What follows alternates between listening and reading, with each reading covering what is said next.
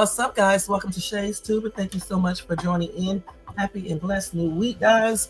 I hope you had a great Easter. I definitely did. And we are back bright.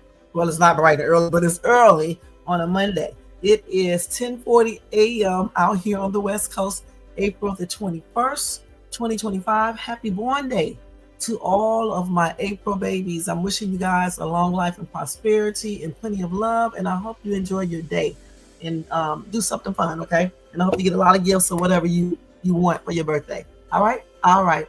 Welcome to everybody in the bushes, everybody who watches this in the replay. No one is in the chat yet, so when people come in, I will say, hey, okay. Y'all, I got a good show for you guys today. We are going to be talking about Austin Metcalf, how he went off on protecting white Americans protests. And I got another question to ask you guys. I didn't even know about this other case. There's another case that's similar to Karmelo and Austin's case, okay? It's similar. And so they are wondering why is Karmelo and Austin case overshadowing that case? Okay, hey Jermaine, what's up? Also, guys, I have some information on Kodakblack, something that he did, which is good because, I'm not going to only talk about the bad things, people do, but I'm also going to, give credit to them when they do good things. All right. And let me just get this day going. I don't even know how to get this off of my phone. Goodness. And we are going to talk about, let's see, lildurk, who he's blaming for his situation. Bebo, who got shot in the head. I actually put that post up as soon as he did that TikTok video where he was doing a TikTok video when the EMS came to render aid to him. So I don't know if I'm going to play that video over here, but if you didn't see it, go to TikTok because he did that immediately, while everything was happening. And just so happened I was on TikTok at that time. And so I posted a picture in the little message up there on my YouTube community, the little community board thing you have on your page and stuff. So we're going to talk about that a little bit. And we're going to talk about Diddy. Diddy got some breaking news. I told you some breaking news the other day, but he got some more breaking news, okay? So go get you something to eat, something to drink, and relax and see. If you are at work, you know what I'm about to say. Watch me on the download, but continue to do your job. And let's get ready to watch Shay's Tube, okay? Again, happy and blessed Monday to everybody. Make sure y'all check out my latest shorts so y'all can laugh. The dancing one that I just did. But I am getting ready to go back to what I was doing before. The dance and stuff will only come like on the weekends, and the rest of the week will be, my hauls and things like that. All right. So first thing first, guys. Maybe I should do this public service announcement. Yeah, I will. Let me do this first. Let me address this real quick. Okay. So because just in case a person is listening in the bushes, so this can really get into his brain cells. All right. So if you mention my name on your channel, you say Sharon Brown, all right, on your channel, and someone calls me up and tells me this, how do you expect me not to say anything? The thing is, I don't know if this character thinks, I don't know what other people on YouTube is, okay? I really don't care. But the thing is, for me, just in case he's listening, I am not afraid of you, okay? You don't scare me. So if I hear you or someone tells me that you are saying my name out of the blue for no apparent reason, none, because I don't have anything to do with nothing you're talking about, I am going to say your name, okay? Point blank, and come to your channel and do it. I'm not scared of you, boy. Okay, little boy. I'm not.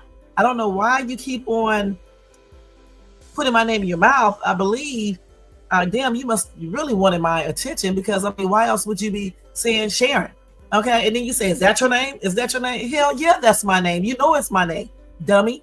So why would you say that?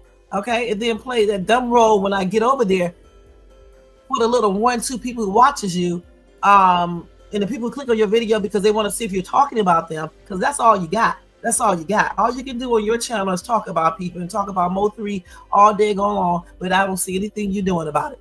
For real. I just don't.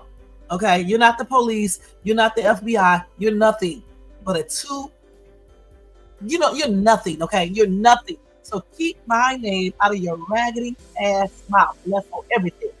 You know, keep it out of your mouth, because every time you do, until I get tired, I am going to come over there. And if I can't come over there, I'm going to put it in my live, and I'll say you, but I'll go on my other page to say your name completely out, dude. Okay. Or I'll do it on other people's pages, dummy. So stop doing that for real. Okay. Cause I'm not everybody else that you like to pick with. I am going to answer your ass. Okay. That's on everything, because I'm not a criminal. I don't do crimes. I don't do what you may do. All right. And that's on everything. So whenever you say my name, okay, whenever you call my name out, until I take other measurements, I'm going to, answer you. Okay. Scooby-Doo. I don't know nothing. I'm the dog. And this is a PSA for you. Some dogs don't do shit but eat shit. Okay. Some dogs are nasty. Okay. And you're the type that is. Okay.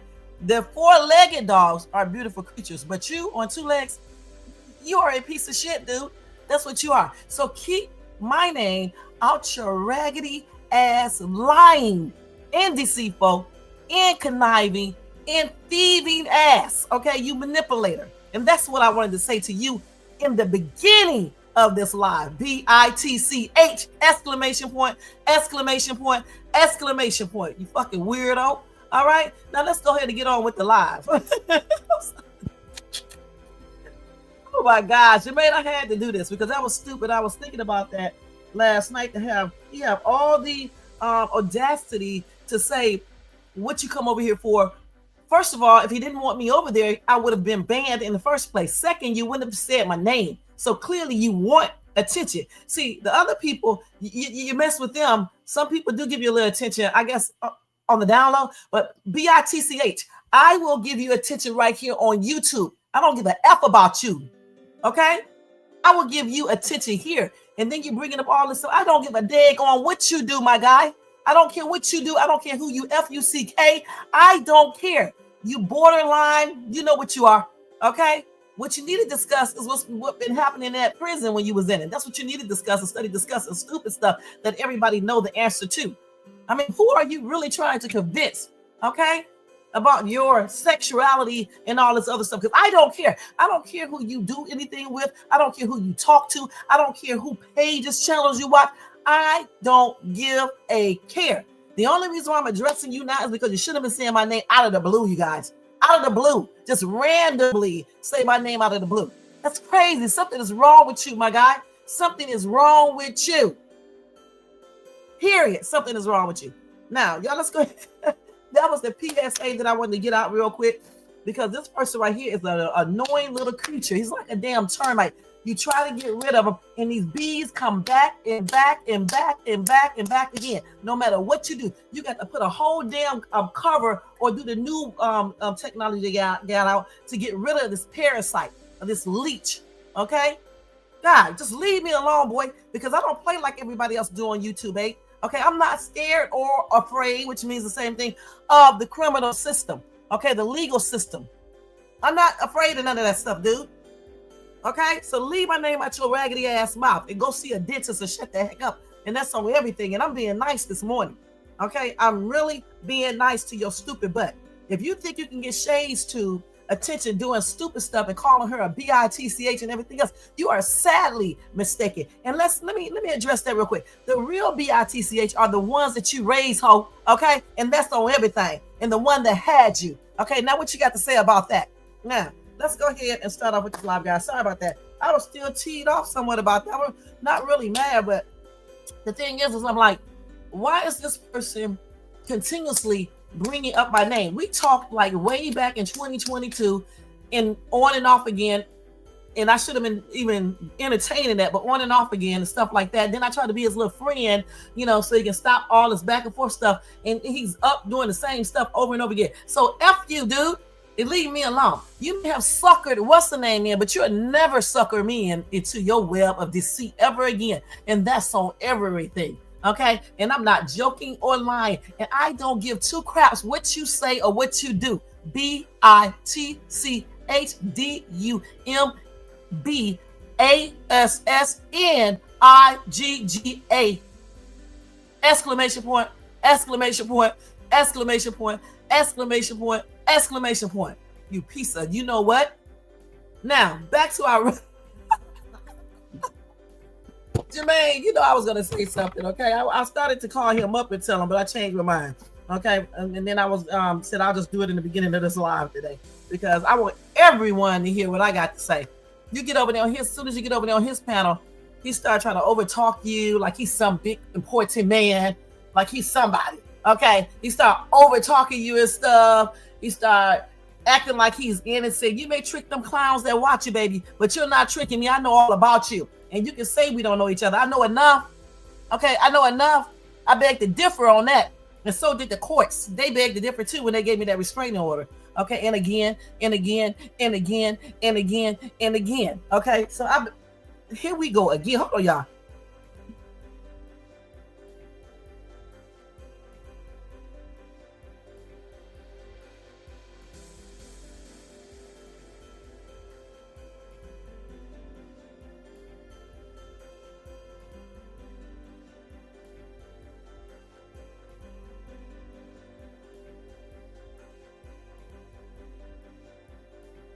Yeah, as I was saying, yeah, I beg to differ. Oh, I know that's not where I left off at, but here you go. I beg to differ, and that's on everything.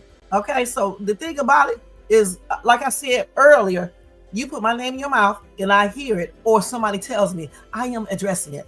All you do is do stuff, and then when somebody come over there and try to confront you, you start putting them backstage. And I'm like, I'm gonna ban you like you're doing something. Bitch, I don't give a fuck about no damn YouTube bullshit that you talking about, okay? That's on everything. I don't, all right? I don't give a fuck about you banning some dead gone body like I'm on some damn platform of yours where my gosh, you're making so much money. And or I'm making so much money. So if you ban me, my world is over. Dude, I got a world outside of YouTube, but I know you don't because you live on YouTube 24/7, all day, gone day and night. Okay, you weirdo. Okay, so you don't want me to come to your channel, dude. Let me tell you straight up. Don't say my daggone name. Okay, you do that to everybody. As soon as they come over there, unless they sucking up to your pithy, shitty ass. Oh my gosh. Then you want to ban them. You want to put them in backstage. I know why you put me backstage. Because you're so afraid that Shay's going to tell stuff. Okay? You're scared. I'm telling our personal information. Stop being scandalous, dude. Stop lying to everybody on YouTube. Then you wouldn't be afraid of what Shay's Tube Sharon may say when I'm on your panel. All right? But let me tell you something. I don't want to say anything because I'm damn fucking disgusted that I even gave you the opportunity to talk to me, you low-life piece of shit. Okay? That's what I am. I'm disgusted at that. You lied and you pretended to talk to me anyway. You know I would have never talked to a piece of shit like you, boy. Okay? And that's on everything. So keep my name out of your raggedy ass mouth. Go see a dentist. Go see a damn doctor. Go see a doctor who deals with your damn stomach and intestines and heart, and leave me the fuck alone, dude, before I become your worst nightmare. And that's on everything. Okay? You can do all them threats, subliminal threats. I don't give two shits about that bull crap you be talking about. Boy, be about that life for real. Okay? And that's on everything. All right, y'all. Sorry about that. Now, back to regular schedule program. I need to stop this live, leave it separate, and then come back again. But I'm not. I'm gonna leave it right here because I'm tired of him playing with me. I'm really young. Damn, he cannot keep my name out of his mouth. I don't know what's wrong with this guy. Is he a reject? Is he slow? Is he obsessed? I don't know what's wrong with him. Damn, Sharon. Shay's Tube did this. She said she going to lock me at the ATM machine. Shay's Tube was talking to Coke College. Shay's Tube trying to set me up. Shay's Tube, I see right through you. B, you clearly don't, okay? Because I honestly had your best interest, you stupid ass boy, okay? You are a whole clown. Everybody know Shay's Tube don't do scandalous shit, boy. And I honestly don't give a shit what everybody would know. I know I don't do it. All right, I don't roll like you, babe. My life is not surrounded by chaos and all this bull crap that you call me about. Period. Okay. My life does not revolve around that, and I don't see that. It's happiness over here. I'm sitting up here redecorating my home. I'm packing here online talking about Sharon Brown. That's stupid. Like people don't already know my name. I've been on damn YouTube since 2015. They already know it, dummy. Okay? And every time you say something and I hear it, okay, because I don't watch a lame ass channel unless somebody call me up and let me know. Every time I hear you say something about me, though, boy, little ass, old ass boy, I am going to address it. And I hope you or your flunky BITCH people are listening in the back in the bushes. F y'all, okay? And F you too, B, all right? And you better be glad I can't talk exactly the way I want to, okay? Because I will tear your black off, and that's on everything. On the regular phone. Forget this stuff right here. On the regular phone, dude. Okay? But you're not even worth that, because that's what you want me to do. You want me to call your funky, pissy, shitty ass, okay? So keep my name out your mouth, dude. You better be glad I'm not a guy, because if I was, I'm like all these other men on YouTube, I bet you wouldn't be talking. You better be glad I'm not a damn dude. And that's on everything. All right, so let me go ahead and go to regular program. That boy is annoying, man. I never in my life seen a man, a grown ass man, that just keeps on and calling women bees. I'm a long way from a bitch. Now he better go look at himself, because he's the bitch. All right? Because I don't go around here effing everybody or anybody. He's the one pick up women and paying them. I don't do that. Nasty ass piece of shit effing on screen with your wife. You a nasty piece of shit. And you talking about some shit, other shit. I think I care. You sound like an old ass fucking 80-year-old man up there grunting and stuff with your nasty ass. And don't you ever send me another picture of you shitting in no goddamn toilet. I don't know I don't give a damn who you send that picture to. I don't give a damn. Don't send me another picture showing your defecation on toilet, you nasty piece of shit ass nigga. Okay? And that's so everything.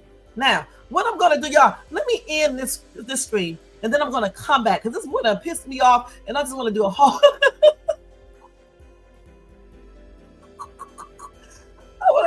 I'm gonna start this back up. He done pissed me off and stuff, and I just got pissed off about what he did yesterday, man. That was crazy. I'm just like, what is wrong with this dude?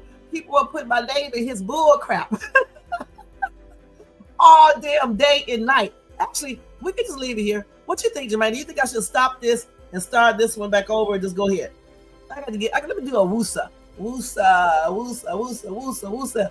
And the thing about it, y'all, I'm not gonna say nothing. And I was like, boy, this dude, you got to address him, because he keeps on doing this. And every time he does it, guys, whenever I find out, I'm going to address him, period. I'm going to address this dude. All right. So what we're going to do, let's take a intermission. I think that's what they call that. And then we're going to come back in a second. Let me go get some water if I have to really go off on this dude for real. I know y'all like it when I be acting like this, though. I know y'all do.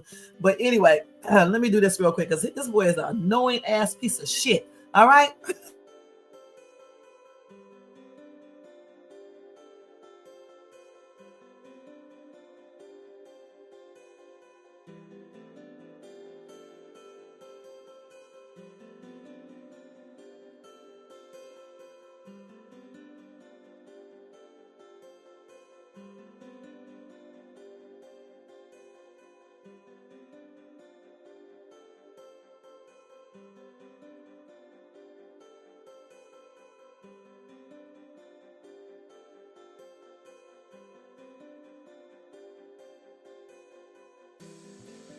All right, guys, now I'm back. Okay, I had to do a couple of woosahs, had to put that funny face up there and all of that. Now we're gonna go ahead and start off with our live for real.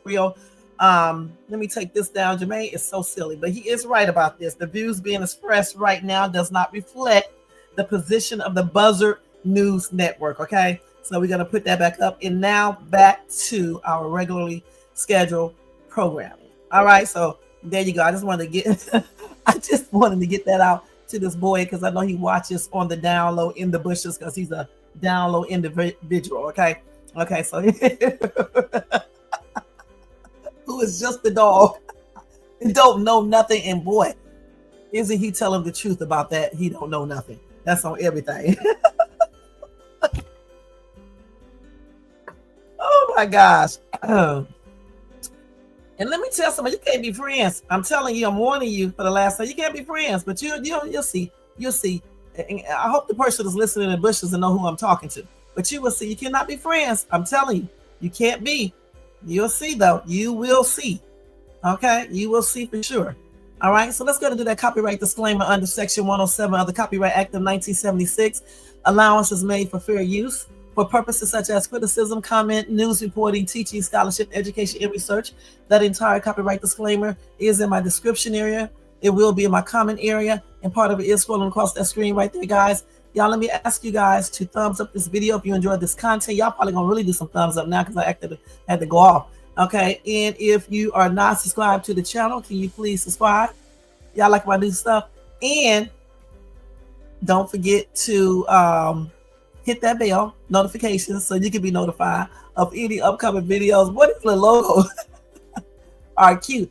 But don't forget to do this, guys, and subscribe and hit that bell. I forgot to do a share. Make sure you share and leave a comment. I'm gonna do 2 more. I'll get 2 more logos to do for share and comment. I forgot to do that. So don't forget to do the share and the comment if you want to leave a comment. All right. Period. All right. And let's put this. Yeah, we're gonna leave that up there. Okay, we're gonna leave that one up there. All right. I wanted to really get you so crazy. I really wanted to get some really funny thumbs up, but I didn't have enough time. I actually did this before I came on live. That's why I had to, delay this live. So I was like, let me just pick some that I like, and then I'll go get some more, and everything, and put them up there and stuff. So yeah, it's super cute. I like these. The blue one is a different twist to everything. So yeah. But anyway, again, hey Jermaine, what's up? What's up? What's up? Okay, and thank you so much for being here, like always, Jermaine. Again, everybody in the bushes and everybody who watches this in the replay. All right.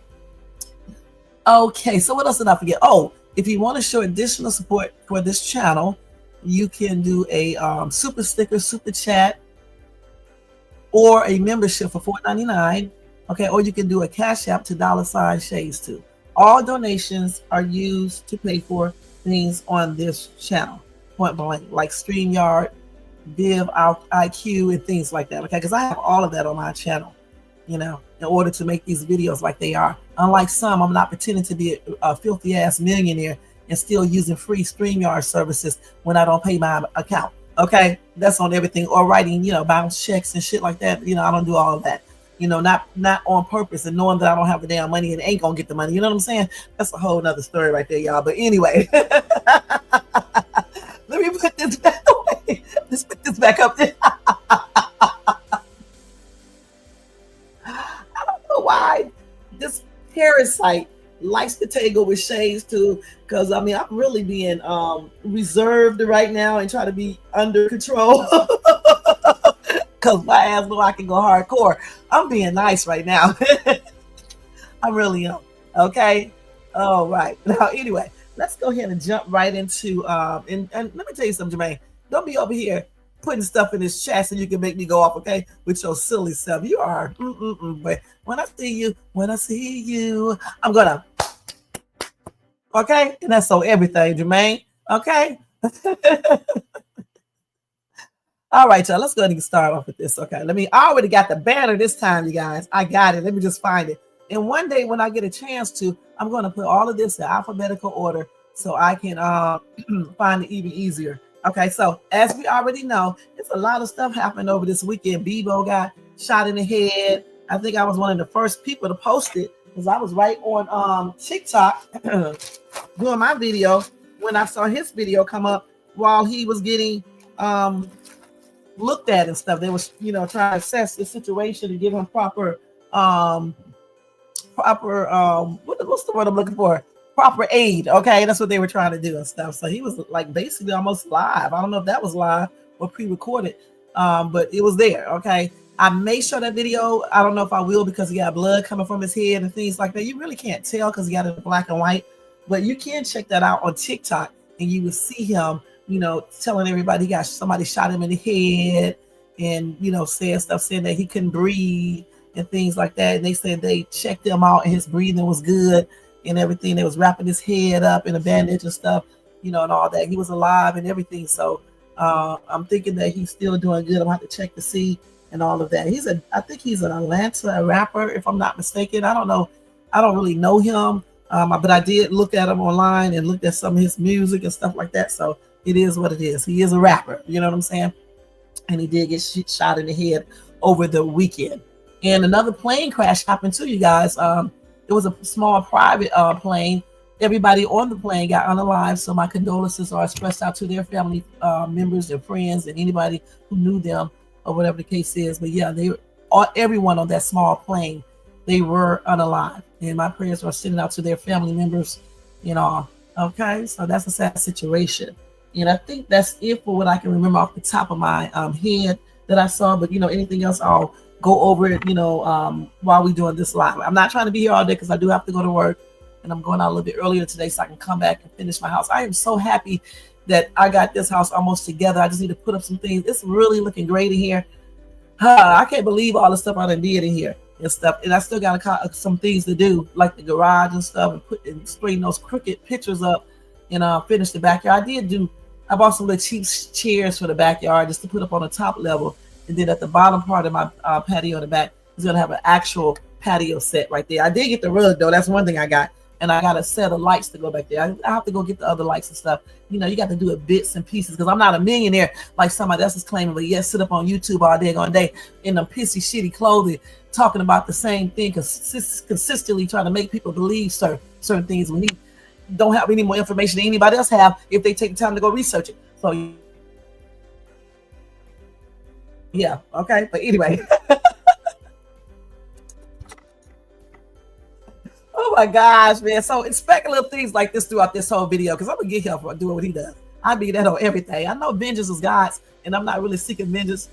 But the thing is, you got to put this dude in this place because he just won't stop, y'all. Sometimes you can't ignore people. And he does not want me to ignore him. He wants me to pay him attention, whether it's bad or good. He used to beg for the attention. He used to cry and plead, saying that I don't talk about him like I do other men in a positive manner. So now, baby, I'm going to talk about you, okay? I'm going to give you what you want. Like your girl came over here and said that time, I'm going to give you what you want while she get her nasty ass back blown out with a nasty ass. Well, I'm going to give you what you want, baby, okay? Not exactly what you want, but I'm going to give you what you want, okay? And that's on everything.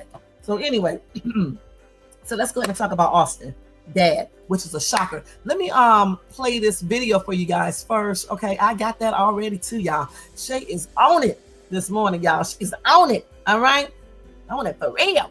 And yes, Jessica, I'm speaking slang, baby. I'm really am, and I don't care if you don't like it. All right, and that's on everything. All right, so let's go ahead and do this, you guys. Okay, let's do this. So this is the I guess this is one of the protest people talking about protect white America. I don't know. I did watch it, but he was talking so damn low. But I think you guys are going to be able to hear it. If you can't hear it, I'm pretty sure Jermaine is going to tell me that he cannot hear it. So let me get ready to put that on. Hold on, let me do this real quick. Wait, y'all, let me do something real quick. My damn thing always go out when I be trying to watch myself while doing this video to make sure everything is right. Let's do this again. You got to do it like this, y'all. You got to do it like this. Okay, so let me go ahead and do present. In case you don't know how to do this, you go to the web page that you want to share. You go to it beforehand. Okay, you put that up. Okay, once you got that up on your other screen, right? Of course, you're going to pull up another page to do it on. And then you just leave it there until you get ready to share it. And then what you do on your StreamYard, you push that present button. And then another box comes open. And it has slides and PDFs, extra camera, video file, image file, and it got share screen. Click the share screen, it's going to share. Then once that box come up, another bigger screen is going to come up, and it says share screen along with other things, okay, up there. So you're going to click that, and you'll be able to share it. Then another box comes open, and it has the page you want to share. You just highlight that, click share, and there you go, Hans. There you go. There you go. There you go. No, let it go.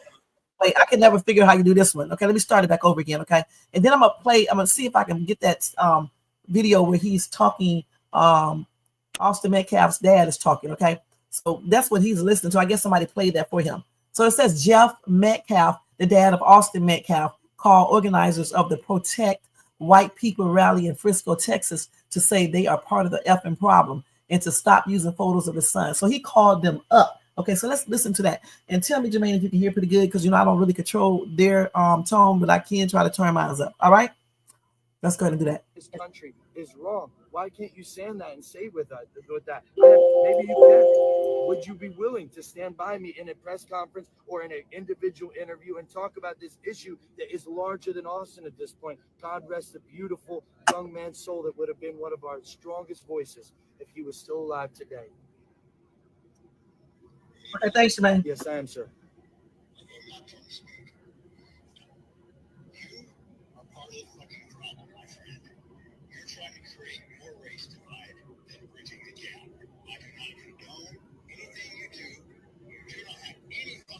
That's called white guilt. No, let it talk.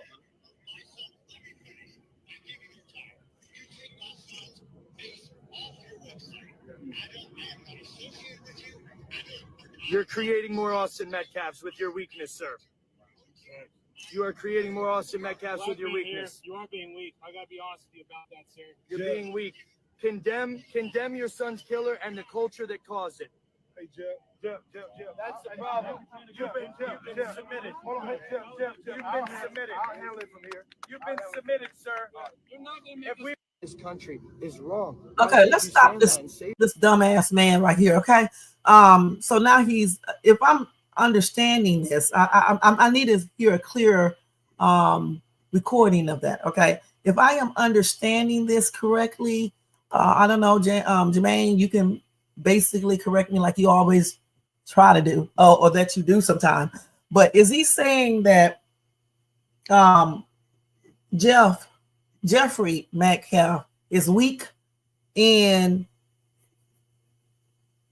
some other stuff he was saying that he's weak, and he's basically encouraging all of this, and he's not standing up for his son? Is that what he's saying? You said it seems staged. I don't know if it's staged or not, Jermaine. I don't know. I really don't care. The thing about it is that the media should have never took it there in the first place. Okay. Because the thing is, we weren't there. Okay. Like I said before, and we don't know all of the details. We just know what we heard witnesses say, what we think that we know. And basically, that's it. And for everybody to try to make this out of a race thing, including myself, when I was arguing with that chick and things like that, we shouldn't be doing that. I said that before when I said, I think people are not looking at this in the way that they should, because the thing is, what happened to this right here? Okay. When Austin started talking to Anthony, okay, it doesn't matter how many people join in or whatever the case is. Okay.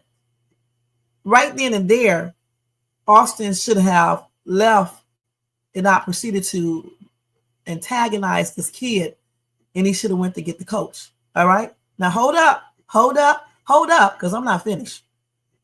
Now, so if Austin didn't do that, then I go back to Anthony.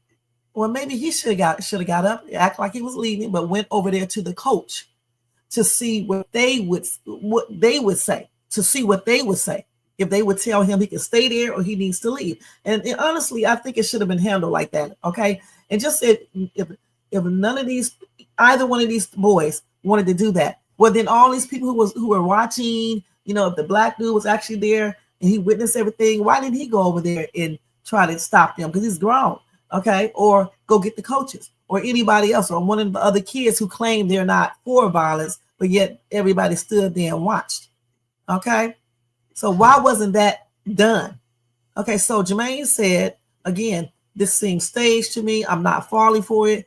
F that. It is a race thing. All right. Well, yeah, it's a race thing now because they made it like that. Hold on, y'all. Hold on.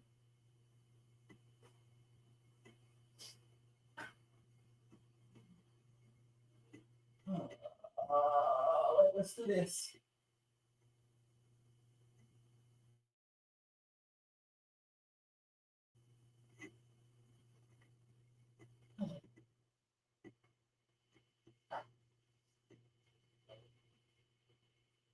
Yeah, like I said, guys, it's a race. It's a race thing now because that's the way they made it, but it shouldn't have never been a race thing from the beginning. That's what I'm saying.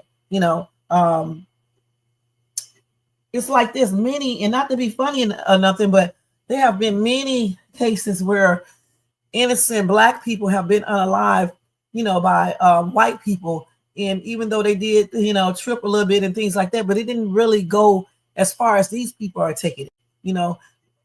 People, are sending threats to people, sending kids with knives in it, black kids with knives in their head, threatening the judge and her family. That is plainly ridiculous, doing the most. You know what I'm saying? Making up lies, saying these people purchased their house and car with the money, the donations. It's all types of stuff.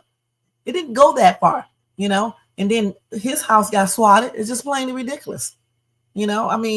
the media and the public are the ones that are just basically making it all about race. Okay. If the dad is telling you to stop, whether it's staged or not, then everybody needs to stop, point blank. It should have never started. Let justice prevail. Let's wait till the dude go to court when they have actual evidence to support, if it's self-defense or not. That's what we need to do, because we don't know. We weren't there. We already know who went to the media first, Jermaine. That's why I said, they are the ones who brought it out there, and then the media, and then people. That's what I said. We know who went to the media first. It's just plainly ridiculous. Now let me go see the other video real quick. Hold on, y'all. Let me go back to that channel. That site or whatever the case is. Let's see. Let me close this one out. Okay, so let's see what else they got up here. I want to hear the actual phone call. So let's see what this person is saying right here. Okay. Jeff, first of all, my entire heart rests in your hands. I would be in my position, not even as somebody that knew your son, but somebody that shares the same understanding. I grew up as a 17-year-old young white man too, and I grew up in fear of my life. Jeff, first of all, my entire heart rests in your hands. I would be in my... Okay, I thought they was going to play the whole thing. Let's see what else they said right here. I want to see... Well, I want to hear his actual video. Let's see what he said first. Jeff, can I have a conversation with you? No, because you could have called him before that. You could have called him. I've been reaching out. I'm one of the biggest figures in America.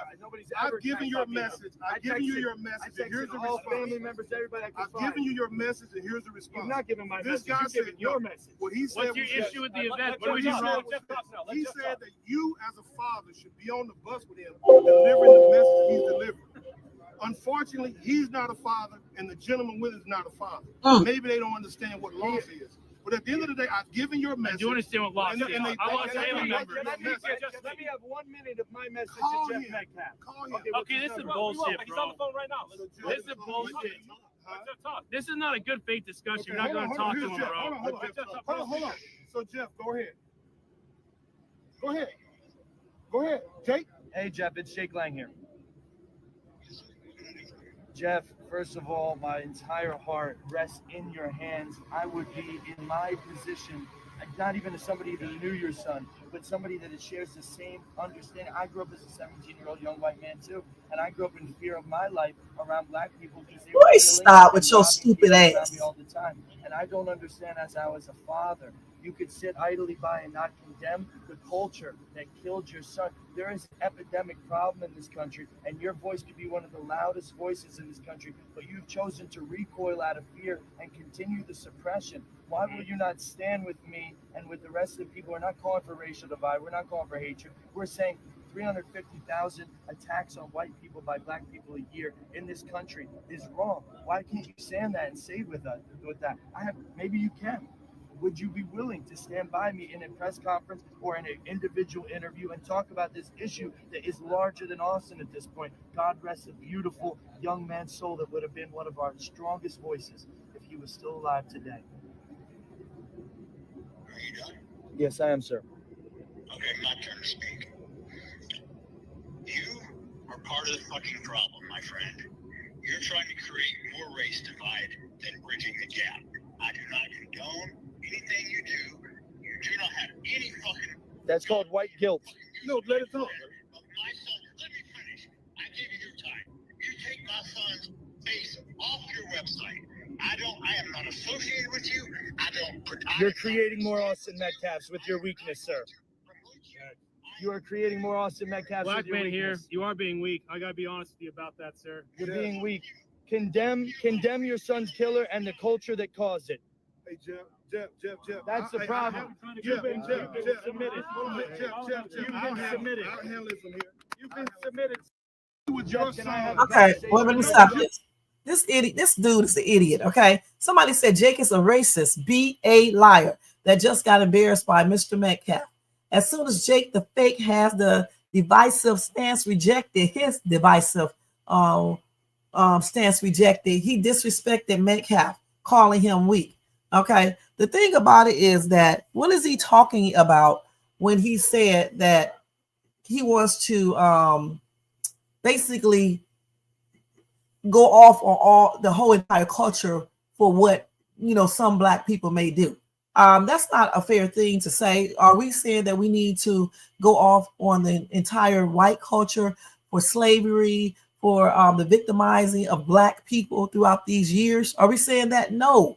Okay, so why is this racist piece of shit up here saying these things? Because Metcalf, you know, went off on him. Okay, if Mr. Metcalf did not ask him to do anything, why is he doing it?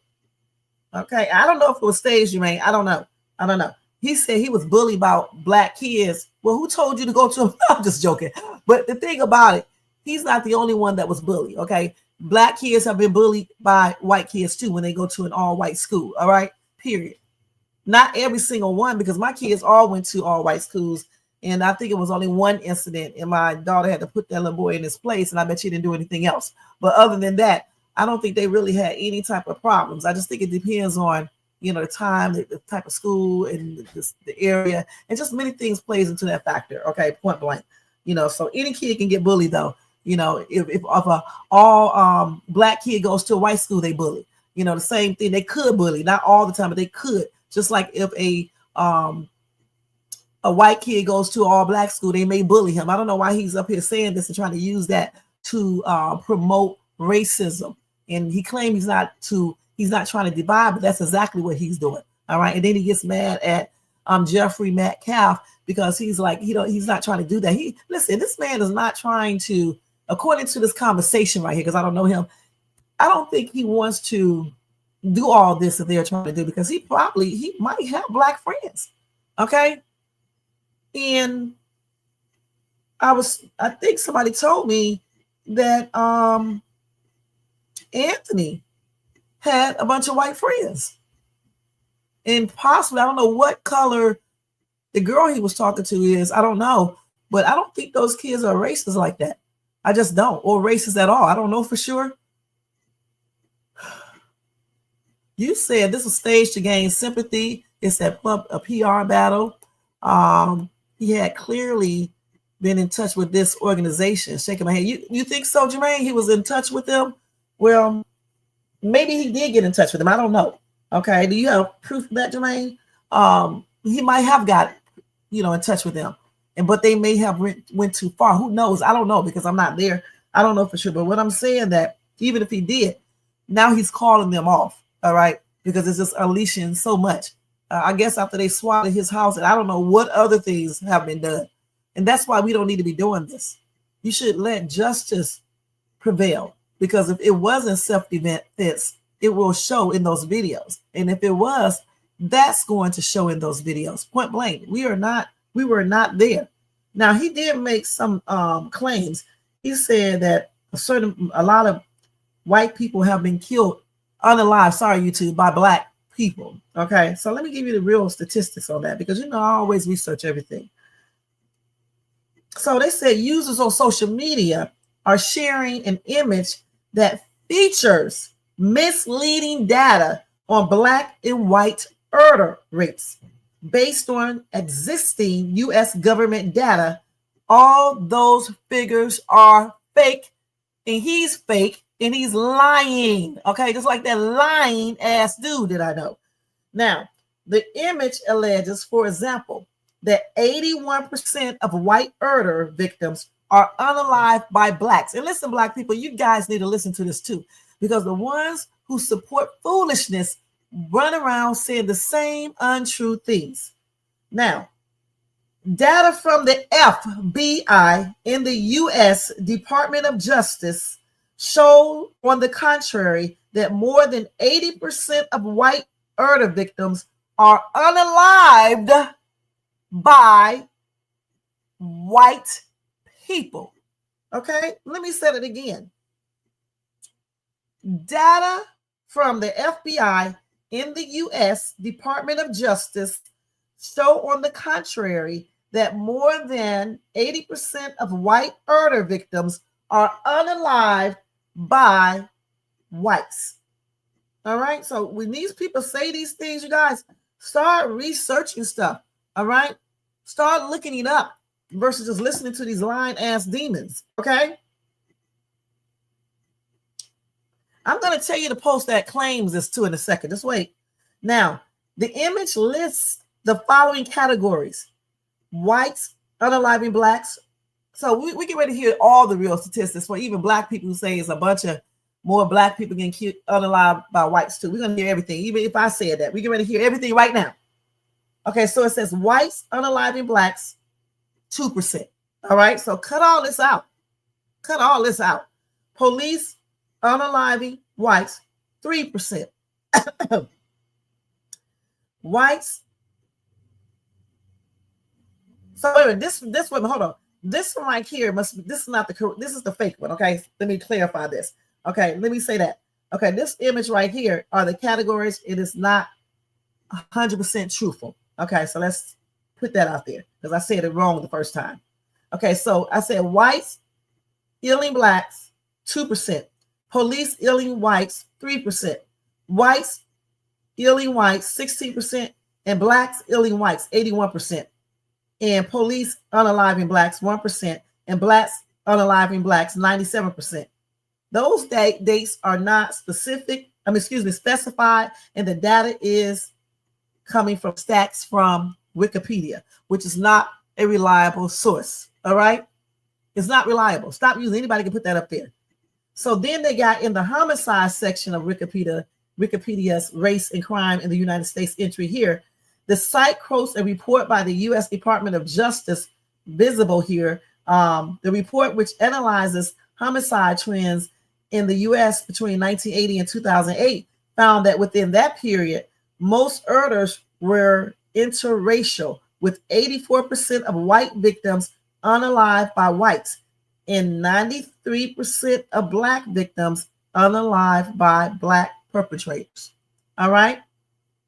That's in the homicide section of Wikipedia's race and crime in the United States. Now, according to the FBI's expanded homicide data from 2018, the most recent report of this kind, Reuters was able to find 80.7% of the murders of white people were committed by white offenders. Okay, and this is the updated report. That's why you can click on this little thing right here that shows you. And I will be giving you guys this website. 2,677 of a total of 3,315. While 15.5% of the murders of white people were committed by black offenders. Okay, 15.5% of murders of white people were committed by black people. Jessica, don't come over here with that bull stuff. Now, let me tell you something, Jessica. Don't block her. Okay, don't block her, Jermaine, yet. You come over here saying any racist stuff, Jessica. I see you like coming to this channel, so we're going to leave you here. If you can even come up on the panel, but don't come over here screaming. Okay, don't come over here saying racist stuff, and this better not be the little kid.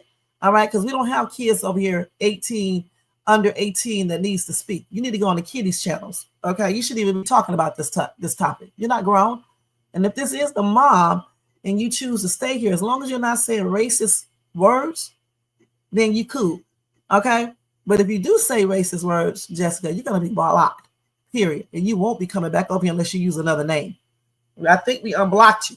Okay, so you can be here because I'm not racist. You say racist. This channel is not racist at all, honey. All right. So, yeah, so you can stay here and you can speak your piece. You don't have to agree with the things that I'm saying. You don't have to be for Karmelo Anthony because some of these other people may not be. You be for whoever you want to be for. But don't be coming over here. On my food again. Don't be coming over here with foolishness. Okay, Jessica? Okay, because I see you like coming over here. I see that. But anyway, as I was saying, let me finish giving out these statistics, okay? And hey, Tissues, what's up? All right. Now, they said the social media post also alleges white offenders committed 2% of the murders of black victims. Now, according to the FBI's data, 8% of the reported murders of black people were committed by white offenders. Okay, 234 of a total of 2,925, and 88.9% by black offenders. Okay. Now, FBI data from 2017 also follows this trend. 80.2% of white victims were unalived by white offenders. 8.9% of black victims were unalived by whites. 88.5% of black victims were unalived by blacks. And 16.1% of whites were unalived by blacks. Okay? So, a Reuters fact check visible here shows that the FBI data for 2013 also maintained this trend. So this is the verdict. It's false. FBI does not support the numbers put forth in this claim on interracial crime and police killings. Most U.S. murders for white and black victims are interracial. Okay. So let me click on this because they definitely checked it. Let me see what all these sites that were saying this first. Let's see. They got a lot of stuff to click on. Hold on, y'all. Let me go back to the one where it shows that. Hold on. Let me look for it. I got to look for it because I don't remember where it was at. Oh, the post that claims this. Let me see what post that claims this. See if they show it.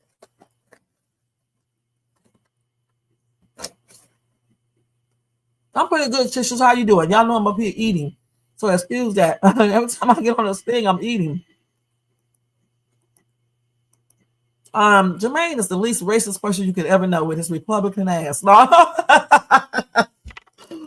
no, I'm not. I can do it on here. Let's see. I was trying not to log into this damn Facebook page. They always have me log into this damn page and don't be nothing here. Oh, let me log back off this. I don't want to see this. Hold on, y'all.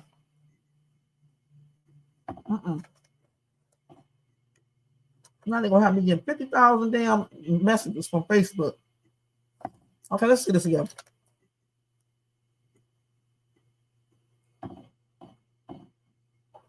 I couldn't pull it up productively without going into that Facebook page, and I don't want to go into that. So let's see this right here from the U.S. Department of Justice.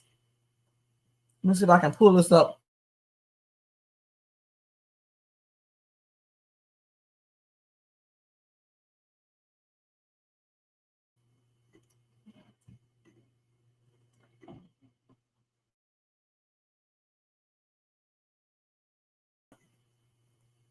Let's see. This is something else right here. But know this, guys, because this takes a lot to research this. But know this, that those channels, articles that you're reading is not giving you true numbers, okay? Let's keep it real. We already know who commits what crimes to what people and all this other stuff. You know, again, we know that white people unalive each other and black people most certainly unalive each other, okay? And each race unalives one another, okay? And the thing is this right here. I don't care what the numbers show, but I know what this dude is saying is not true. But the thing is that we shouldn't be unaliving people, period, because everybody is a person, okay? Point blank. It's just totally crazy. That's why when I was talking about Austin and Karmelo, I said no one except one other person, maybe two, came out and said the reason why this shouldn't have happened is because either Austin should have went to got the coach when he approached Karmelo, and Karmelo might have said, no, I'm not moving, or Karmelo should have got up before Austin while Austin was getting up and went over there like he was leaving and went over there and asked the coach, point blank. Or one of those other kids should have ran to get the coach when they saw everything about to pop off. Or some of these alleged witnesses who claim that they saw it, they should have went to get the coach. Because all this shit about what you guys are talking about, saying, this kid shouldn't have did that kid shouldn't have did that. Listen, if you guys say the right thing, including myself, and say that this should have never even went this far because somebody should have went to get the coach, that boy would still be alive. The other would not even be in trouble, point blank. But I see now what people like. They like it when they see somebody get into it. They like it when they see people fight. Just like when I first started this live, a lot of people will come here and watch it when I'm going off on somebody. But when I'm talking sensible, no, nobody wants to hear that. So that's why you have what you have, okay? Point blank, because people don't do what they need to do. These kids should have never been into it because somebody should have intervened, all right? Where were the coaches? You mean to tell me you had two coaches who witnessed this and nobody saw it when it first started happening? When it first started happening, they didn't see it then? These are the questions that should be asked and answered. So Jermaine said,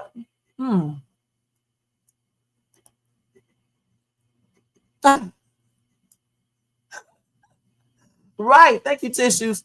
Okay. Yes, we know. And I just told you guys those statistics right there was all fake. Okay. And you can feel free to go to the real ones if you go to Reuters, reuters.com, and you can actually forget Wikipedia, forget people who put up the FBI stats. Go to the FBI site yourself and look it up, okay? Because I don't have time to be researching all that on the line. But go to the FBI site yourself, the Federal Bureau of Investigations yourself, and look up the numbers, all right? Yeah, but let me say this again. That's true. But listen, we need to stop using poverty as an excuse as well. Because you are poor, it doesn't mean that you go out and rob other poor people, all right? I have never been for that one.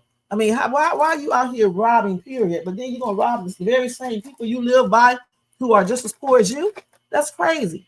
Okay, you're going to victimize people who are in the same position you are. You honestly should be victimizing anyone. Damn. And that goes for whites, blacks, Latino, or whatever. Because all those three races of people, some of these people in these races love to victimize. Just 2 weeks ago, when I called myself helping someone, and they were Latino, got in my car and stole my son's little $9 and stole my daughter's jacket, all right? They were not black. They were not white. And so what I'm saying is that it doesn't matter about the race, in all honesty. We just need to stop victimizing. We need to stop murdering. We need to stop unaliving people, okay? Period. And racial crimes are really ridiculous because I don't know what gives anybody the right to think they are better than another person because they are a different race. If you still pass on, if you get sick, if you are not fine as hell and healthy as hell, in shape, perfect weight, perfect height, perfect looks, perfect everything, okay? And you got money, you never experienced any type of financial difficulties, you don't get sick for nothing, you are so healthy, you're just straight up perfect, almost perfect like God. That's the only way you can think you are better than anybody else. Because until you can stop yourself from passing on, you can't convince me that you're better than Shay, okay? Because you go through the same things that I go through. Just like I go through the same things that you go through. At least, some of them. Right. And you got, and I'm talking about white and black and Latino too. You're poor. Why do you choose to victimize, period? But then why do you choose to victimize people within your community that are just the same as you? I never understood that. And then you victimize and you get yourself caught. Then this is for black people and some Latino people too. And the very same people you claim trying to keep you down that are racist are the same people you are going to be dealing with in the justice system. So why even put yourself in that position? Okay, that's what y'all saying. Jermaine, true. You can also use redlining to explain a lot of crime today. No such thing as black on black crime or white on white, just crime due to the location. Right. In statistics, maybe, but in regards to like racial crimes where you have white people unaliving black people, but you said no such thing as black on black crime or white on white. Well, when they talk about statistical information, they do look at all race, okay? and see which one has the highest percentage of things like that. So the thing about it is that I don't know for sure, but I think it is a such thing as black on black crime or white on white crime. Okay. You said exactly 2 tissues, and then you said it's not an excuse. It's just reality. Okay. Like I said, Jessica, you see over here, they don't have to agree with me, all right? Because I'm not going to get mad and throw them. Okay, I made a mistake with that. I said, Jessica, see over here, you don't have to agree with me. I'm not going to get mad and throw people off this leg on live because they don't agree with me, all right? Point blank. They don't have to. Okay, so what else? Let's go ahead and look at some more of these videos real quick. Okay, let me go back over here. When I have my music turned off, I be feeling alone. It's harder to talk when you have the music off. So let's go back and see what else we can find. Let's see.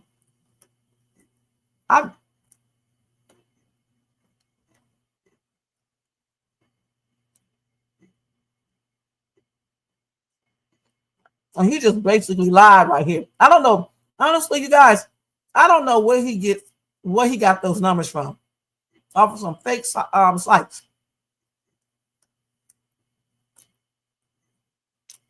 So let's see what this dude is saying right here. Hold on. For 10 years now, Donald Trump has done nothing in so many ways to create a lot of extreme divisiveness in this country when it comes to what color your skin. Reporters, not all, but many of them who follow that. We saw it years ago when the protests turned deadly in Charlottesville, when he said, there are very fine people on both sides, when actually there wasn't. And also, this is a man, Trump himself, who's never faced any real consequences for anything he's done, from his bankruptcies to his court cases to his criminal allegations and even convictions, and impeached twice.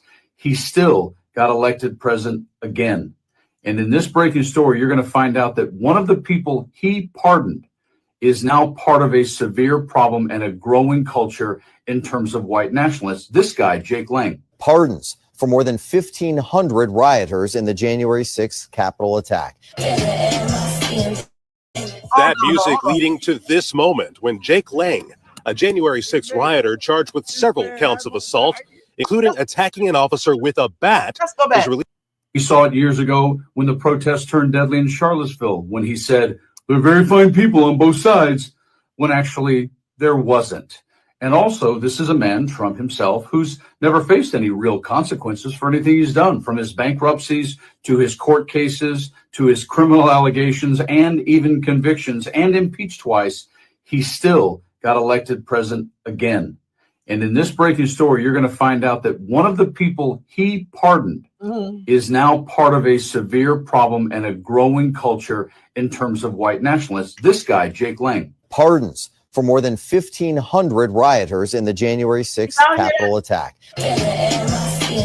That music leading to this moment when Jake Lang, a January 6th rioter charged with several counts of assault, including attacking an officer with a bat, was released from D.C. jail Tuesday night.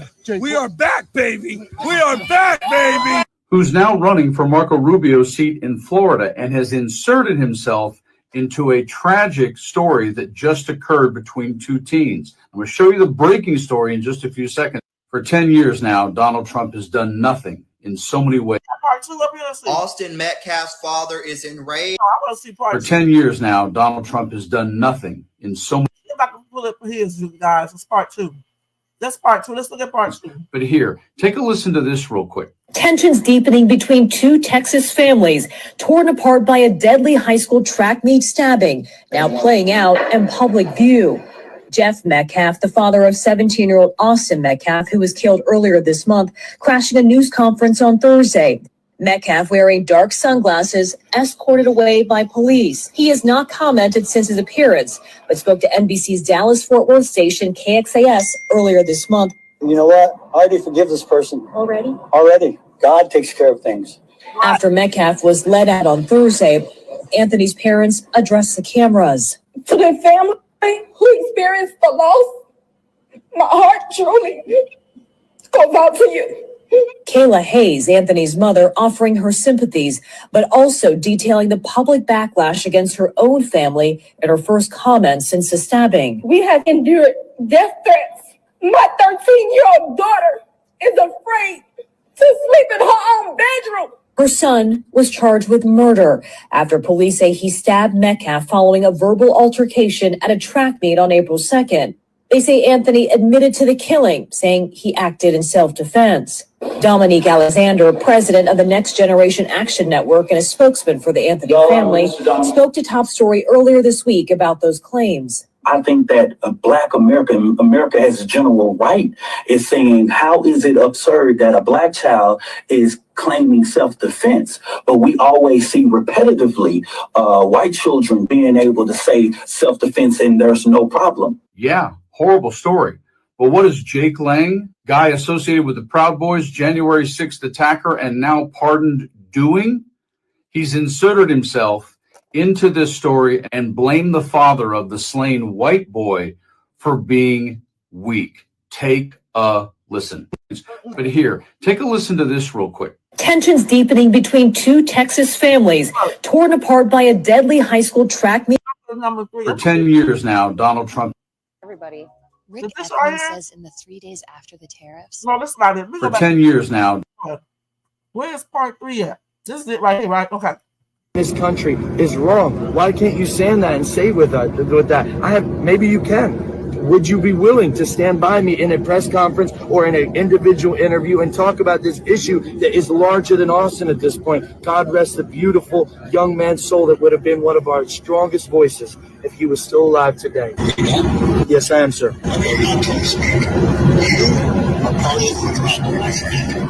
You're trying to create more race divide than bridging the gap. I do not condone anything you do. You do not have any. That's called white guilt. Let it go. My son, let me finish. I give you your time. You take my son's face off your website. I am not associated with you. You're creating more Austin Metcalfs with your weakness, sir. You are creating more Austin Metcalfs with your weakness. You're being weak. Condemn your son's killer and the culture that caused it. You got to give the father, Jeff Metcalf, credit for being willing to get on the phone with that guy, that clown, and tell him, you don't get to use my son's death to further divide and create hate. So while Jeff Metcalf has lost his son, Austin Metcalf, the truth of the matter is what we see going on right now in America is deporting people based on a tattoo. Right. No due process. Will it turn out that maybe Mr. Metcalf's son and the guy who stabbed him is found guilty and he'll have restitution for that? Or maybe it'll be discovered through the process of a trial that the kid actually did have to defend himself. And that's why Jeff Metcalf's son is now deceased. We don't know. Right. Thank you. But that's what due process is for. And that's exactly what Jake Lang and Donald Trump himself don't want. They want to be judge and jury. This country is wrong. Why can't you stand that and say with that? Maybe you can. Would you be willing to stand by me in a? Let's stop there right there. Okay. Hold on. I don't know if this shit. I am so glad. I don't know if you guys saw that or not, because YouTube started acting up, not showing stuff, and everything. But basically, if you didn't see it, you can go to this dude's channel, which is Sandy. What the hell does this say? Let me go look and see what his thing says real quick. Hold on. I'm going to tell y'all his site if you're on TikTok. Hold on. What I'm doing over here. It's Sandy. Hold on. Let me just do a screenshot. I'm going to put it in the thing for y'all in case y'all can't see it. You probably can see it right now. I'm not sure. Let me see. This damn phone freezing up and stuff. Let me show y'all. I'm going to have to subscribe to him because he's speaking some truth. Matter of fact, let me just follow him and see everything that he be talking about. All right. Because one thing about me, guys, I like following people who actually speaks the truth and not just going racist things all the time. All right. Let me read y'all comments first. You said, like I said, Jermaine said it's not an excuse. I don't know what's going on with my thing. It's not an excuse. Let me stop sharing. Then maybe it'll show right. Hold on. Okay. So Jermaine said it's not an excuse. It's just reality. Tissue said, where you go, Jessica? They will provide the link again when you are ready. No derogatory terms this time. Keep it civil. You said, I think Jessica got scared. Jessica was born scared, especially if you are a fifth grader. If your fifth grader speaks for you. Never understood why people act scared on the internet. This is not AT&T. She can't reach out and touch you. That's right. That would have been a good debate if Jessica could stay calm without the insults. That's true. Okay, that's it, right. Is it fixed now? Jermaine, I just fixed it. Is it fixed? I just had to stop sharing. Y'all see everything? I can't help because it's doing that, Jermaine. I don't know what's going on with StreamYard. So let me just take that down. I told y'all I don't like sharing videos all the time because they be tripping out. All right, so ignore that. I can see the picture on mine is going in and out, in and out, in and out, in and out, in and out. That's why I show videos from my phone. Okay, now y'all know. They start tripping out and stuff. I don't know if I refresh it and they take the thing off, so I'm not going to do that. Let's take this down again and bring it. Okay, so is it back up yet? Even if it's not, don't worry about that. As long as you guys can hear me. Can you guys hear me? Damn thing, it's gonna come back up. Can y'all hear me? Just say yes or no if you can hear me or not, because I can see my thing moving. Can you hear me? As long as you can hear me, you don't have to see the picture up there. All right, it's just me as a little girl anyway. It may come up. It's StreamYard acting up. That's why I don't like sharing videos, because they be tripping, especially when you share certain type of videos. Okay, as long as I'm keeping it clownish behavior and things like that, they'll show that. You know what I'm saying? You can cuss somebody out. You can go crazy. You can call them BITCH, do 20-hour lives and talk about people. They show all that shit. You know, but that man was speaking truth. In case y'all want to see that video, I don't know if you guys saw the video or not when I had it up there, because YouTube probably blocked it. So let me just tell you the site you can go to. Let me type it in the thing to listen to him. He was basically telling you guys that dude who, hold on. I think I'm on it live. He was basically telling you guys that dude who was talking, I can't remember his name, the one for Protect White Americans. He was also at the insurrectionist. He was charged with assault and some other little crimes and things like that. Not little crimes, but other crimes. And something about with a police officer. I don't know if he hit him. I don't know. I can't remember. Something like that. And he promotes a lot of racial violence, basically. And he was just mad because Austin's dad wouldn't go along with that and handled him and embarrassed him right there on the phone, on camera. Okay, so that's what he was saying. So that dude who was talking, he's from this channel right here. I'm gonna show you on TikTok though. On TikTok, if you guys want to go and watch this video.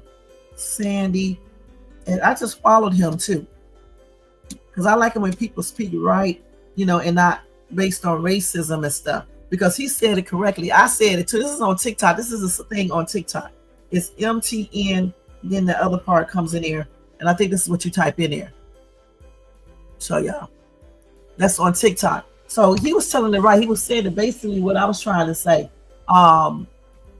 We need to wait until all of the evidence is shown in the trial, because we don't know exactly what happened. We just don't. We're just basing everything off of what we think we know, what the witnesses are seeing, and some people are basing it off of skin color, when you should basically be waiting until, you know, the trial, so we can see, you know, the information, the proof that they have. Because like he just said, it can be proven that Karmelo Anthony did act in self-defense, or it may be proven that he didn't, you know, or he used excessive defense or whatever. They will determine that in a court of law.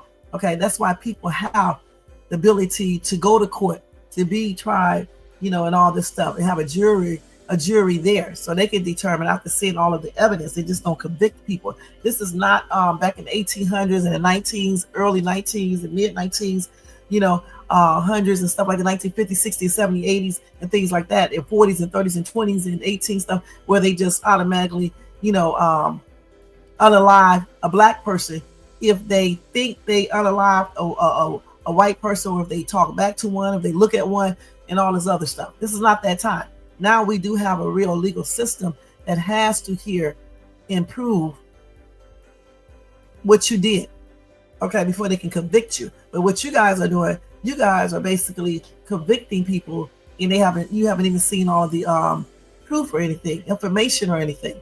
That's what you guys are doing, and some of you guys are doing it based off of race, including some black people. So y'all need to cut that shit out, because that's not cute at all. It's not good. And I'm glad that his dad spoke out. I don't know if Jermaine says it's staged. I don't know if it is or not. But the thing is, I'm glad that he spoke out, regardless if it's staged or not. I don't know if Jeffrey has dealings with black people and things like that. I don't know. So, and I don't know. And, like his wife ran to what is it, Fox, and we already know what Fox stands for, but she could be a total different person than her husband. You know what I'm saying? So it's just plainly ridiculous though, because that would never. Okay, hold on. That will never be justification for anything. Hold on, y'all. Hold on. What time is it? Okay. Sorry, y'all. Okay, I'm just telling my daughter that. So what do you guys think? Thursday. Okay. What do you guys think in the comment section? What do you guys think in that comment section over there? Y'all need to talk over there.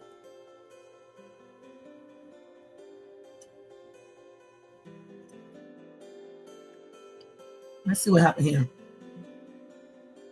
And so they be forever shooting on these college campuses. Some breaking news: Moreno Valley community mourns after a young man was fatally shot. So I don't know when this happened, if it just happened today. Let's see. Let's see real quick. See, that's what I'm talking about. The violence never stops. Okay. Let's see here.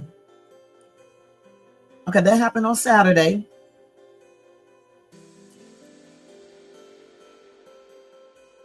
Let's see. Yeah, that young dude passed on. And they do have the perpetrator too. And they do not know the reason behind this this altercation and unaliving. Okay. They did say they believe it was isolated. Okay, but anyway, that's sad. My condolences are expressed out to his family members and friends, and anybody who knew him, and my prayers are extended out to them. The dude was only 22 years old. Okay, his name is Xavier Cox. All right. So that was not actually, it's the community, not the college. Okay, so he was shot and unalive there in the community, in Moreno Valley community. Okay, so that's sad. I mean, it came up on my phone, so I just wanted to tell you guys the violence never stops. Like I just said before, it never stops. It's a continuing thing, and that's because a lot of people, when certain things happen, especially if it's two different race, you got the racial people attacking, you got other people attacking, you got black people who are offended attacking, and some black people who are racist too, they are attacking. It's just plain ridiculous. It just doesn't really solve the underlying problems, and this is why violence continues, and this is why we're going to always have a racial situation going on in this country. All right, point blank. Let's see. You say you still think he acted in self-defense. This event does not change my opinion, and the vile racist rhetoric in X and other social media has not let up. And I know it has, and they're going to continue to do that. All right, because it was promoted in the first place. That's just the dryer, you guys. It was done that way in the first place. Started up being a racist matter from people's actions. So of course it's not going to stop people from doing that. And that's a damn shame, because that right there shows that they don't give a F about Austin Metcalf. They don't, because if they did, they would stop. You see what I'm saying? They want to do this anyway. You say you're lost because black people can't. Why don't you think black people can be racist against white people? I know black people don't like white people. Can't stand them. Say they would do some things to them. So you think that's not racist? They don't want them around them or anything. They try not to even shop in none of their stores or anything. I know black people who are like that. They're close to me too. You know what I'm saying? So how do you say black people can't be racist? And surely other minorities can't be racist. You said that's called prejudice and not racism. Okay, thank you. Tissues for MAGA. Okay, let's look and see what the terms are for it. Okay.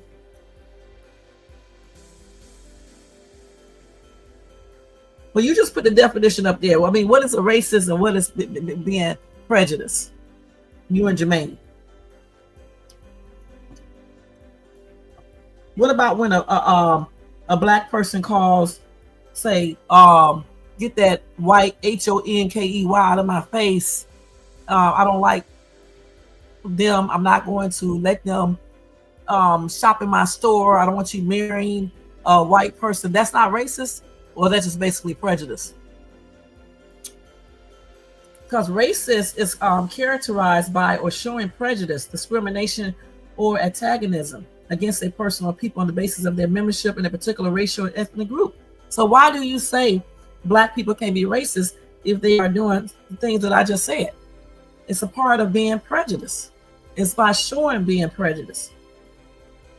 If somebody have a black company, okay, and they say they don't want any white people working there, and they try their best to not let them work there by doing certain things, we know that's a part of prejudice, but isn't that a part of being racist as well? That's what I'm saying. I just told you the difference, though. I just told you, I'm looking at the dictionary.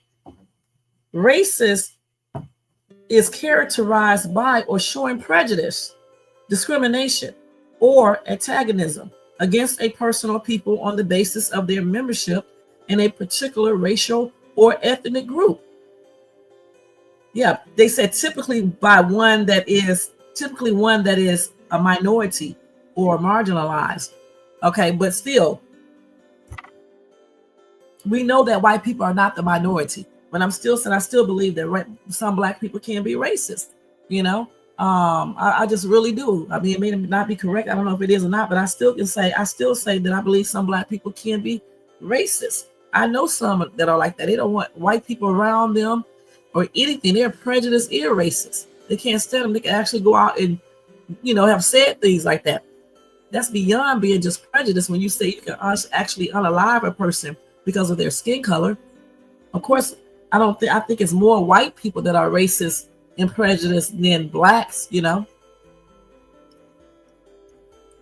said essentially prejudice is the root for both terms, but the difference is white people have the institutional power to enforce their prejudice that turns it into racism. Yeah, I do understand that, but I'm just saying, I still think, black people can be racist, especially if you are in a big position or something. You don't have to worry about white people and things like that. Let me see what they say on Google. Let's see. So I guess Jessica ran away from this live. And if she is a child, she does not obey her parents. She does not. Because I'm pretty sure her mom told her not to come back over here. That's why she didn't stay over here. A lot of people believe that they cannot be racist, but some people believe they can be racist. So it's just it's something that you can debate forever and ever, I guess. Okay. But I do think that black people can be racist against whites, not to the same degree. Like you just said, white people be in more control of certain situations. But if you have a black person that is in control of certain situations and they are racist, I think they can be. I really do. And certainly some black prejudice people for sure. But I do think a lot of those things, go hand in hand, racism and prejudice, because most people who do the racism thing, they are racist. They usually are prejudiced as well. That's what I'm saying. That's what I think. I could not be right, but that's what I think.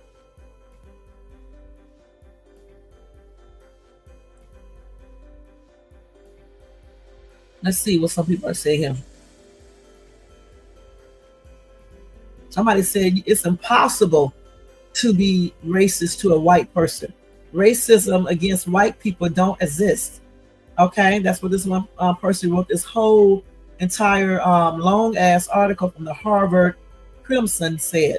Okay, his name is her name is Michelle Igao. Okay, so she's just giving her opinion. She said she don't believe in that black people can be racist, and she has a big article here in case you guys want to read it. Well, here's one main point she said. She said that minorities can't be racist because they have no power to act on such antagonism. I forgot to say it. She said it's also reductive. We should not have to take stock of each other's race and relative power in society before making a judgment on an act itself. We should not have to condone prejudice or discrimination against anyone for any reason. She said racism is individual, not just institutional. And as individuals, we all have the power to hurt one another. However, through power dynamics of race in our society should not absolve some races from the ability to be racist. They should affect how we determine degrees of racism. She said she would argue that an average, a racist comment would cause a white person less harm or fear than it would cause a black person. She said, I'm not sure how exactly one could measure that, but white people have it easier in America. And that shouldn't be a controversial statement. Okay, so that's what she said here. So let's see what she said right here.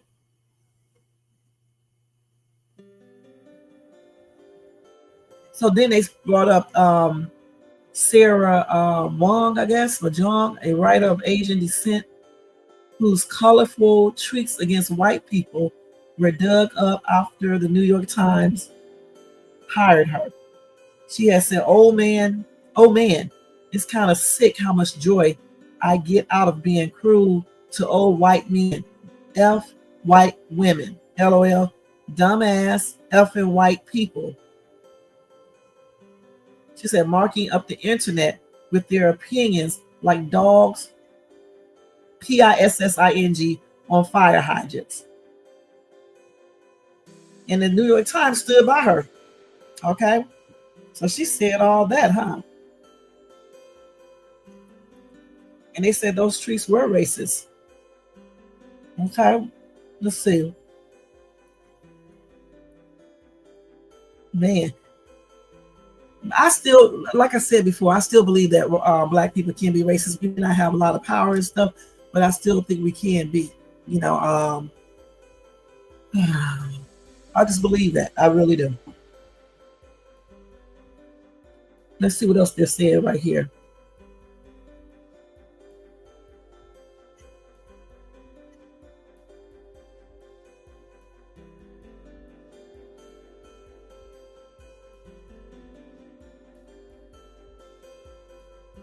Let's see what this person's saying. Well, this person believes, this is another opinion. For the most part, a lot of people said black people can't be racist, but some people said black people can be racist, okay? Somebody said people of any race can be racist to other race. This will always be true, no matter how much people try to redefine racist. And this is what I kind of believe, okay? Honestly, I think anybody can be that regardless. Somebody said the usual argument is that it can't be racist because white people are in a position of power. It doesn't change the fact they can be racist to any other minorities. They aren't exempt. Plus, look at places like Africa. And I know he's getting ready to make a good point right here. Okay, let's listen to this. Land was literally taken from white farmers and given to black farmers. It was very much racist. Okay. The land was literally taken from white farmers and given back to black farmers because the black farmers owned it in the first place, okay, in Africa. That's why it was taken back, okay? So he said that was racist. I think it was just, they did what was fair. There were also black slave owners. Does that mean their actions weren't racist purely because they weren't white? it was black slave owners, but they did not own white people. Okay, they owned black people, and that does not still give white people back then the authority to make black people their slaves. I mean, that was just within them. The black people had other black people as slaves, and some of them were racist, in my opinion, toward their own colors, period. If you want to say power, because they were using their power back then to be prejudiced against their own people and to be racist. We'll let them do certain things, a whole bunch of stuff, and in certain parts of Africa, in certain countries of Africa, you have certain groups that are prejudiced and racist toward the other groups, okay? And they use their power and stuff to keep that group of people down. They incarcerate them for anything. They do all types of stuff. So that's why I think racism, anybody can be racist. That's why I think that. I may not be right, I don't know, but I just think that. That's what I'm telling you guys.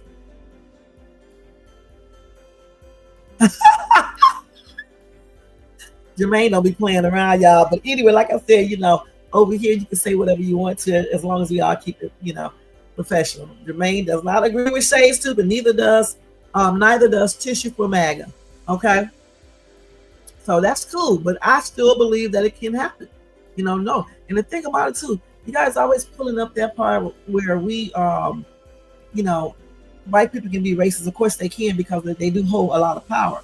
But at the same time, I'm still asking this question. If we know that they hold certain type of power, especially in the judicial system, I'm just trying to figure out, why do some black people still, engage in criminal activities? So therefore they can be put into that racist system, and racism can happen to them even more so, as well as people being prejudiced. Why even put yourself in that situation?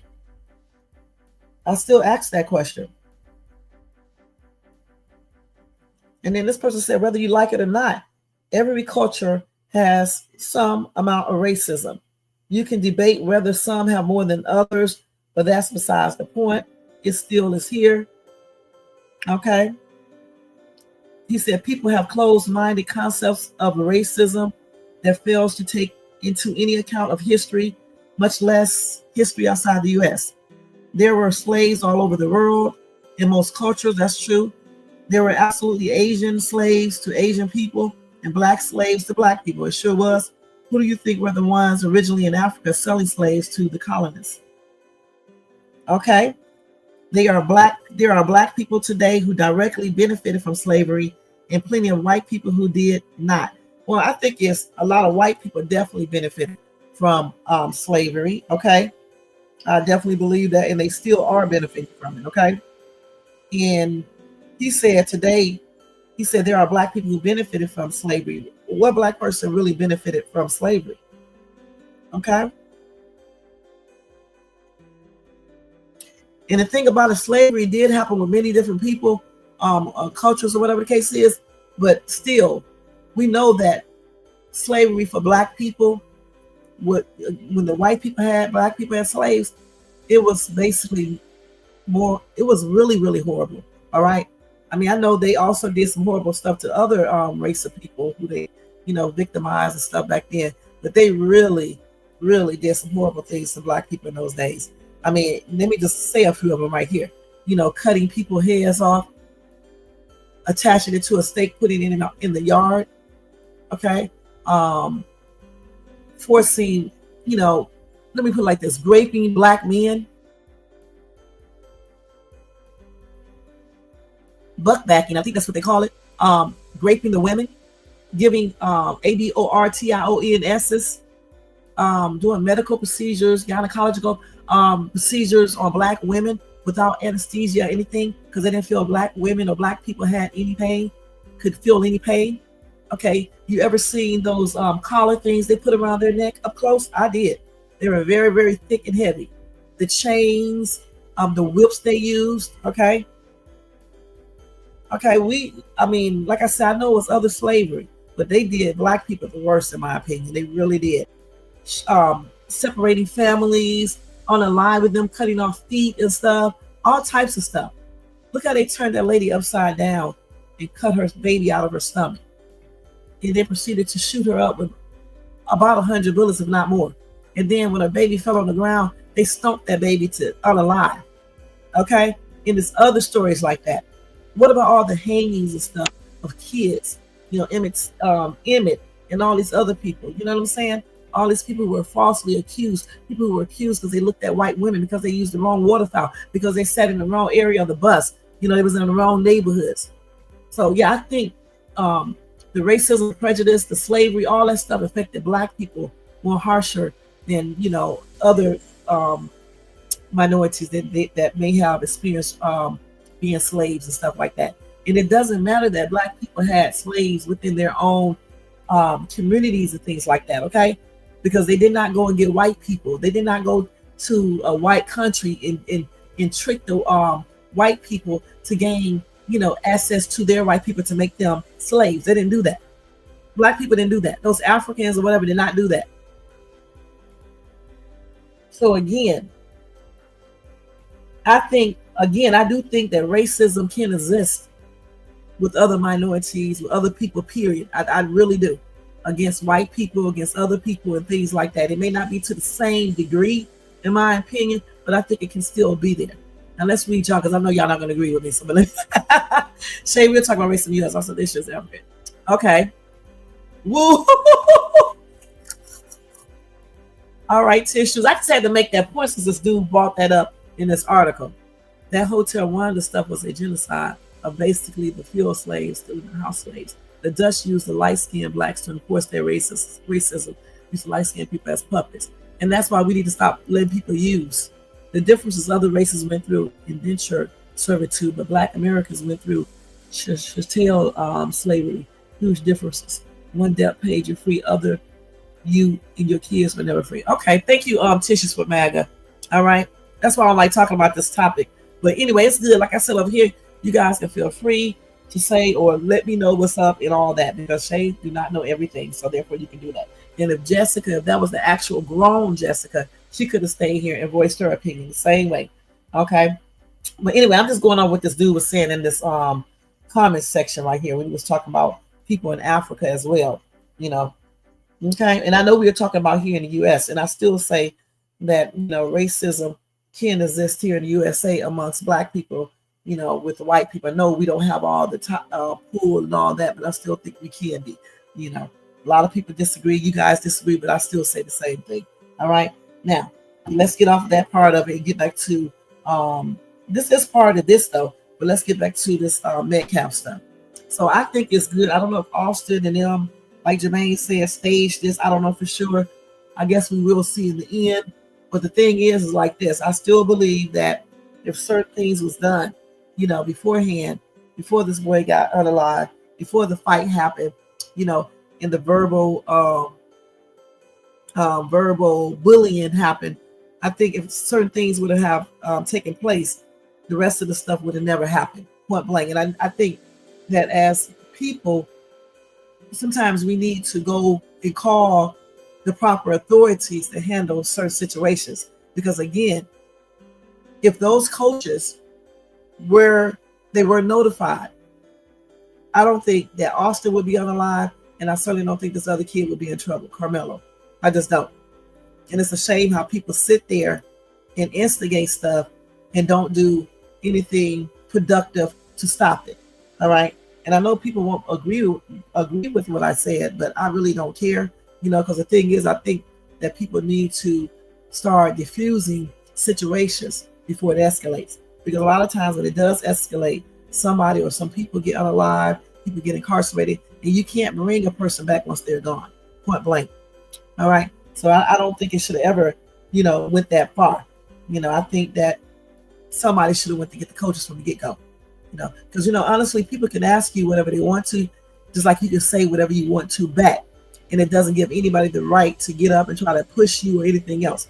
That's why I believe that Austin should have went to the coaches, because Austin did not own those tent, okay, or anything else. He did not own that tent or tents. So therefore, he should have went to the coach to let the coach know and see what the coach was going to say. And if Austin did not go when he was getting ready to stand up, Karmelo should have took that as a hint to go over there and leave and to tell the coaches and see what the coaches will say and go from there. Yeah, it is the main, but what I'm trying to say is to stop people from getting in situations and unalive and hurt. Okay, we already know all because this kid wanted to sit under a tent to escape the rain. Okay, what I'm saying, and it's hard, for some people to realize what I'm trying to say. I'm saying all of this could have been de-escalated if people would have done the right thing. You got a whole group of kids standing out there watching this mess instead of going over there getting the people that are in charge who could have done something about it. And if you guys keep on making excuses, one day it may be one of your kids in this situation, in either role. Okay, so that's why I'm saying that somebody should have had enough sense to go over there and tell the coaches. You had more than one coach out there on that field. Why weren't they called? And no one except one or two other people have stressed that. That really shows the sad state that we in America, we are in, because nobody had a common sense to go over there and get any damn body. That is crazy. And now everybody want to cry and complain. It's too damn late because you got one kid unalive, one that's in trouble that could possibly go to prison for a long time. Because us sitting here on social media saying that we think it's self-defense or we don't think it's self-defense, that don't mean a daggone thing. They're going to be looking at videos, proof, and all we can do is pray that that video shows the truth.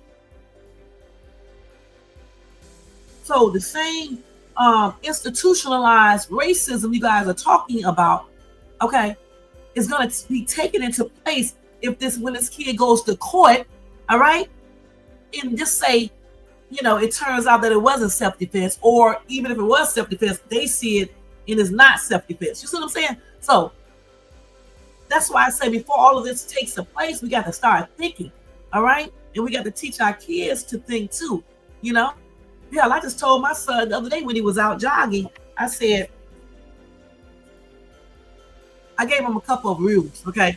Then I gave him another rule. I said, if anybody start messing with you, like a group of others come over there messing with you and calling you names because of the situation going on, don't say shit to them.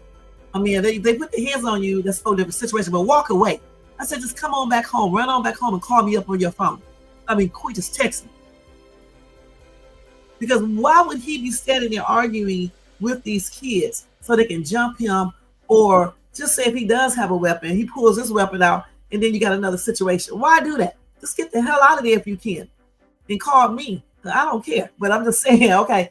But I don't need him to get into those situations. So we got to teach our kids not to be weak and shit. No, not to let people touch us. No, but diffuse certain situations before it escalates. If you can get away, get a damn way. Okay, point blank. So that's why I said that the study Austin walking up over there like a little kids do at times. He should have walked his ass right over there and got those coaches to see what they had to say about that.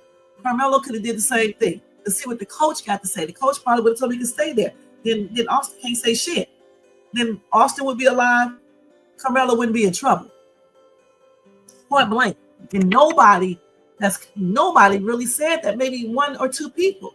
That's what made me start thinking and change my mind about that part of it. I was like, yeah, that is true. Somebody should have stopped. Somebody, if they couldn't have stopped, then maybe the people who were watching, especially any grown people that were out there, they said that two coaches saw it. So why didn't they come and intervene? And nobody is asking these questions, which is crazy. Yes, this is a shame because he wanted to sit underneath the tent, but you got people out here that do stuff. Much like if you are, let's see.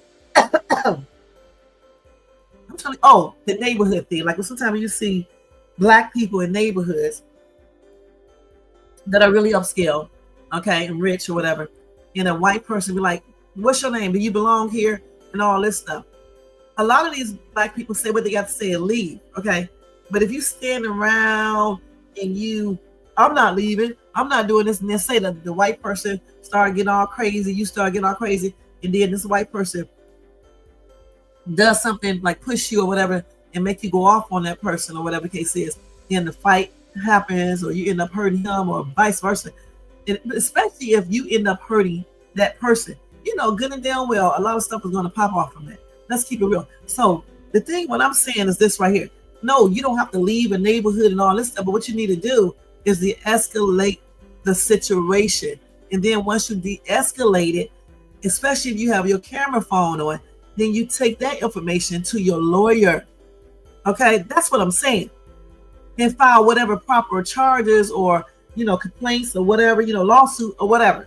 But y'all don't be thinking like that. Y'all be thinking about just fucking somebody up, going to jail and being labeled a racist and everything else, and then end up spending time in jail or prison. That's crazy as hell. I believe in self-defense when it's actually self-defense. But other than that, I believe in taking people to court and suing the shit off of them. I mean, suing the shit out of them. Okay, just like when I sued Walmart. It wasn't over no racial stuff, but I sued them and won. Okay, that's the way you're supposed to do. Listen, no, Jermaine, we're not gonna just go out here and start doing criminal activities. Okay, if you want to get yourself incarcerated over foolishness, that'll be you. The only time that I'm for that type of stuff is when somebody put their damn hands on me or my kids. Then it's on. But if you can de-escalate something, you need to de-escalate it. Unless somebody is actually putting you in that position where you got to do something to them. All right, point blank. Now, I don't believe you said no more de-escalating. Excuse me, ma'am, my ass, man. You need to de-escalate stuff. That's why so many black people are incarcerated now, because they don't know how to de-escalate. De-escalate stuff before it gets up there. You know, even me, sometimes I have to remember to de-escalate stuff before, you know, going off myself. We all need to practice that. That's why so much stuff happens. And until you realize that, you're going to keep on seeing situations like Austin and the other dude, Karmelo. You're going to keep on seeing this stuff happen, or other situations, because nobody knows how to turn off the bug. Nobody knows how to do that, even grown-ups. That's why the kids don't do it. Violence is not the answer to everything unless it's self-defense. All right, point blank. Yeah, he was, because he was bullying in that, because I don't know what he was, okay, but what he was doing right there in that situation looks like bullying to me, okay?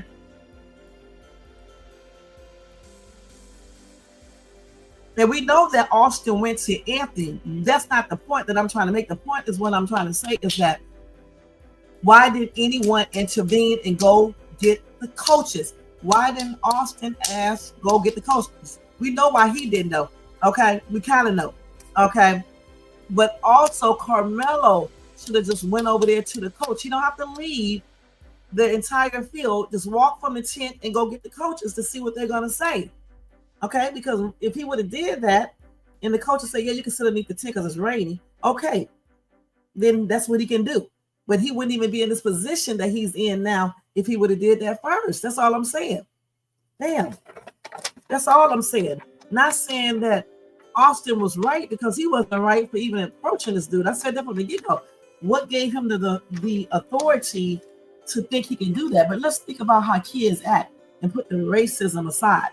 We know some kids are nothing more but bullies, like you just said, or think they bad, okay? They may not even be a real bully, but they just think they're bad, all right? And they do things like this. But still, I'm going to say this again. Why didn't any other kid, which I gotta figure why they didn't, because they want to see a fight, but also you said this was one dude claimed he was there, he saw everything, and you said they said that 2 coaches witnessed everything. So you mean to tell me they witnessed the altercation, but they didn't witness the stuff that led up to it? They weren't watching then? They just saw when the fight went down, right? And then that's when they saw everything. It just depends on when those coaches saw that. But still, as a coach, you would think that you would be looking over there, because you have more than one on the field. Okay, so you would think a coach or some grown-up would be looking over there to make sure the kids underneath the tent are good. Because when I used to teach in school, we used to make sure that everybody was cool. Nobody was fighting. Okay, so that's what I'm saying. Why weren't the coaches paying attention, more attention? Attention. And why didn't they see what was going on? And why didn't anyone go and get the coach? Tell the coach. Jermaine, we're talking about this situation right here, okay? I'm commenting in the chat, okay? All this nonsense, my ass. You don't want to hear the right stuff. Y'all want to hear racist shit, okay? Period. I'm just saying straight up, why wasn't this de-escalated? Period. Because the thing is, Jermaine, the reason why I'm saying all of this, because let's put it like this. So what if he go to trial, right? And they do say it was not true self-defense, all right? And this boy goes to prison for years for murder in the first degree.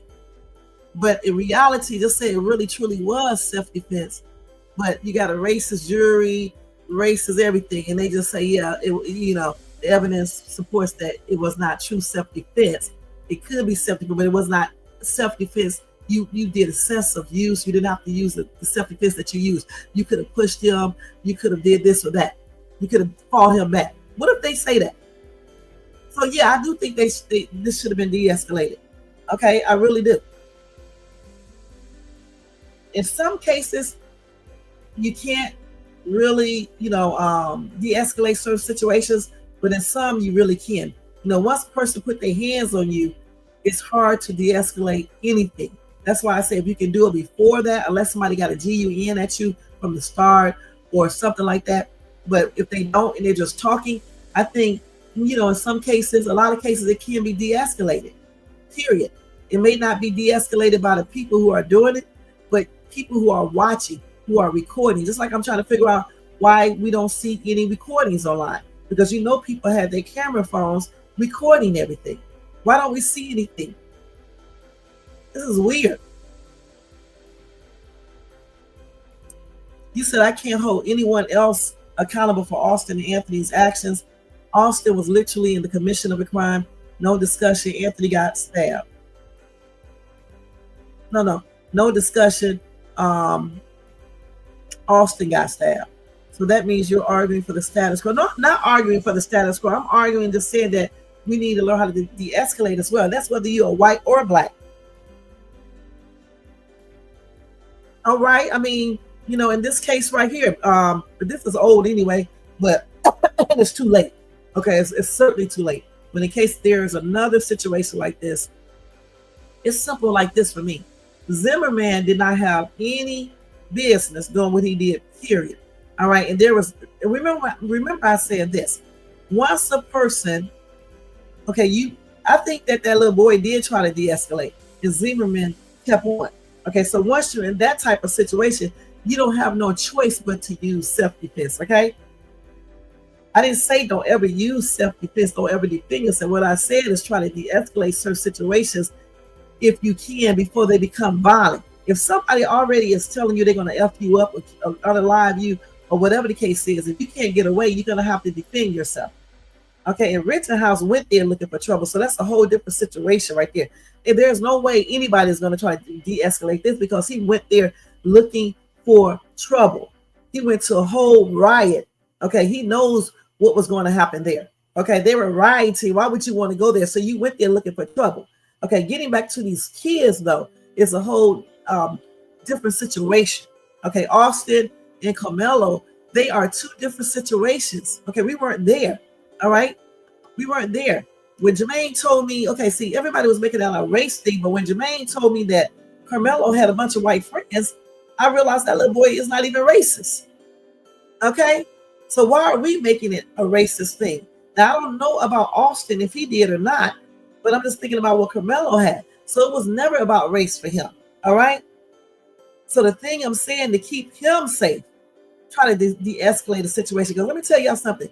None of y'all in this chat, including myself or anybody else, is going through what this kid is going through right now. And if he gets convicted, you're not sitting there in prison, missing out on life. Just like none of us are experiencing what Austin dad is experiencing. All right. Okay, so that's why I said everything should have been de-escalated from the point. It should have never, taken the turn that it did, and somebody should intervene, especially if there were grown people there. That's plainly ridiculous because no weapons were pulled in. They was just arguing. You know what I'm saying? And yeah, Austin started it. That's why somebody else should have intervened and stopped it. Period. Well, I'm not. Well, listen, Jermaine, y'all, listen. Stop bringing up slavery stuff again. We're just talking about these two boys right now. All right. Ain't nobody said take the approach for the past, doing slavery and all that stuff. We're talking about now. All right. Y'all so there goes silly, it's ridiculous. It's okay, Master. I don't want no problems. This issue, Shay, is why are you asking why did Anthony de-escalate when that question wasn't asked? Why didn't Penny release his chokehold? Why didn't he? Okay? Because he probably didn't because he's racist, but we're not talking about them right now. We are talking about Austin and Karmelo. That's what we're talking about. We're talking about these two kids. I don't know if is Austin. Do y'all know if Austin is racist or prejudiced? Now, I said in the past that he may have been exercising what he thinks is his rights based on racism, but then again, they are kids. He may have also been exercising that because he's a damn bully and thinking he could just bully this kid. It might not have had nothing to do with race. We don't know. That's what I'm trying to tell you guys. Kids do this. Okay, you got some kids who think they bad and shit, especially some football players. They think they bad and shit. They can do whatever they want to, especially if they are way bigger than the other child. And so they, play upon that. We don't know if any racial names were called or anything because they haven't told us anything. So we don't know. We're just listening to what the media is saying. And until I see videos and proof, I can't say.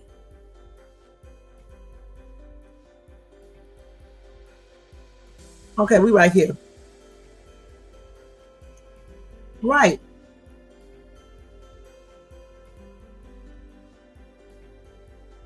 Jermaine, I do not care about this stuff, what you're talking about. Master my ass. See, that's what you're looking at. You're looking at it as a racist standpoint. And this is why so many people find themselves locked up for eternity. Not for eternity, but for years. Basically, it's an eternity for them because when they get out, they'll be unalive. All right? So the thing is this right here, Jermaine. You do it your way, I'm going to do it my way. And since I've been doing it my way, I have not gotten into any racial type fights which resulted in me being incarcerated. Okay, let me tell you a little secret. The self-defense that I had to do, it was all against my own people. Okay, men. All right? No type of racial thing. Just so y'all can know that. And they all got themselves effed up too. Every single one of them. And it was all self-defense. All right, so when you use self-defense, make sure you're using it the correct way. Because I know what I'm talking about in regards to that because I have experienced that. And this is why I say de-escalate stuff. Sometimes you can't de-escalate it because I try to de-escalate certain things and you can't. But in this case right here, I do believe that it could have been de-escalated. I really do believe that. I've been thinking about this case when I first told you guys about it. When I was one of the first social media people in this area right here who brought the story up. Okay. I really believe that somebody should have intervened before he got to this point. Because what if, when he goes to court, what if those videos don't show the entire situation and only show certain things? But see, you never know what people may do, what sneaky shit they have up their sleeves. So that's why I said what I said. But y'all keep on being in the twilight zone thinking that, oh, the videos will show this. And I hope they do. I really do. And Anthony will be okay. Keep on thinking all that stuff. What you say? Yeah, one thing, let me tell you some tissues. Me and Jermaine never met or anything else. We're just friends, right? And the reason why I like Jermaine is because he lets me say what I want to say. He don't agree with a lot. He does not agree with a lot of things that I say at times, just like I don't agree with some things he say. But we still respect each other and maintain our friendship. And that's the same way I try to run this channel. I let people say whatever they choose to say. You do not have to agree with what I say because I do not know everything. This is just my opinion. Your opinion may be different than mine, and I still like everybody. There have been plenty of people who disagree with what I say. That's why I was telling Jessica, if she is grown, she could stay here, and you can speak. You don't have to be team Karmelo, if you don't want to. You may think he didn't do self-defense. That's your opinion. You know, I do believe he did self-defense. So, and that's my opinion. Okay, so I mean, over here is whatever you want. Just like I got Republicans over here. I got Democrats. I got myself as an independent. So I mean, we are, you know, grown people over here. We can voice whatever we want to say as long as we don't start calling each other weird names. You know what I'm saying? I mean, you may want to say silly ass or something like that, but you know what I'm talking about, for real stuff. And he said, this buzzer, as y'all see the name he calls me, and see, tissues probably don't know this.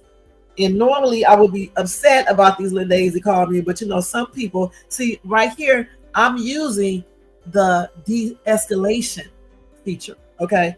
Because right now, this buzzer stuff, you know, can make you want to punch somebody up through the screen.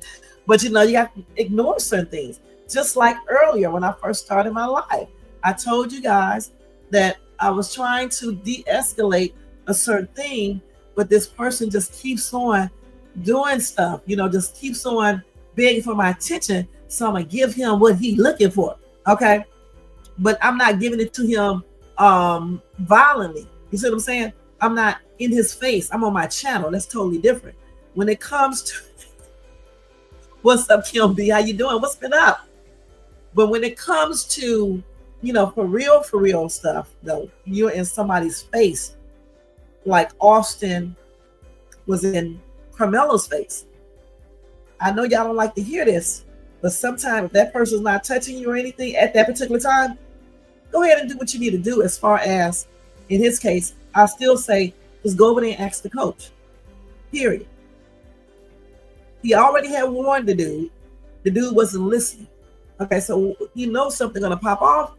So if you can, as long as they didn't grab him then, because that's why I said we got to wait till all the facts are there, because we don't know exactly what transpired within that time right there. Because that witness say they came over there, they said, told him to leave first. He said no, whatever he said.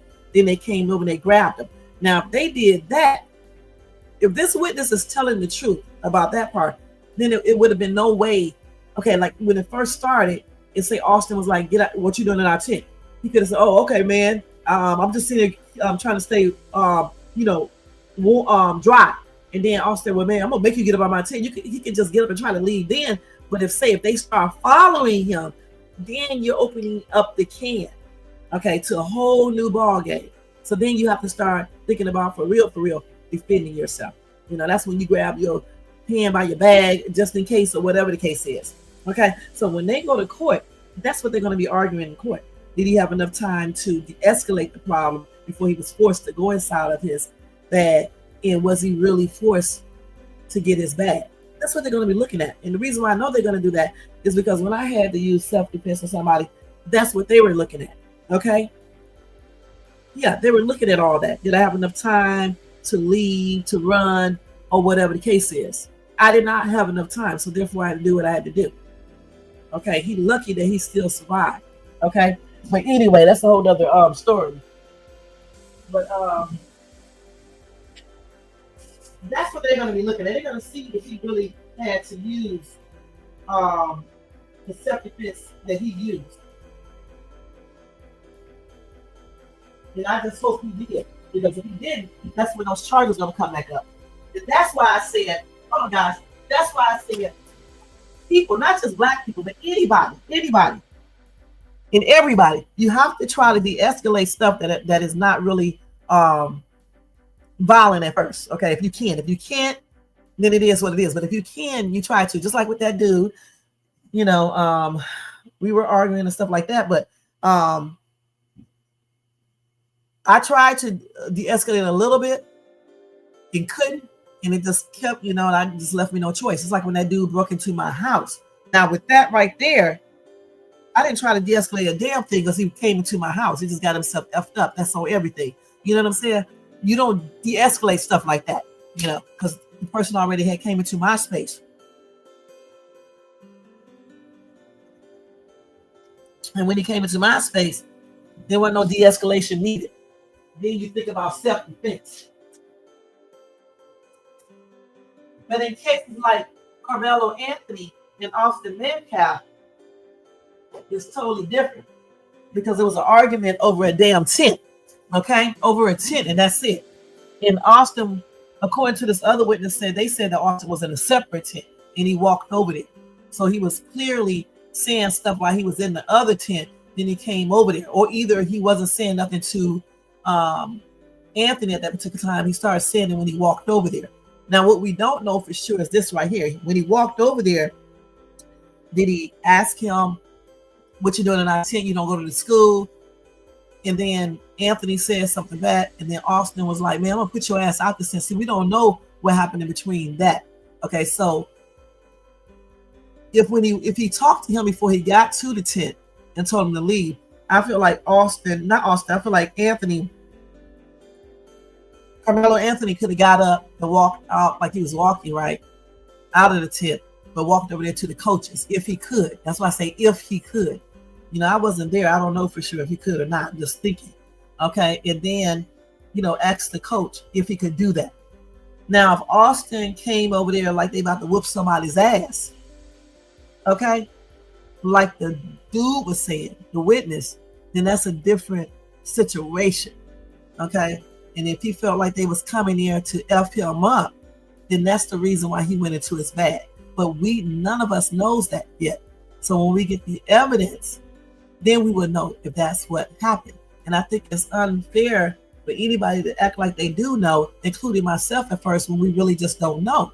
We don't know. And that's why I'm saying that if it could have been de-escalated, it should have. And even if he did walk over there like that, it still doesn't excuse the other people who are watching.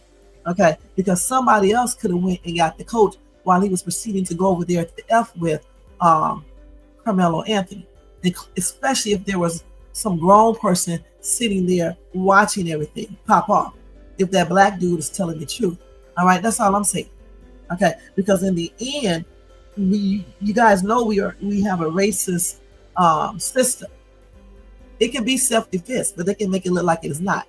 Okay, without telling too much of my own personal experience with that, trust me when I say they can make it look like it's not. Okay, but by the grace of God, mine's turned out to be self-defense. But with some people, it doesn't. Mandatory 10 years for certain offenses and longer. All right, so that's what you need to think about, because the only person this is going to affect besides the family members is the person who's sitting in prison for 10, 20 years over something that they do feel like it was self-defense. All right, but the courts seem to think it wasn't self-defense. Well, that's why I said that. Okay, hold on, y'all. Hold on. What scripture is this? Hold on, I got to do this. Hold on, y'all. Hold on, y'all. Let me check something real quick.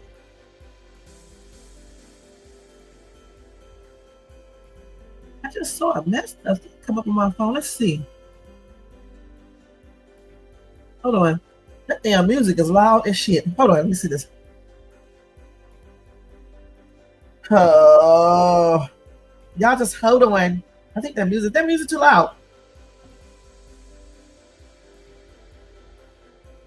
Now I gotta look at something real quick. Hold on. Oh, I got to go get this damn medicine. Okay, that's already refilled. Yeah, I think that's at the pharmacy. I have to go get it. When did they say that you could get your refill? I got to go pick that up. I didn't even know it was there. But anyway, like I said, that's what I think. Okay, you don't have to agree with me. Okay, let's see. You said Austin threatened Anthony and then approached him. What he did. Can we be honest? People have got, why, with just that alone, without the. Of course they have. Okay, of course they have. That's why I said, when it first initially started, before the threats. Okay, when he first said get up out the tent, if that's how he said it. And then after that, what's that probably said? No, he probably said, get your ass out this tent. I'm gonna put your ass out this tent myself. I'm just thinking, y'all. I don't know if he said it like that. I'm just saying.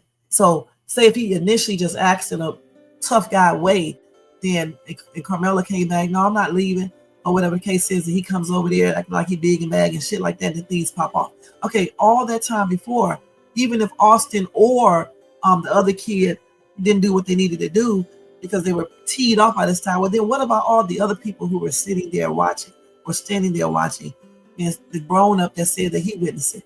Why didn't any one of them go get the coaches or try to intervene before it popped off like that? Because Austin did not have anything. So they could have tried to stop them from fighting because they were kids. Listen, I know a lot of y'all be talking this shit in this chat, okay, on everything, and they never even did nothing. I don't know what month it was this year, or if it was late last year. Actually, I think it was this year, where those kids was at the skating ring, right? And I was the adult out there, all right? Oh, they was arguing. I ain't gonna never forget, they was getting into an argument, the girl and the boy. I'm just watching, telling him to be cool, because I got out of my car and I intervened. Now, because I just figured that something gonna pop off. So I went over there and asked him what happened, and he was like, auntie, or either ma'am, he said one of the two. He was telling me what happened, and I was listening, and I was telling him, well, just go on and get in your car and go home, and blase, whatever else I was saying about to him. And he was listening. Then all of a sudden, here comes this little fast-ass girl, a white chick. He was dating her. So I'm telling her, I left them for a minute, because I told her his cousin to talk to him and stuff. I think he even got mad at his cousin, started fighting his cousin and stuff. And I told him to stop fighting and everything. And they did. And then, but they stayed respectful the entire time. And then I think the girl walked back over there and she started with her boyfriend because they had broken up. I told her before she did it, though, to not hit him. Don't touch him. Don't say shit. I mean, if you can't talk calmly, just go on home or wherever you was going to go. Anyway, the girl goes over there. The dude was trying his best to ignore her. He really was. He was listening to me at first. You know when he stopped listening to me? Is when she pushed him. But I did try to de-escalate the case, okay, before all of that popped off. Because I even told him to don't go get his GUN because he don't need it. That's stupid. Why are you going to get your GUN over this foolishness with this girl so you can be in prison for unaliving her because you're mad? And I told him that. And then the police are right down the thing. They're just not paying attention to us. And they probably saw me out there talking. I don't know. But they never came down there. I tell you that. And I was telling them to calm down before the police come down here and they get themselves arrested, especially when black in this white neighborhood.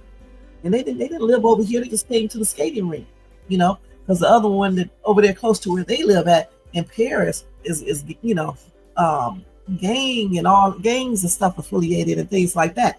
And so I'm sitting out here trying to stop them, de-escalating the situation. And all of a sudden, this chick pushes the dude. I'm still trying to de-escalate him, and he listening. She just kept on, you guys. Kept on. She pushed him like 6 or 7 times. Finally, he said, I'm sorry. I don't know if he said, Ma. I think he said, Ma. He said, I'm sorry, Ma. And he pushed her ass back. He didn't hit her. He pushed her. That's why I know a push can F you up. Because when he pushed her, and I said, girl, I told you to leave this boy alone. I kept on saying that, leave this dude alone. And then when he pushed her so damn hard.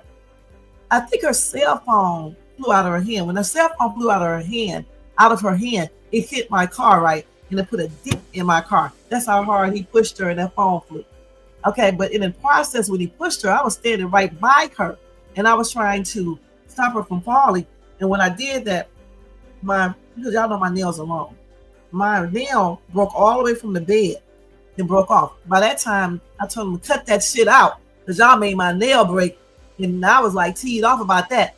And as I told you to keep your hands off this boy. Okay, that's what I said, off this dude. And so she was like, I'm sorry, Ma, but you know, we always get into it and stuff. He think he bad and stuff. And I'm gonna show him I'm the wrong one to mess with and stuff. And I feel you, but still, I'm just telling you because that's a dude. And he just did a little push and look what happened. And she said, no, Ma, I can handle my stuff though, Ma, or auntie or whatever she said. And I finally got them to stop, you know, and everything. But I'm just saying, at least I tried to de-escalate the whole situation. And I did at first to the point where the police never came. And I told him to leave because somebody else may call the police and you know what they're going to do first. And then something else may pop off because they had weapons. And the police, you know, you just never know. And so he did listen. He actually walked off and went to sit on the curb or something. Because I went over there to see where he went because, you know, they don't know him in this neighborhood. You know how it goes. and I was telling him to stay safe over here and call his mom. Even they, you know what, the girl or somebody called his mom too, and the mom came out there before after the fight, I believe, and she, instead of her coming here to de-escalate the problem even more so, she comes and add additional fuel to it, and him or her got into it. She told him, she was like him out the door, don't come home. It was a trip, y'all. I didn't get into that right there. So I also know when to take myself out of stuff too. You see what I'm saying? So that's what you guys got to learn. You have to learn when to take yourself out of stuff and to try to de-escalate things that you can. Some things you can't de-escalate. You know what I'm saying? But some things you can. And I did de-escalate for a minute till she came over there. If I would have had somebody else out there with me, you know, because I wasn't going to put my son in the middle of it. He stayed in the car. They could have held her to stop her from even hitting that boy in the first place and took her over to the side and talked to her. But I didn't have nobody to help me with her. I'm just talking to her with words, but I'm really trying to de-escalate him because I know how guys can be. You know what I'm saying? I mean, here she comes like a damn jungle. I don't know, like a damn, I don't know, like a monkey in the forest. I don't know. Getting and pushing and stuff and doing the most, man. I cannot believe it. It was a trip, y'all. But sometimes, you know, you do have to try to de-escalate stuff. That's all I'm trying to say. And if somebody else, even if it wouldn't have been those two kids, because they are two kids, even if it wouldn't have been those two kids, then one of the adults or the coaches would have came over there to intervene. This might not have happened. You know what I'm saying? And then what's name would be, you know, in a situation where he may go to prison, you know, for murder, and this other kid certainly wouldn't be unalive, you know? You say reports, I hear your point, but reports say all this took place in 30 seconds. They had no time to get help and come back unless they wanted to throw their self in danger, not their obligation to do that. And that's the point right there, okay? I'm not saying that somebody had to come in there and physically stop them if they could before, you know, if they could not stop them, if somebody could not stop Austin when he got up, okay, then you need to be, you know, going to get the coach. And then and at the same time too, yeah, 30 seconds is fast, but I still say somebody could have ran over there and called the coach, okay, period. They could have just said, I'm going to tell the coach, because remember, these are kids and Austin didn't have no weapon. At least we don't think he did. Nobody said he had a weapon. We could have been like, coach, could have called the coach.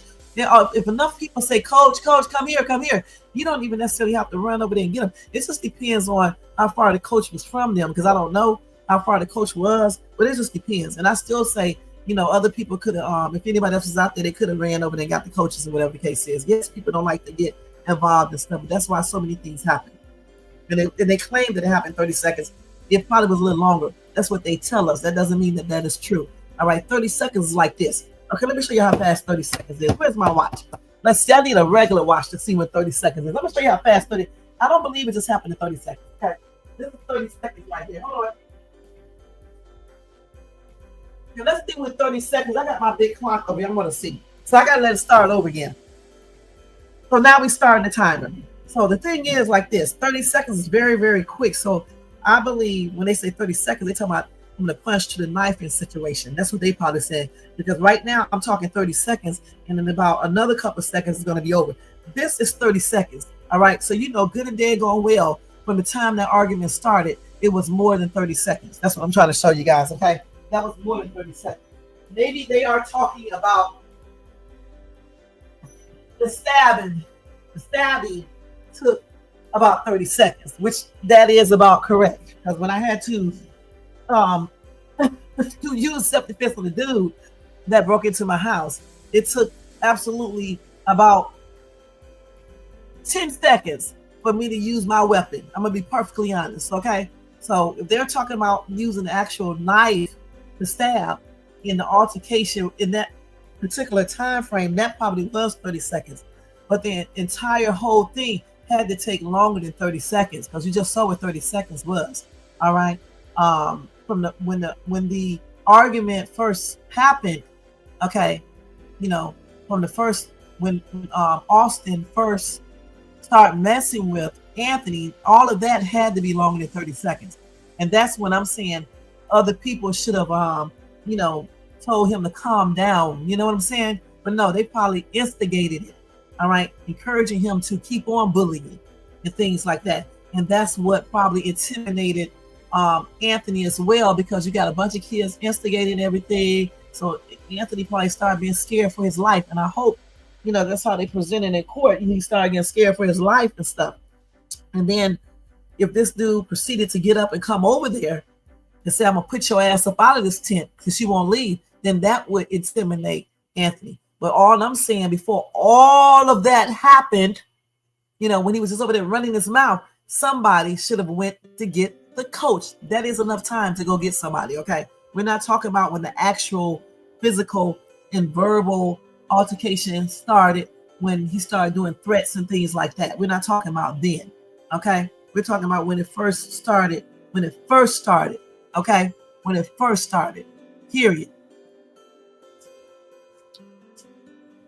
Of course, it was intense. That's not, there's no debate in that, okay? What I'm trying to say is that before it got too intense, that's when, you know, people should have tried to diffuse the situation. Because look what we got now. What do we have now? What do we have now? Your boy may be going to prison. That's what you got. And one is unalive. And you do have to put yourself in each person's shoes, because you never know when this may happen in your family or with someone that you don't know, point blank. And I'm just trying to be fair on all accounts. Let's see here. Let me see what else I got on this. Let's see. It really sounds like it's real loud. Let's see what this man is talking about with the self-defense.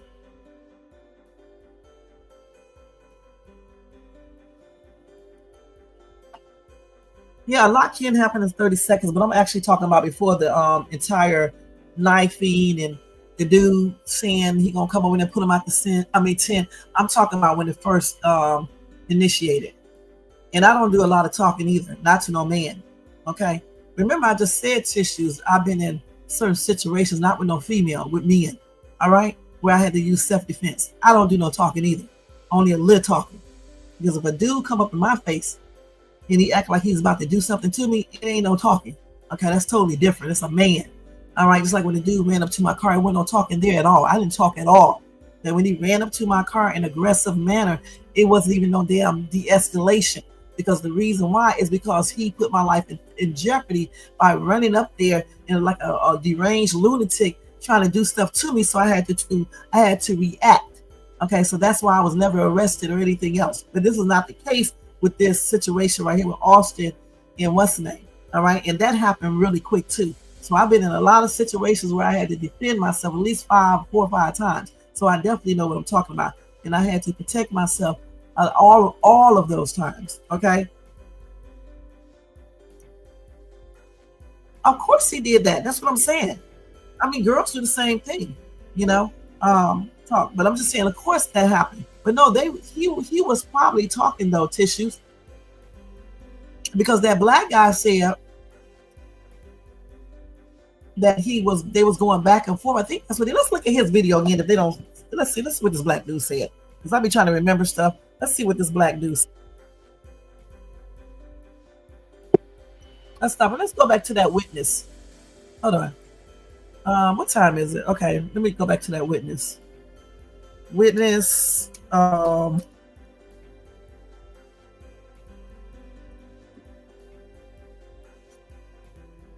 gonna put Karmelo name up here.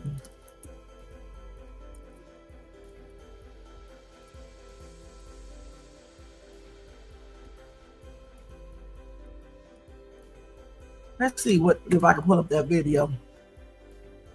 I need to see the black dude. Here it is right here. Let me turn this loud ass music down. Hold on.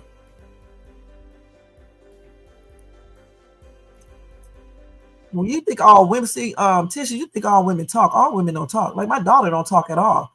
You know, when she get into altercation, I'll talk a little bit. Let's keep it honest, but it depends on the situation.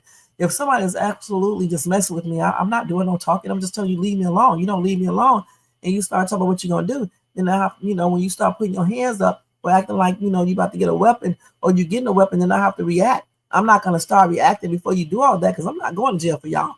That's on everything. That's why your girl ain't in jail. Okay, I had to use self-defense like 4 or 5 times. Y'all didn't know that, did you? I know what I'm talking about when it comes to that. They be trying to put you in jail when you use self-defense, okay? Especially if they don't know that it's 100% self-defense, all right? They would try to turn that whole thing around. And that's why I say that. Yeah, some women don't talk, some women do, you know? I see men talk all damn day and argue. So listen. Wait, hold on. I got to share it first. I forgot that I stopped sharing. Let me do this. I forgot to share it. Let's see if they'll let me do this. Let's see if YouTube won't start tripping. This is no racist shit. So they wouldn't get all extra wet. Let me see if it comes. Y'all just wait. Dude was sitting up under the tent, right? He was on his phone, right? My daughters was up under the same goddamn tent. Yeah. So I'm paying attention to my kids, but at the same time, they're in the same vicinity. So I'm watching everything going on around it because I'm there for my children.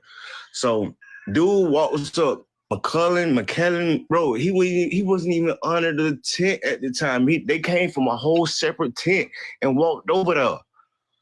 They intentionally went over there to this kid, man. Dude was sitting there on his phone just trying to get dry. You feel me?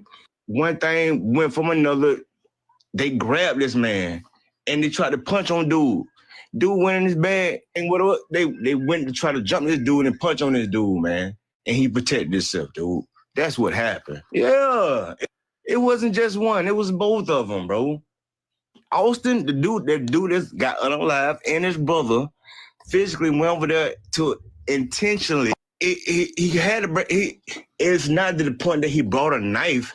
For one, it wasn't on school property. The school is at least 5 to 10 miles away. It was community track meet, bro. It wasn't a school track meet. So he had the right to have a knife. Okay, let's go back. He was sitting there on his phone just trying to get dry. You feel me? One thing went from another. They grabbed this man and they tried to punch on dude. Dude went in his bag and whatever. They went to try to the same goddamn tent. Yeah. Right? He was on his phone, right? My daughters was up under the same goddamn tent. Yeah. So I'm paying attention to my kids, but at the same time, they're in the same vicinity. So I'm watching everything going on around it because I'm there for my children. So dude walks up, McKellen, bro, he wasn't even under the tent at the time. They came from a whole separate tent and walked over there. They intentionally went over there to this kid, man. Dude was sitting there on his phone just trying to get dry. You feel me? Okay, let's stop. One thing went from another. They grabbed this man they tried to. Okay, let's stop this right here. Okay, so we just heard that. Okay, if this man is telling the truth, he said that this dude was over here minding his business and they came over there.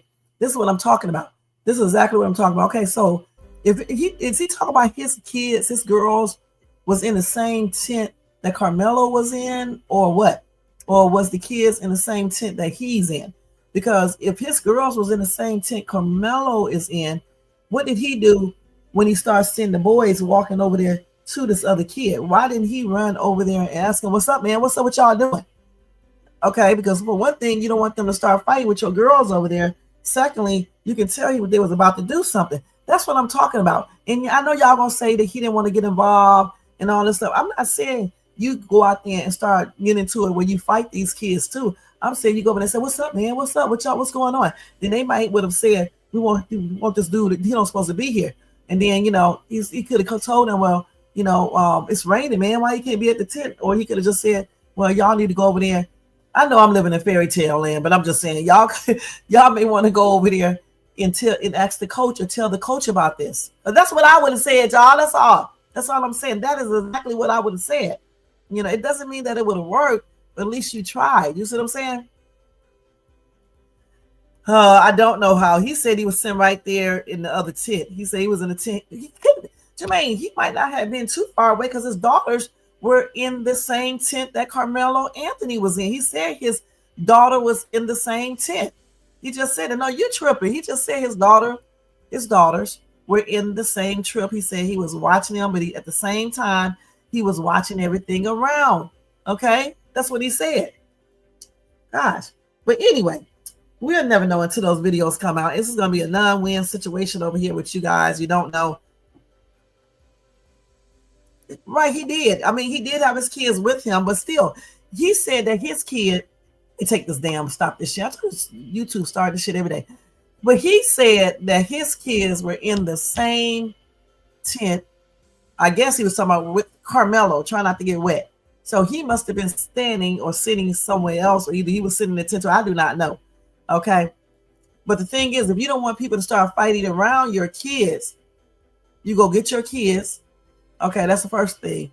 Okay. And you saw those two boys walking up like they were about to fight, and you being a grown-up, you could have said, hey, y'all don't fight, don't go over there to fight. You could have did that. I'm a female. Why did I do that with those dudes and the girl out there at the skating rink? It was like so many kids out there. I'm a female. Why did I do that? And granted, I did de-escalate it for a minute, for a while, until this little girl brought her grown ass over there doing the most. But if it was somebody else out there with me that would have been thinking the same way, that fight would have never happened. But y'all learn, you guys will learn the hard way. Sometimes you need to de-escalate stuff. Okay, you just really do. Because if you don't, it goes further and further and further. And sometimes the true reality does not show. Always remember that.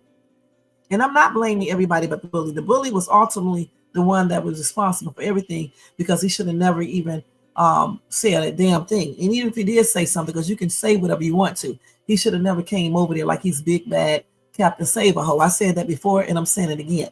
But that does not excuse the fact that other people, grown-ups, if there were any out there, and the kids shouldn't have been calling the coach. You cannot convince me, you and nobody else in this chat, and nowhere else can convince me that if a lot of kids in that man would have said, stop, hold up, and made a commotion, that would have stopped. That would have probably stopped them. And the coaches would have came over there. Nobody don't have to physically get anyone. They could have just screamed out, help, coach, come over here. They could have just said that. If everybody do it, you're going to hear.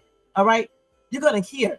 Unless the coaches were like way in the far distance. But they couldn't be too far. They couldn't be that far away, too far away, because two coaches said they witnessed it. So if they were so far away where you can hear them, if they said, coach, they couldn't hear them, but how the heck did they see them? So it's something wrong in this whole entire thing. And if you guys don't see it, you would never see it. All right. Point blank. You got two coaches who witnessed everything. And you mean to tell me they couldn't have stopped this? You got a grown man sitting here with his kids, right? You want to protect his kids, but damn, I'm trying to protect my kids. Because for one thing, I'm trying to stop the damn fight from some kids. I mean, Austin didn't have a weapon, out there training. And then he said it was at a community meet. I don't know if they was not. It said that Austin was there working on his speed for football. So I don't know, if it was a community or if he was training for his football team or whatever. It's also said that Anthony was there because he knows somebody who went to that school. I think it's Memorial High School or something like that. So I don't know. And all of that will come out in the actual daggone trial.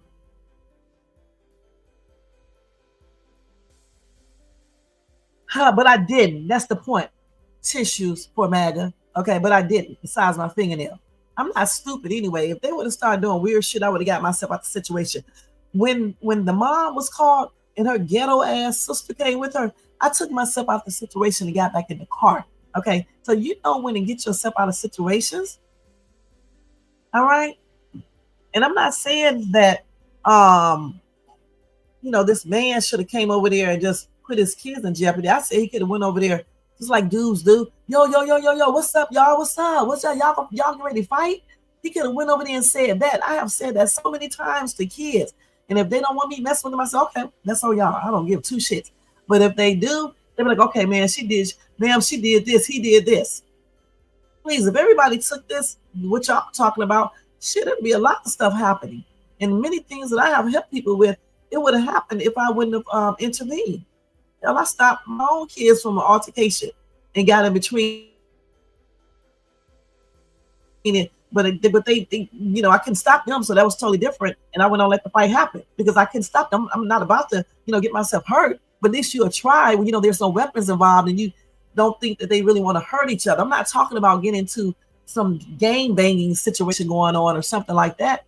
Like even with those kids, I'm not stupid. I got myself out the situation, and then, help them again. Point blank, if need be. It's like the girl walking down the street that night. When the dude ran up to, when I slowed down to see if she was okay, and I saw the dude running up to my damn car to jump up on my hood to come and try to proceed to pull somebody through the glass, I fucked that dude up. I'm gonna be perfectly honest. I don't be playing around, you guys. Okay, because I utilize my self-defense. You don't be running up to my car like you're about to do something. Who are you? Okay, he better be glad he didn't have no weapon, because he really, I would have really messed him up. Okay, and that's so everything. I'm not playing. I've been in these situations. All I did is try to help the girl because I thought he was messing with the girl and stuff. But sometimes you don't need to, help people. Like in that case, I probably shouldn't try to help her. But then again, in the same token, if it would have been my daughter, I would have hoped that somebody would have helped her. That's why you got so many missing people now, because y'all ass are scaredy cats. Okay, scared as hell. I'm not saying, you get out there and play Captain Save a Hole and get yourself on a line to hurt. But when you can intervene and help people, I think people should help people more. Point blank, how you gonna sit there and watch somebody do something to people? And if I would have been at that tent, I would have been like, hey, y'all, what y'all doing? What you doing? Why you going over there messing with that guy? Damn, go tell the coach. And I know I would have said that. Okay, that's what I would have said. Shit. Now, anyway, let's get off of that part of it, because I know y'all are not going to agree with me, and I'm not going to agree with you guys, but I still love y'all, okay? Anyway, a legal expert says that a self-defense strategy might be an uphill climb for a Texas teen charged with murder after allegedly stabbing another teenager to, during a high school track meet. Karmelo Anthony, 17, is accused of stabbing 17-year-old Austin Metcalf to April the 2nd. NBC News reported that the incident unfolded that Anthony, a Centennial High School student, was sitting under the Memorial High School track's team tent. Metcalf, a member of that Memorial High School track team, told Anthony to move. According to a witness, Metcalf told Anthony to move, and Anthony immediately, see how they present this, and y'all still talking that smack, opened his bag and put his hand inside, saying, "Touch me and see what happens." Metcalf was stabbed a short time later during a physical altercation. So they already know that they got into a physical altercation, okay? And this is not Fox News. Julie Rindelman, a New York attorney with more than 30 years of experience in criminal law, told Fox News that she believes self-defense might be a complicated legal strategy to pursue. Because the reason why they say it's complicated, in my opinion, is because it's going to be hard to say Anthony did not fear for his life, because you're not scared in a certain situation. You can't say he's not scared enough to grab a weapon. Okay. She said, if the evidence is what it is right now, I think he's going to have an uphill battle claiming self-defense. Now, she is not involved with this case, but that's what she told Digital News. She said, but we may learn much more that changes, the outlook. And that could be for a jury or a grand jury to decide. And just say they pick some racist ass jury people, right? And you know how that goes. This attorney, let's see, attorney, what did I say first? Oh, yeah, a New York attorney. This attorney went on to say that she was giving her opinion based on available information, just like I just said. But that more information could come out as the case progresses. And like I said, I hope the video shows, let me stress this again. I hope the videos, or whatever physical evidence they have, I hope that it shows exactly what Karmelo is claiming, self-defense. Because if it does not show that, they're going to act like and say that this kid did first, second degree murder, or whatever you want to call it. And that's not a good look. That's what I'm trying to tell you guys. And while everyone is sitting here giving their advice, what they would have done, and most people have not even been in situations where they actually had to use self-defense, is a hot ass mess. Because the thing about it, if he does get convicted, none of you guys are going to be there to do his time. All right. And that's why I'm saying what I said. And that's why I said what I said. Now, anyway, they say if the scenario is that the victim told Anthony to leave and then in some way physically touched him without more. With what?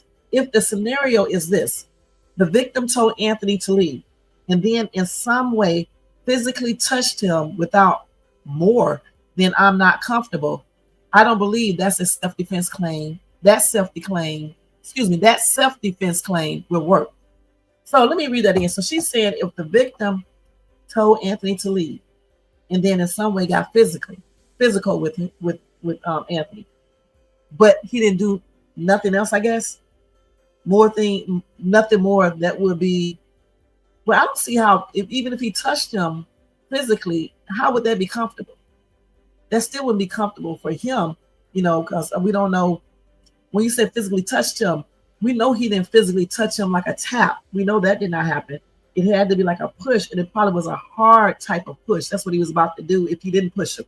The black guy said that they jumped on him and they did push him. If that scenario right there is true, then that's straight up can be self-defense because you got two kids pushing him in a violent manner and fighting him. Okay.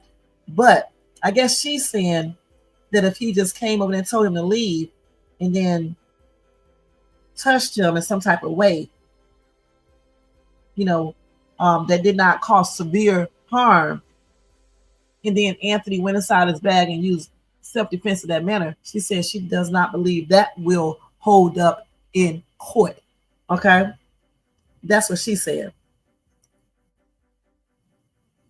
But at the same time, though, like we just said, and like she said, this attorney said, if it's more information to that, like say, for example, if he did exactly what this dude just said, he went over there to the tent, he told him to move, and he went over there, proceeded to get him out of the tent, pushing him, jumping on him with his brother, then that would probably constitute self-defense. Because you got two boys fighting this one boy, putting his life in jeopardy, pushing, punching, and whatever else. That would probably constitute self-defense for him. But say if none of that happened, and he just came over there and walked over there, got into an argument, started proceeding to push him lightly, which I don't know, even it could be maybe even a little bit more harder.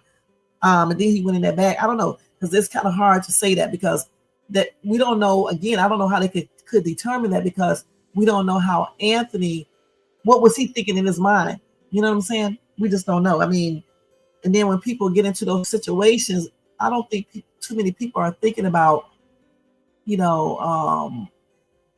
legal side of anything. I think they're just trying to defend themselves. Now, they did say, Anthony has never been in trouble.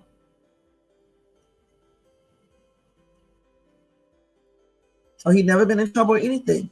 Good kid overall and stuff. I'm not going to read these comments because I know everybody about to be racist. So we're not going to read these comments on here. I mean, I'll look at one of myself, but I'm not getting ready to read this. This is plainly ridiculous.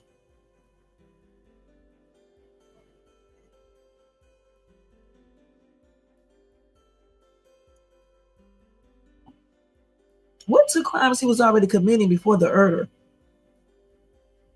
What two crimes? Because he could be there underneath that tent. He didn't supposed to be, but he could. The knife thing is a minor crime, having a knife in your bag. Okay? That's why I said I'm not going to be really looking at these comments because these people are crazy.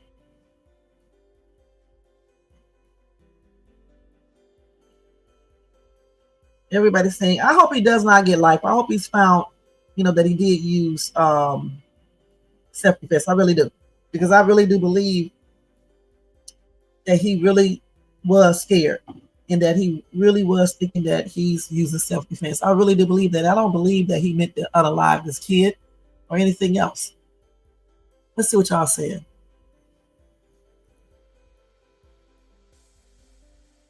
I've been married for a long time. Okay. We have talked in depth and everything else. He has never experienced the violence that I have experienced. Okay.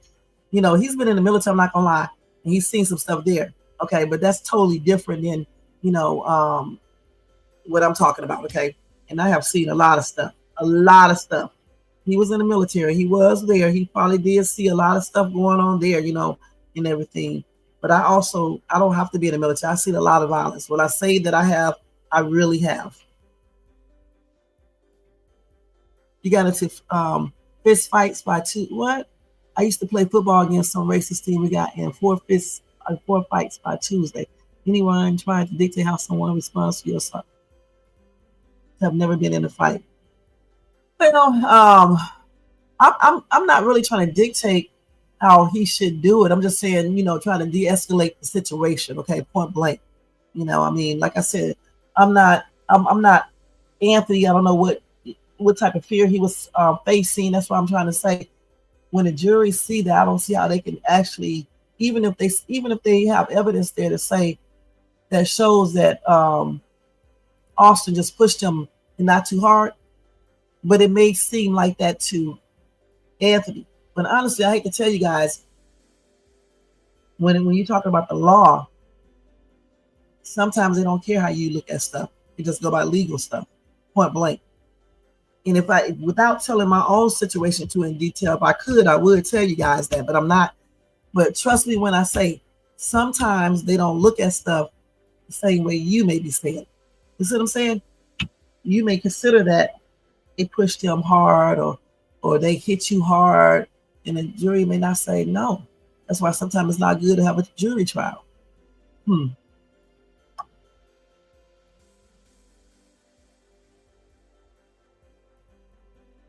It wasn't on school grounds, but the school owns that property. Okay, the school owns that. Frisco Independent School District owns that field, so therefore it still constitutes being on a school related property. So you still cannot have a weapon there. All right. So let's just hope that's all he gets, because again, if the evidence, so they got all the witnesses, right? They questioned them. All right. So hopefully the black guy and any other person who saw it for real, that is not, just picking people because they're their friends. Let's just say they got those witnesses too, so they can tell the truth. All right. So let's just hope that what they saw was what we were thinking. All right. That's all I got to say. And hope that on video it shows that too. It shows him being the aggressor, walking over there, confronting him in a very, very aggressive manner, and that his brother was with him and doing stuff as well. Okay, let's just hope it shows that. Okay, let's just hope that it shows that, because we can sit here on this live and argue this all damn night and day. And if that does not show that, he's going to have a real big problem, point blank, in a court of law, because the court of law don't care about what we think. They're going by proof, what they see, what the jury see. If the jury see him not using a knife, if they see that using a knife was not warranted, then they're going to say that. That's what I'm trying to tell you guys, point blank. That's why sometimes if you don't have to go through a jury trial, but then you're going to have to accept a plea deal or whatever the case is, it's not good to go to trial. But sometimes those damn jury people be just be on a whole different level. And, you're playing with somebody's, freedom. You know what I'm saying? So it just depends on what his lawyers, how they decide to handle this, what they say, what evidence they see. And this just depends on all that, because I don't know. I'm just going off of guesses and what these supposed alleged victims are saying, not victims, these alleged witnesses are saying. And, analysts and all these other people who are talking, saying, we don't know, we weren't there. We don't see any real physical proof of anything besides the fact that we know that Austin was the aggressor, that he did, told his boy to leave and walked over there and threatened to push him. And some people say he did push and physically assaulted this dude, and his brother was also included in that. And we do know that his brother changed the story at least 3 to 4 times. All right, so those are the things that we do know for sure, but we don't know the 100% details of this case.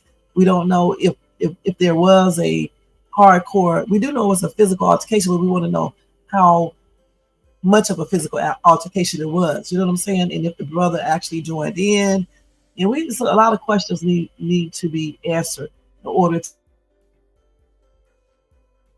to really be thinking we know exactly this kid is going to be free or he's going to be charged for murder. We just don't know. It's hard to say. I don't know about that, Tissue for MAGA. We talked about this, but I don't know about that. I don't know if him just threatening him and walking up to him can just be counted as self-defense, you know, in regards to using a knife unaliving somebody. I don't know. I don't know for sure. I'm not a lawyer.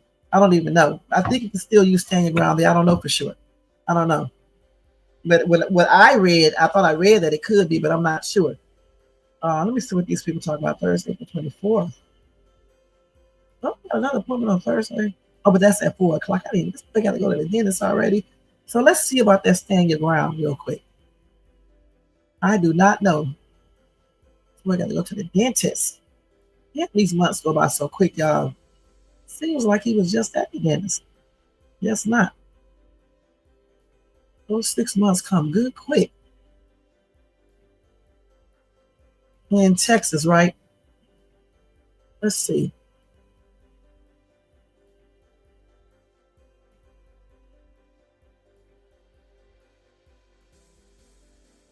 So, okay.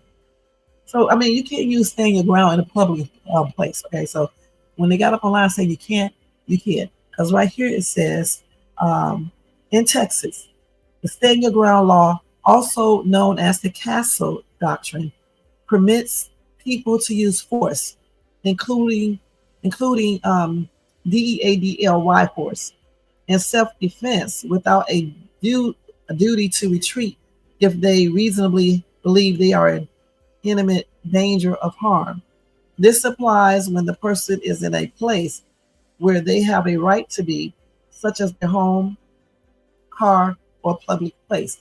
Now, a lot of people are arguing that he did not have a right to be there, but that is a public space. Even though the school owns, or they did used to own, I don't know if they still do, but what I read, it says that they still own that. So even though the school owns that, you know, Frisco Independent School District still owns that part, it's still a public place. Anybody can come there and watch the teams or whatever the case is. All right, so that is a public place. But I guess the part they will be looking at is the fact, was Karmelo Anthony in imminent danger of harm? And if they feel like he wasn't, then he won't be able to use self-defense. That's what they're talking about.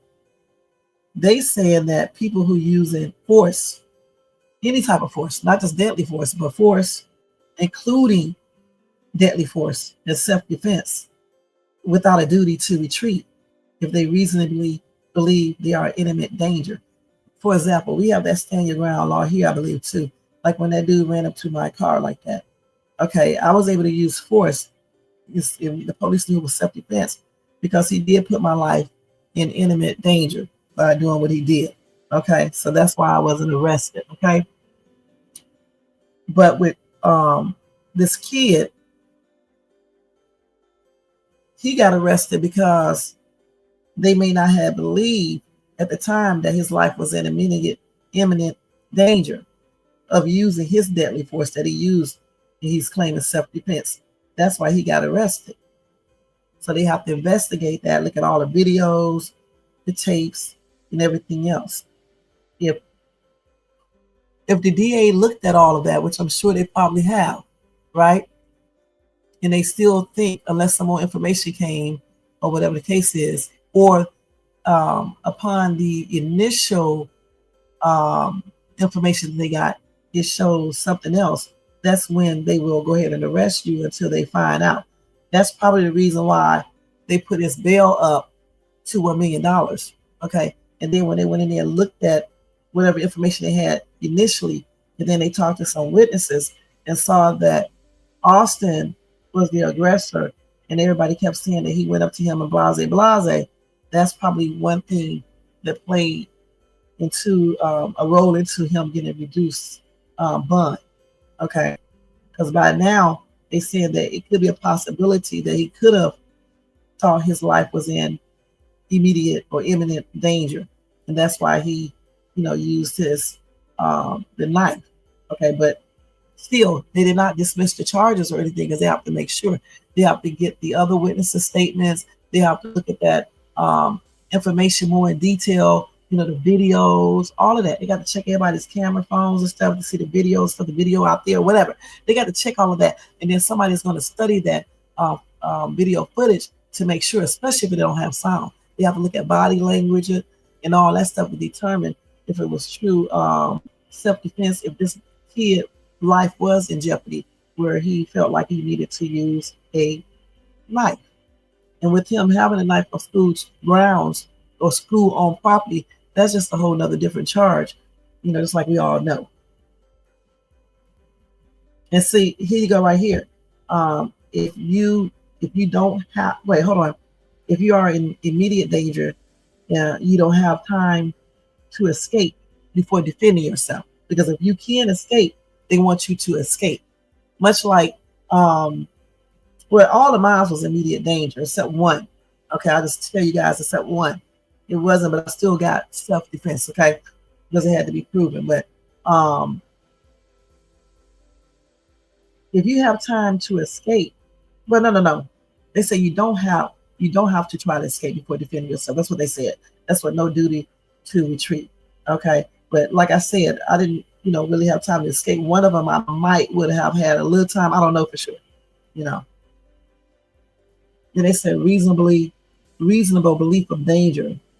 But they said the law requires a reasonable belief of imminent harm, not just general fear. So you can't be, so he got to watch that too. So I hope when he was talking, he don't just say I was scared. I hope he really said that he really thought they were going to unalive him or something like that, because you just can't use general fear. This is why they got to investigate this. Now y'all see, this is why they have to investigate this, because they have to make sure it's just not that you're scared. It's like when, okay, let's use me again as an example. Like when that dude ran up on my car, I wasn't just regular scared. I was actually thinking that this dude was going to jump on my car, okay, because he was a crazy ass lunatic. He was on drugs.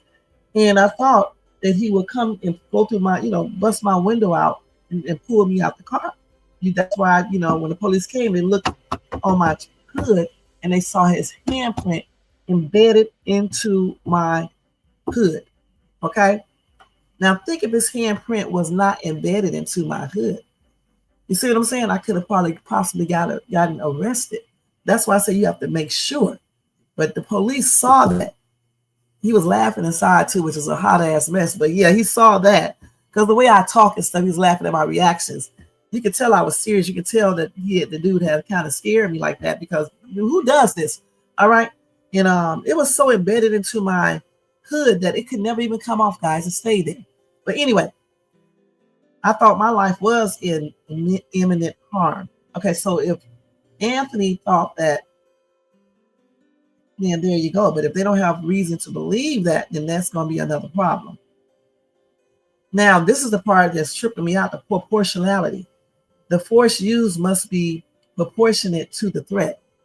That's what a lot of people keep on talking about, that force that was used. But if it was, since that dude, Austin, is way larger than Anthony, who can say, how they would look at that? Who can say? And then if the other boy was into it with them too, there you go. So that's hard. They're gonna have to prove that themselves. Not provoking the threat. So he was not. So one thing we do know, he was not the initial aggressor. So that's a good thing. We know he wasn't that. Not engaging in criminal activities. Neither one of them was doing that. They keep on saying that he was engaging in a criminal activity. He really was. I mean, he did have a knife in his bag, but he wasn't using the knife. The knife was in his bag for whatever reason. We don't know. Okay, but it was there. He was not committing a crime at the time he used self-defense. Like, for example, he wasn't coming there fighting anyone. He wasn't stealing anything. He was just sitting there on his phone. That's it. That's all he was doing. And then the law does extend to using force to protect another person from imminent harm. All right. So they say if you use force in self-defense, you will be responsible for proving that your actions were justified under the law. Just like I just said, you have to have proof. All this shit when we talking about on these lives and stuff don't mean jack shit in the court of law.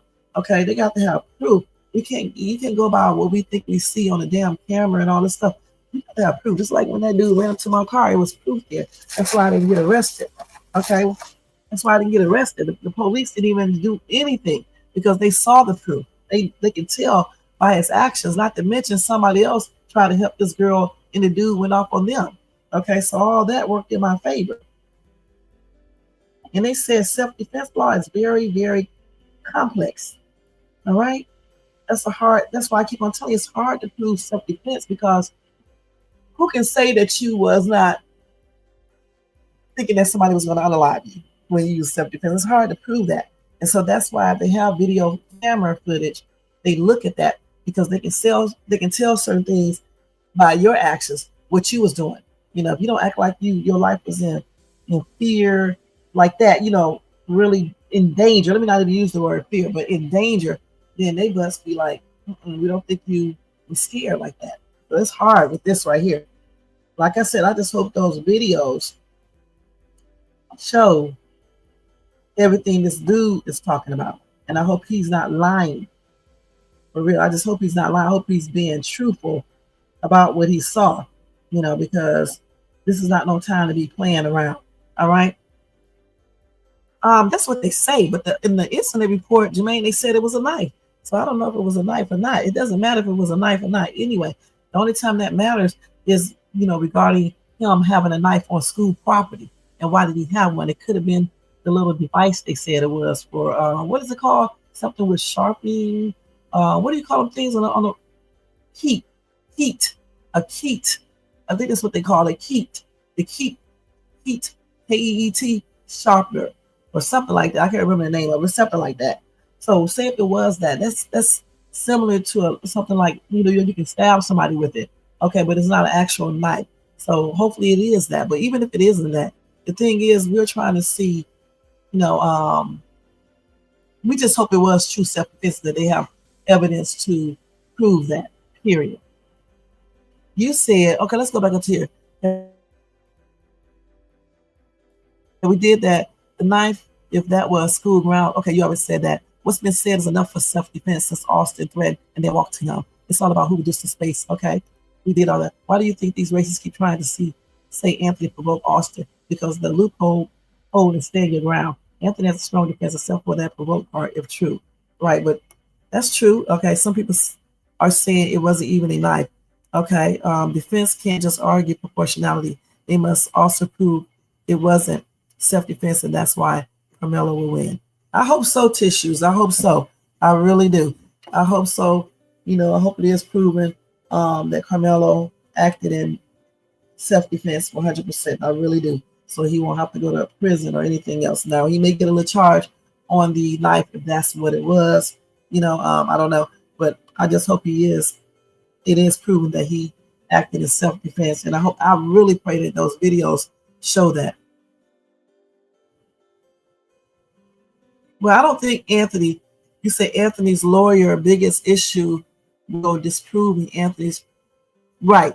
Well, we know one thing.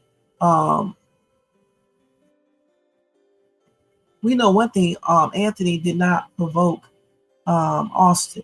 We know that Austin provoked Anthony, okay? Period. You know, I still say he should never walked over to that tent. I really don't feel like he should have said anything to him, but you know, it is freedom of speech. You can say, just like the police told me that time when I went to do a complaint on somebody, that person can say whatever they want to say. So you can say whatever you want to say, okay? The thing is, you can't be threatening people and putting your hands on people. So that's why I said, and I still stand by that, when he was initially arguing or saying the shit that he was saying, somebody should have stood up and said, hey, what's going on? What's going on? Or coach. I still say that. I'm never going to, you know, take that back. I still say that and call those coaches over there to do their job. All right, one of their jobs, you know, descriptions to, you know, stop things from escalating on the field. All right, you know, like, you know, I co-founded, well, not founded, but co-participated in the soccer team that I started with my friend. And when those kids be doing stuff, the coaches run over there and they, try to de-escalate it. They don't let them fight and certainly not pull out weapons. All right. And those kids are all different sizes who play soccer. So I still say the coaches, should have been called and they should have came over there because it could have de-escalated the whole situation. And just say, even if it wouldn't have, at least somebody tried, okay? Point blank. Because now we got one kid unalive, the other one that may be, incarcerated. And even if he's not incarcerated, he's found, not guilty. The thing is, look at everything they've been through and all the threats. What if something happened to his siblings? You see what I'm saying? So you have to look at all this type of stuff. It's not just the boy and the other boy and the parents just are involved, but these people are threatening people's siblings and stuff like that. All right? And remember, the public, a lot of people in the public are racist anyway. So they would use that for an excuse to do stuff to other people. You know, see what I'm saying? So that's why I say, I think the entire thing, should have been de-escalated if possible. That's what I just think. So anyway, let me jump off from Karmelo. All right. We talked about him for them 3 hours over here. Okay. Y'all done used up all my time talking about Karmelo Anthony. And let me just tell y'all about rapper kodakblack real quick. I mean, y'all can still put comments on me. I'll still read them. But I'm done with talking about that right now because I can talk about this all day long. All right. All day. And I can't do that because I got to go to work and I got things to do. All right. Let's see. But, like I said, I do respect everybody's opinions. I got y'all right to your own opinions and keep on thinking the way you want to think. All right, because you do what you think is best in any situation that you get into. And I'm certainly going to do whatever I think is best. And make sure you teach your kids, though, out of everything, to keep their hands to themselves. And sometimes you don't need to say shit. And that's on everything. You know what I'm saying? Period. Don't be a bully. Be trying to be Captain Save-A-Ho. Especially when you don't own a daggone thing. Let's take Terrence Howard tripped ourselves off of here and put up kodakblack.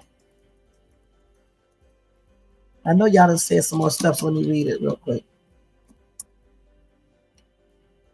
So we're going to go ahead and do kodakblack real quick. Let me see what y'all said over here first. Okay. Jermaine is not going to let this rest, okay? Even when I get on the phone with him, it's going to be another debate. I already know this. But Jermaine, you're not going to change my mind, okay? So you can just know that for sure. All right? You and Tisha done ganged up on me and stuff with me on this live today. But it's cool, y'all. It's cool. And under no way am I saying that, Tisha, let me clarify something real quick. Under no way I'm saying that my husband didn't experience a lot of stuff in the military, because he did. But what I'm telling you is I also experienced a lot of shit y'all wouldn't believe if I could just go down a list and tell y'all. Okay? I mean, years of stuff. Just the domestic violence alone, okay, supersede all the violence he's seen in that damn service. Okay? I'm going to just tell you that right there. Because when I tell you that I've been into that with my first boyfriend for years and domestic violence, I mean for years, okay? So it was a lot of shit going on and stuff. So that's why I don't be scared of nobody. I'm kind of glad that I did experience some things, though, because it made me stop being scary as shit. It made me start being more braver, and it made me learn how to use self-defense and learn how to take up for myself. But yeah, I went through years of domestic violence with him, okay, for like a long time. So that superseded the 2 episodes of stuff, or 3 or 4 episodes of stuff that he's seen. I have also seen people get unalived, okay? So it is what it is. I'm participating in stopping people from trying to unalive me. You know what I'm saying, dude? Like I said, and that's a lot of shit. It doesn't look like it, but yeah, I experienced a lot of stuff, okay? But I do know he experienced, a lot. But just because you are a man, it doesn't mean that you experience more than women have experienced in, when it comes to violence. You never know what women go through, especially if they have like a violent partner that is capable of doing almost anything. You know what I'm saying?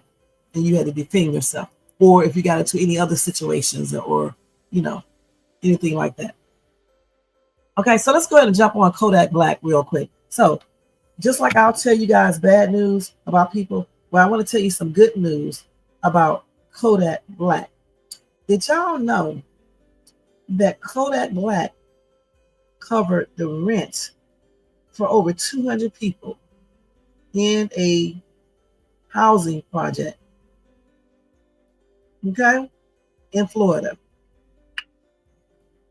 27 years old, and he knew to pay this rent. He did it without telling anyone, all right, for 200 people in Golden Acres, which is the entire project, okay?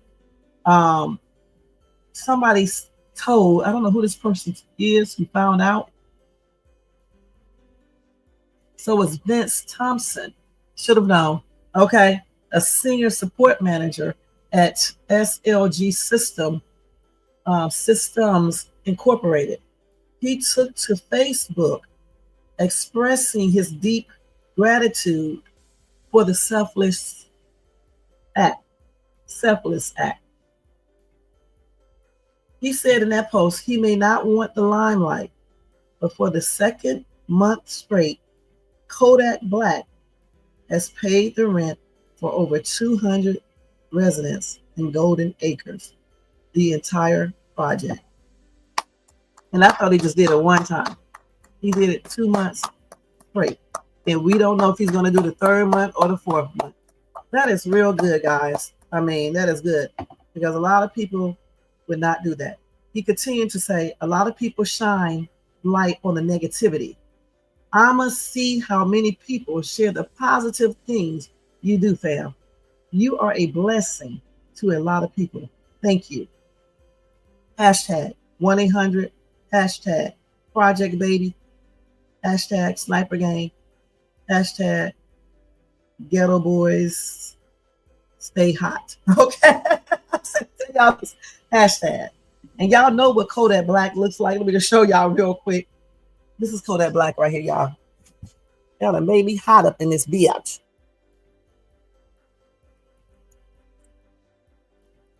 Okay, so that's good, y'all. That I don't know if y'all saw that picture, because I don't know if it came up. Yeah, it is coming up. Like I said, a lot of people, we just cover the negative things that some of these rappers do, and we overlook the positive. Over here, we're going to try to cover the positive things too, if I see it. And it came up on my phone, so I wanted to let you guys know that. So thank you to Kodak Black. That's a blessing that you did all of that for these people for 2 months in a row.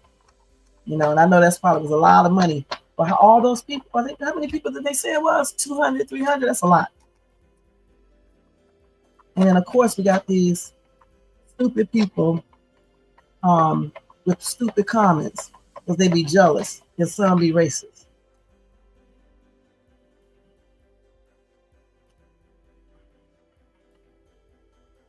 So I don't know how much they rent is in those projects, but it doesn't matter, because he didn't have to do it.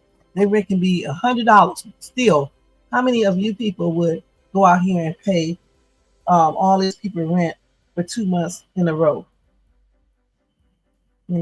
It's way more, it's better when they help other people versus just using all their money on bull crap. Okay, so I'm glad he did. I don't care how much their rent is, okay? All right, I'm not going to read this comment either, so. But I guess I will. Somebody said, how many people's rent did Trump pay for ever? Okay, because people in the comment section attacking, being racist and stuff. So that's why somebody came back and said that. Somebody said, rich black people, stop giving your money to white people and help your own people like this young man did, one of God people. Somebody said, sadly, I don't remember any blacks with money ever given to poor white people. Only white gives to everyone. Even if you disagree, it's still the truth. Now, that's a damn lie. That is a damn lie, country boy, so shut your ass up, all right? Because I'm not even rich, all right? And I'm always giving money to poor white people outside, all right? Because I live in a white area, period. The whole damn city is. And so it'd be white people standing outside, homeless and things like that. And I give a lot of their money, and I'm not even rich. So what is this person talking about? That's stupid. Other people say dumb stuff. I don't give a damn what color they are. They're homeless asking for some money. I don't care what color they are. I get them money. Now, one dude I did regret giving money to. I'm not gonna lie. It was out in Escondido. He's standing up on the curb, right, with his flag, talking about we'll work for food and money or some shit. He said. So I'm up here thinking this dude is good and straight as shit. You could tell he was racist, okay, prejudice and every damn thing else. This dude made me so mad, y'all. I'm not gonna lie. I almost took the money back, but I figured I shouldn't because it may start something up. And I got to get my weapon. And the first thing the police will ask you why you give them the money, and then take it back. So I was like, okay, forget it. So that's why I say you have to de-escalate stuff. Okay, that's why I said that. So I was in my car. I had my daughter paying him the money. He acted like he couldn't hear at first, and then finally when he started paying attention, he saw the money. He comes over there and get the money, just yanks it out of her hand. I'm not joking. He didn't even say thank you. I was like, I should tell this BITC to give me my damn money back. And I thought about it. I said, no, don't, because you know you got to have your weapon out just when you say that, right there in your pocket with your hand on the trigger, just in case. And what's the point of doing all that? You made a mistake with him. He looked like he's a racist anyway. Let's keep it real. You can't help everybody. So he can just keep the money. All right. And I'm glad it was only $5 too, because man, if it would have been more, I would have been really salty. But you can clearly tell his ass was racist and prejudiced or whatever you want to call it. And the thing about it, I'm like, if you don't like black people, but then why did you take the money from us? Okay, because if I was racist like that and prejudiced, I would have been like, I want your money. BITCH, I would have said that. Or I don't want your money. Okay. But that was a trip. I'm never gonna forget him. So I mean, that's the only person I ever thought like maybe I shouldn't even help him, here in Cali. But for the most part, I don't give a damn who asks me for money. I just help them. Okay, so you said, Schaefer, you can understand minorities can't be racist. When have minorities ever had systematic cultural and institutional support or sanction for their racial bigotry? Now you see, we can't be racist. I understand tissues. Okay, I'm not gonna argue with you guys with that. You said we can't be racist, so okay. You and Jermaine, y'all are correct. We can't be racist, okay? I'm not getting ready to argue with you, men. All right. Okay, so y'all won't hear me say that again, okay? There you go. You guys already proved your point. All right. Tissues for MAGA and Jermaine Thompson. All right. Now, so again, I think that was good that Kodak did that, okay, y'all? So that's good. Congratulations to all the people who got their rent paid for 2 months in a row. And again, thanks to kodakblack for doing that. That's great. That is great.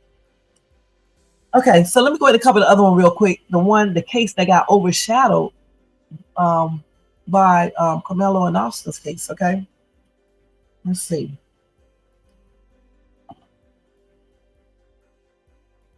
Because y'all gonna keep on going on and on with that. Hey, young Riz, what's up, what's up, what's up? So I said I believe y'all, okay? Tissues and Jermaine, I believe y'all. Y'all right. We cannot be racist, okay? Black people can't be racist. Now, y'all won't ever hear me say that again, because y'all just told me and y'all gave me some proof, so it is what it is. Okay, so this case that I'm talking about now, let me see what this person's name is. Case and Allison, that's that person that they were telling me about the other day that I didn't get a chance to look up. Let me just put his name up here. So let's see. Let me show y'all a picture of them real quick. So they got a similar case. Did y'all know about this? Let's see. This kid right here, these two right here. Did y'all know about this? Karmelo case and Austin case have overshadowed this case. All right. So let's see here what they're saying. So they said that this is another Texas murder trial involving a high school student who stabbed another. And they said it's ongoing, but has quietly flown under the radar amid the Karmelo Anthony's case. Well, we know what Anthony has been done. Let's see. So Casey Allison, who is now 21, confessed to unaliving Joe Louis Ramirez, I guess, Jr., who was 18 at the time. The 2022 incident took place in a boys' bathroom at Belton High School, according to an affidavit obtained by People.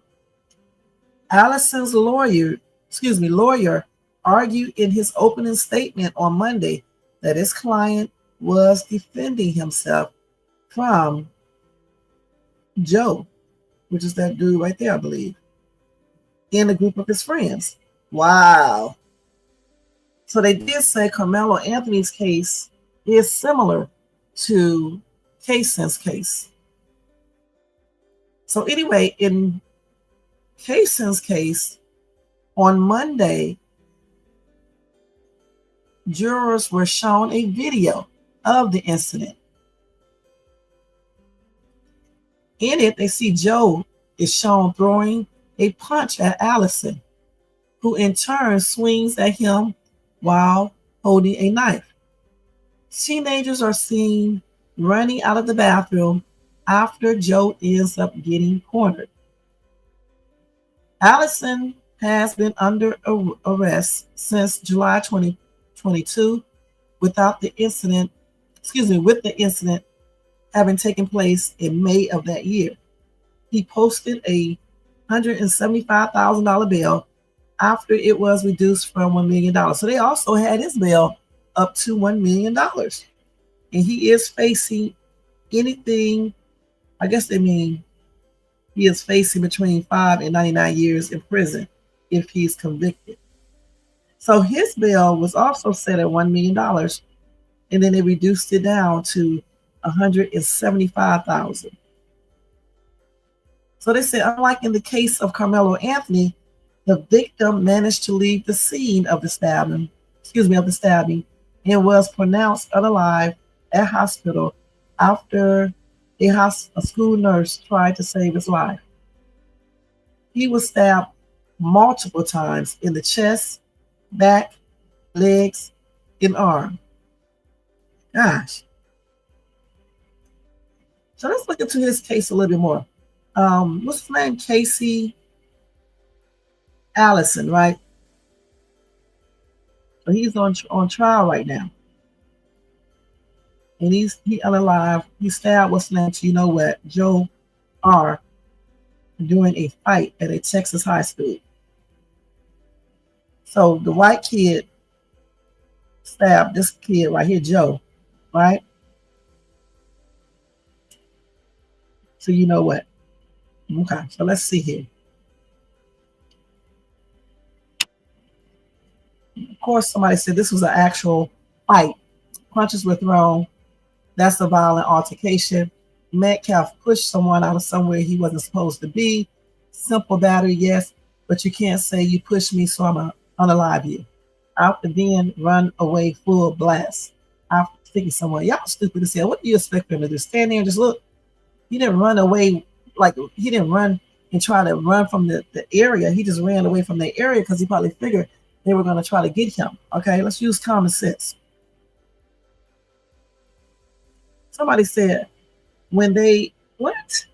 Then you run away after sticking someone when they were asking you to leave. So what? Somebody can ask you to leave. That doesn't mean you have to leave. Police tell y'all to leave all the time. Y'all ass stand around and don't leave. Okay, then she says somewhere you weren't supposed to be. He didn't supposed to be there, but he could be there. It's public. What kind of sense does that make? Dummies, we're not really mad about the bond being reduced. We are mad y'all gave this cycle $500,000 for stabbing someone in the chest for lightly pushing him. How do you know how hard he got pushed? The bond reduction was just insult to the injury at the point. But of course, y'all are obviously can only see what you want to see. Hypocrites to the letter. You should have your picture in the dictionary. You hateful little birds. I really hope that man's name is Bishop and he's not an actual bishop spreading hate. God isn't going to like that. A cage for every unclean and hateful bird and detestable animal. Okay, we're going to have to thumbs you down. Okay, and that's on everything. Somebody said, I don't even need to say anything because somebody else said it. Austin did not have the authority to make anyone move in a public place. Okay, Austin does not own the stadium. It wasn't even his school stadium. Every receipt in the place is public.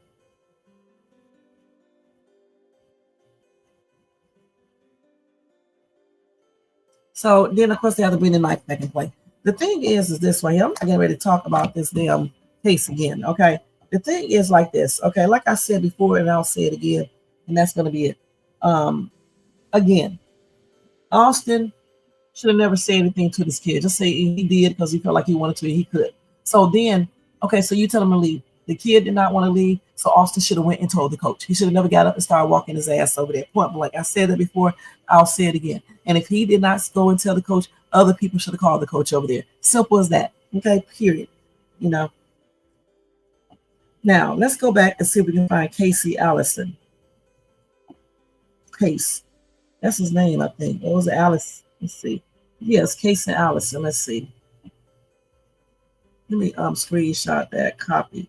Okay, because I want to see what went on right here real quick. What time is it? Okay, let me hurry up. Let's see. Paste. Let's see.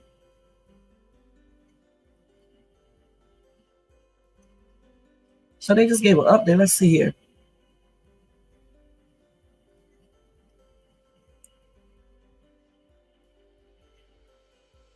What? Okay, so when it was fighting, I guess, when Casey and Joe was fighting, they claimed that Casey said he wanted slain Texas team on life support before he stabbed them. Okay? What were they fighting for in the bathroom? This damn ad. Let me go to another day. These damn people, all these ads. Oh my God. So him and that dude had some kind of tension going on. Let's see. Let's see. So the knife punctured his lung. Okay, let's see here. So they show pictures of his autopsy. And that's probably what they're going to do at what's the name's trial as well. Let's see.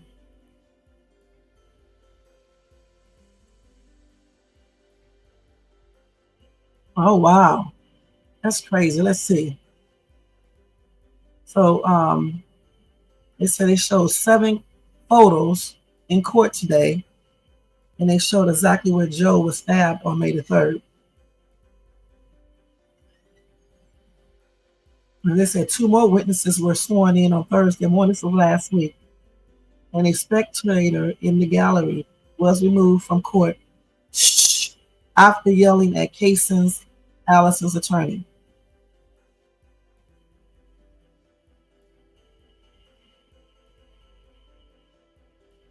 So let's see. Well, we're not going to go. This is a whole case. I'm not going to go through this case. So he claimed he did. I do not believe he was afraid. He could have left the bathroom when he saw us if he was afraid. Okay. That's why I said you got to de-escalate stuff. Man, let's see here. So they had a fight in the boys' bathroom. I just want to see exactly what happened.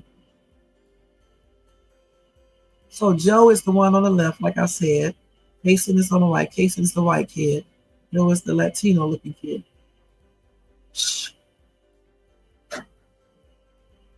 Let's see.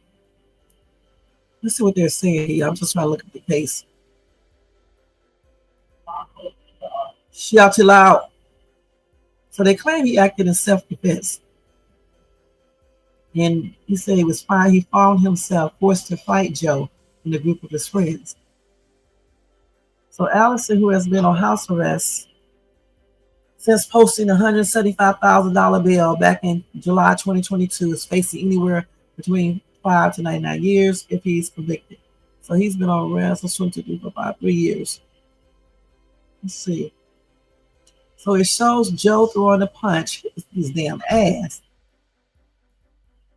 at Allison, and Allison responding by swinging at Joe with his knife in his hand. It then allegedly ends with Joe cornered before the teenagers all run out of the bathroom. So Joe was cornered. Okay. But Joe is the one, let's see. And then Allison had the knife, okay, to defend himself.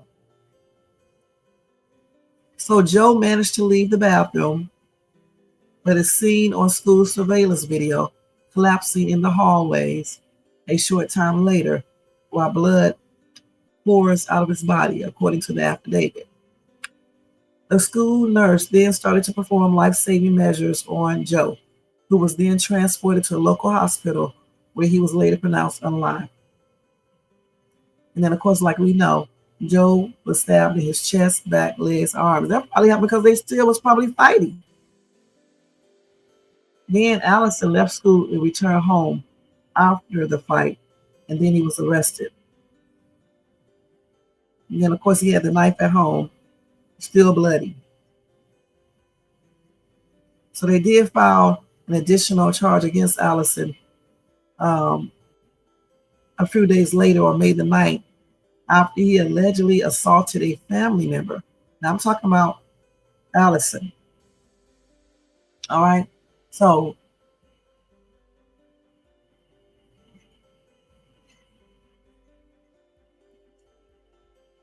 that's crazy. So this little kid, Allison, got into an altercation with a family member as well on May the 9th. And they filed additional charges on him.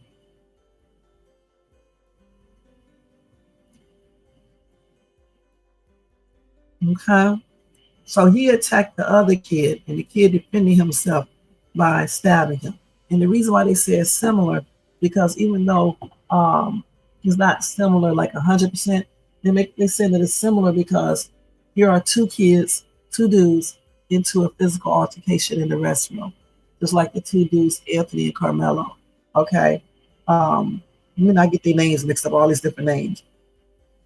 Joe is the one that was the aggressor, and Allison had a knife, and he used that knife to defend himself against Joe. Now, Joe, right? And they're saying that, Allison said Joe was not afraid. If he was afraid, he would have left the restroom. It's like people are trying to say that Karmelo wasn't afraid because he could have left, okay? That's what they're saying. But maybe he did not leave the restroom because the other kids were there, and they may not have was letting him leave. I don't know. Or maybe he wasn't trying to leave, like you said. Who knows? All I know is that when he was attacked, when Joe, let me make sure I don't get these names confused. When Joe R was attacking Allison came out with a knife. Okay, he used that knife because he claims he was in fear of his life, period. So that's what they are, that's what they're looking at. But at the same time, Allison also was charged with assault on a family member. Now, somebody says his booking picture says it all. Why did the kid have a knife on him at school in the first place? Nothing but bad intentions, and then assaulted a family member days later. Was that self-defense too? Okay, so, get into that physical altercation with his family members or member, that's not going to look too good. Okay. So,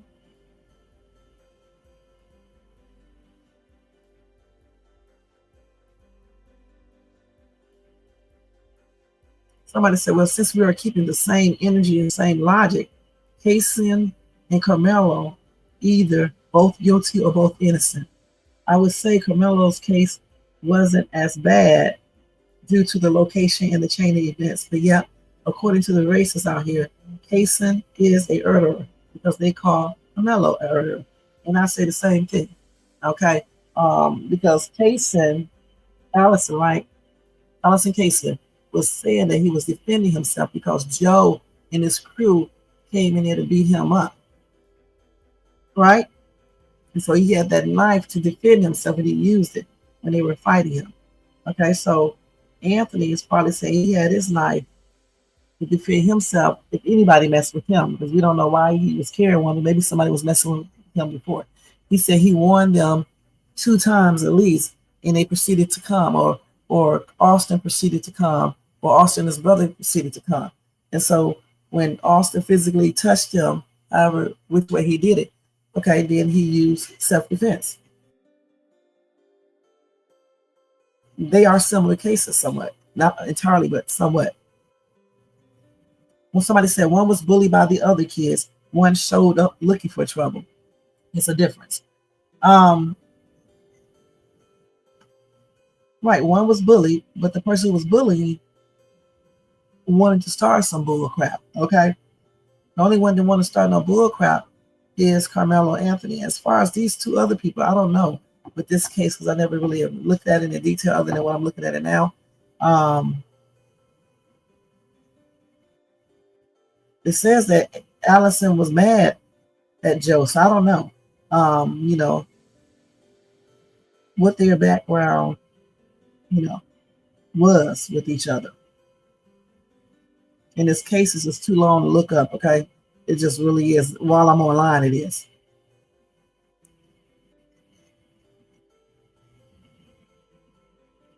Somebody said he didn't seem like he was scared, but again, I mean, you know, it doesn't mean that he wasn't scared. You know what I'm saying? I don't know. It's hard to tell. Just because somebody don't seem scared, they could still be afraid. It's hard to tell.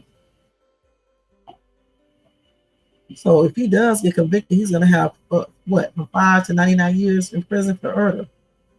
This is, last week was the 4th day of Grayson Allison trial. Let's see what is it saying now real quick. Let me type his name in here.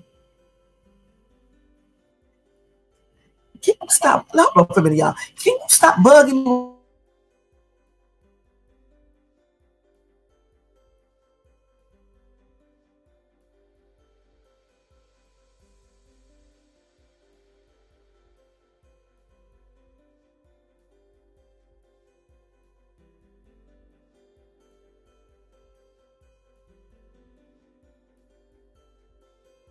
Okay, let's see. You said to make that comparison of cases, you must conveniently forgot they just fought in parking lot and Casey challenged him to fight in the bathroom. Yeah, we just talking about as far as it being two teenagers, and they just said that his case has been overlooked, you know, because of Karmelo and what's the name case. That's all they're basically saying. They're not saying that they are similar 100%. They're just saying they're similar because there's a set of kids, all right, and they both use knives. And then they both are claiming that they were bullied and things like that, okay, and scared. That's it. This is crazy. This is the same one that I'm looking at. But this boy stabbed him multiple times. That can happen if you're in a fight and you're fighting with a knife. Of course, a person can get stabbed multiple times. If one person have a knife and they're using it, you know, fighting with the knife.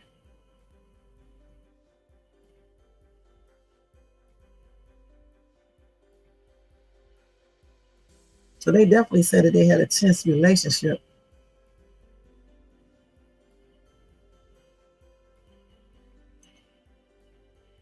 This is a trip out of the case, though. Like I said, I don't know a lot about this case because I never looked into it. But they basically, you know, just, you know, said that this case is being overlooked because of Karmelo and what's the name's case, which it is, because I never really even paid attention to it. I'm going to be perfectly honest until now.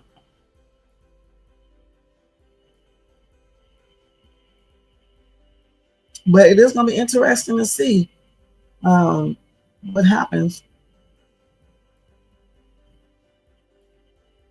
It sure is. Let's see. They had all the students there and everything. Let's see the verdict thing. So they just did this. He's still up there now. Let's see. Yeah, they're still doing testimony today.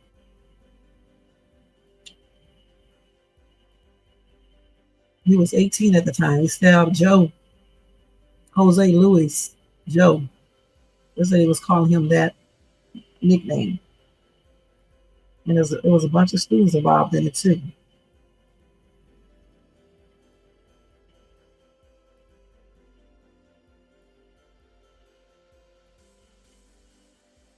Let's see what they're talking about. So they had after the prom, they had a fight. Hold on, damn this damn ad, man. Let's see, they had a hold on, y'all. This damn ad keep on coming up. We cannot look at nothing. I say search.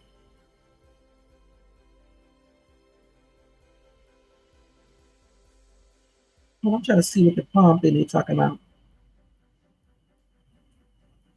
So they look, hold on, let's see. Hold on, let's see this. So Allison's friend Chris Biddle testified about a text messages exchanged with Allison, including one sent following a prom after party where a confrontation, damn thing, keep on moving, hold on y'all, happened between Allison and Joe. See what it is, they're trying to get you to pay for the site. Let me see if I can pull this damn story up somewhere, because this damn article right here, man, on Crime Online trying to make you pay for it. Goodness. Let me see if I can find it here. I'm sorry about that party. So let's see what it said on here. Maybe this is a timeline. Damn. What time is it? Okay, it's 2:30. I got to hurry up, y'all. Let's see. So this is the day of the stabbing right here. And we already know about what happened at the stabbing. Let's go on down. I want to know about that daggone fight.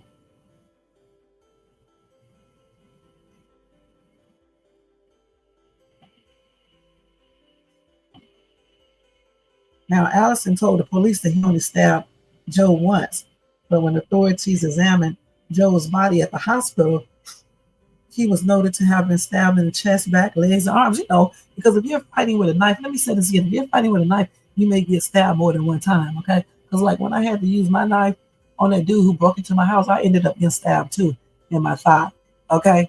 Because he was trying to take the knife from me. He couldn't get it. You get some energy, man, when you be into altercation like it ain't funny, okay? And he tried to take the knife from me. He couldn't get it out of my hand.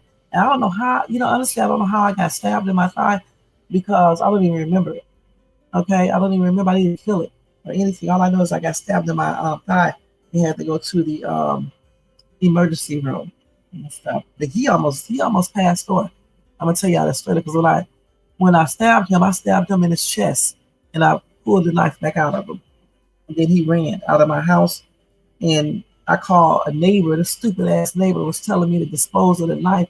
And I thought about it. I said, why would I be disposing of a knife, you moron? And so I did not do it. I called the police, and the police came and stuff. And I'm glad I did call the police. If I wouldn't have called the police, the dude would have passed on. Because what he did, the dude, ran. And when he ran and hid. Okay, he hid it in like a ditch or something. He was having internal bleeding, didn't even know it and stuff. And I'm just glad I did call the police and not listen to this idiot who I called and stuff. And they found him, and they said it was glad that I called them, and stuff. Because unlike some people, they would have got scared and did what this dude was telling me to do, and then you would have been in trouble. You know what I'm saying? Because why are you getting rid of something and not calling the police if you know that it was self-defense? That's stupid and stuff. So I called the police and stuff and everything. But yeah, I got stabbed at the same time. So when you're in a fight with a knife and you're using it, I know firsthand that you can end up stabbing somebody more than one time if you're using it back and forth because you're trying to get that person off of you. So I don't know why he lied and said he only did it once. He should just say he does not know. I think I stabbed him once, but I don't know for sure. Then that makes it look like he's just lying. So when he had his initial bond, they changed his bond twice. He was charged with assaulting a family member on May the 9th, 2022. So they added $15,000 to his bond amount. And then the second time he was indicted on an murder charge on June the 9th, 2022, when his bond was reduced from $1 million to $175,000. And let me tell you something. After all this stuff this dude did, right? Okay, even though he claims that he was doing a self-defense, he assaulted his family member, and he did this to this. He says self-defense. Okay, so he was defending himself. I'm just going with that against this dude. He stabbed him several times. He still got his bond reduced lower than Karmelo Anthony, and this is why it makes this case not 100% similar, but similar. Because why was his bond reduced to $175, but yet when Karmelo family asked for his to be reduced to $150, they wouldn't do it, and they put it up to $200,000. Okay, this dude right here, this kid had a troublesome past. Okay, there was always, I guess, into it or whatever the case is.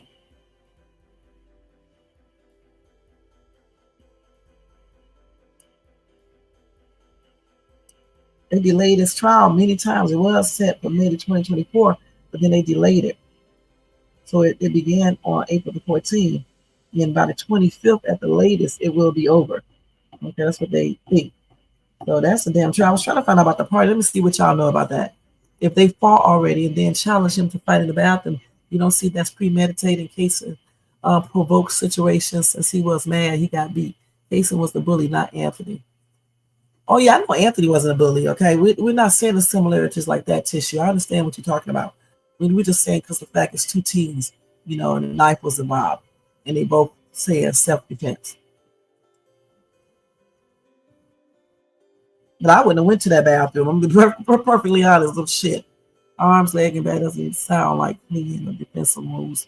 That wasn't a fight. Casey set the Spanish kid up when he asked for round 2 in the bathroom. And this is why I say we need to learn how to deflect. Because why even go to the bathroom to even be going against this kid? Damn. Because they had already fought once before. Okay? He looks like he'd probably be doing a lot of things too, Casey. And I'm just saying, looking at these pictures. I don't know because I don't know the kid. What does criminal background look like? But I know he did assault on his family member. I know that for sure.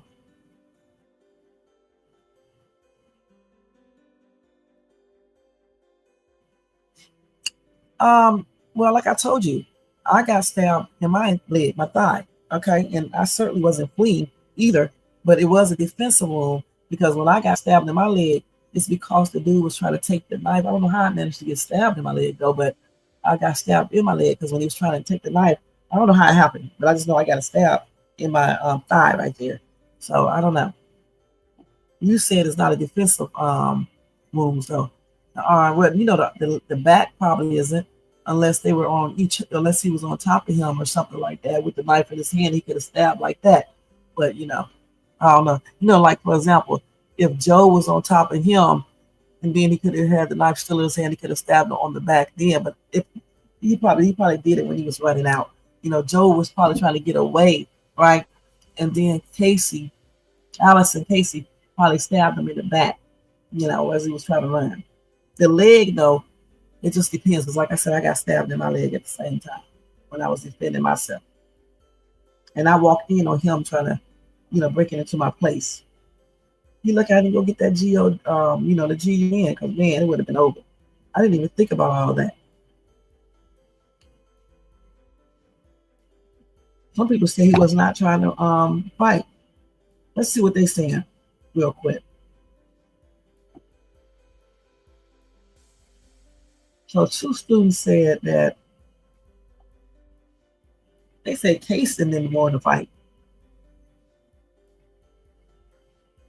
So why did he go to the bathroom? You know what, honestly. Okay, again, if you don't want to fight, why are you in the restroom?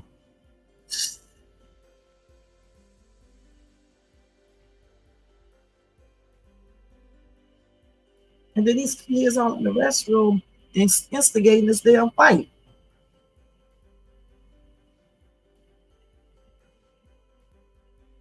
So this dude right here, who was good friends with Joe, recorded a portion of the altercation on video. So one person did try to calm down Joe moments before the fight starts. So Joe was mad too, and Casey was mad. So a friend did try to calm him down.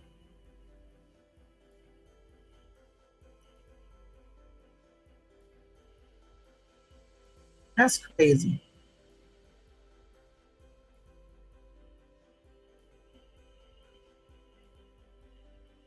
I don't know. I just wish, they should have never went in the bathroom. Okay, that's why they need to have school monitors in those restrooms and stuff. Damn. So let's see. Shamel explained that what he caught on video shows Joe taking the first swing at Allison, and then you see Allison pull out the knife before a loud scream is heard and the video cuts off. I don't even know why this kid had a knife to this. If they agreed to have a fist fight in the bathroom, well, why did Allison bring a knife? Howard asked, why he bringing knife? He should have just went in there and fought the dude back if they both agreed to meet in the restroom to fight it out. And where were the school monitors in the restroom? Whatever happened to that? Because when I used to go, my kids used to go to school, they had school bathroom monitors. And then also kids had to be back into their room within a certain amount of time. And if they weren't there, then they send the monitors or whomever, security, police, or whatever, into the bathrooms. And they did say it again, Allison did not want to fight, and that he told her he just wanted to get to graduation. And they said in the moment, it appeared Allison did not want to fight. They said Joe and his friends were known to fight. It doesn't even look like it when you look at the picture of Joe. A witness testified that Joe liked having his fights recorded, and that although the fight with Allison was planned, no one expected it to happen on school grounds. The thing about it, if these two planned the fight, okay, why did Allison bring a knife? Casey, why? That's what he effed up at. This is not something where one person just came and bullied. He probably was bullying him before. I don't know. But it's not like, he bullied him and all this stuff and blase. No. They made plans to fight in the bathroom, even though this girl said, or boy said, no one expected it to happen on school grounds. But clearly, they must have expected it to happen on school grounds because they wouldn't all be in the restroom, okay, at a specific time. Oh, wait a minute. Somebody said, no. They said it wasn't normal for Casey Allison to have a knife.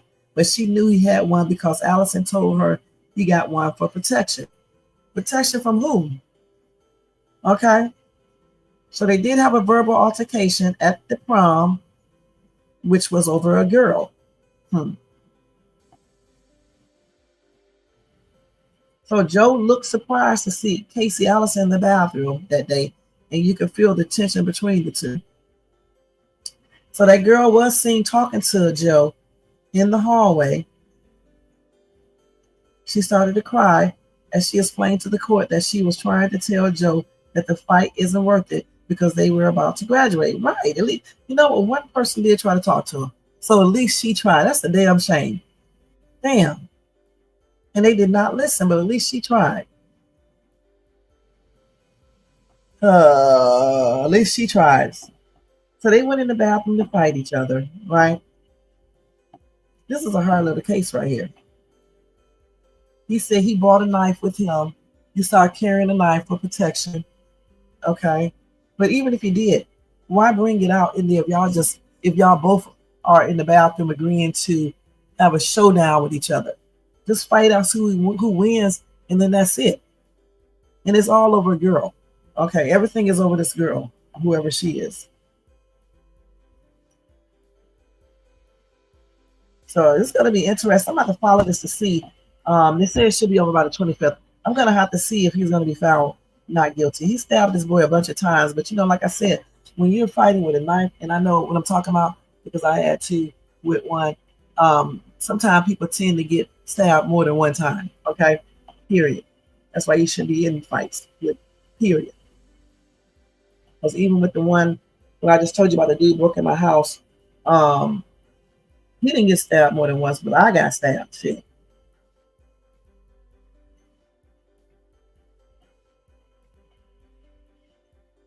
That's crazy. This whole entire case.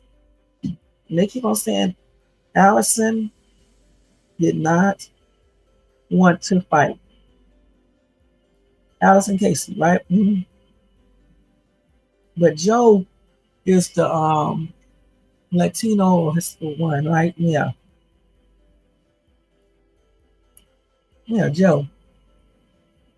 But they said Joe does not look like he wanted to fight, but you can't look at pictures and tell what people would do. Okay. Because Allison looked like he did want to fight, and then Joe looks like he did not want to fight. But their witnesses are saying that Joe wanted to fight, and they said that Allison didn't. But again, always remember this. Just because kids fight, it doesn't mean they are out here engaging in bad activities and criminal activities. They may not They just didn't like each other because of the girl and all of that. You said bathroom attendant has to be one of the worst jobs ever. Would you really want to sit there? They don't have to sit there. What they do, they come there and check every so often, to make sure no kids are in there and things like that. And what happened to the school cameras? They didn't see these kids all in the bathroom? Shit, because I know when my daughter was going to school, she was like, when they was about to beat up some girl in the bathroom, the security came in and they knew they was in the bathroom. What happened to the cameras and stuff? And this was in a really good neighborhood, affluent neighborhood, and they had cameras in that school. So what happened to all that in the schools?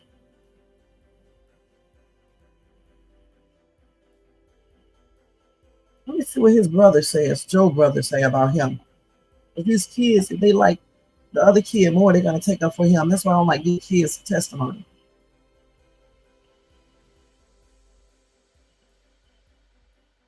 But they said Joe was in the bathroom at the time of the fight. The majority of the answers to the questions he was asked were, I don't know, or I don't remember. At one point, the defense asked him if he was traumatized, so traumatized that he blocked everything out, and he said yes.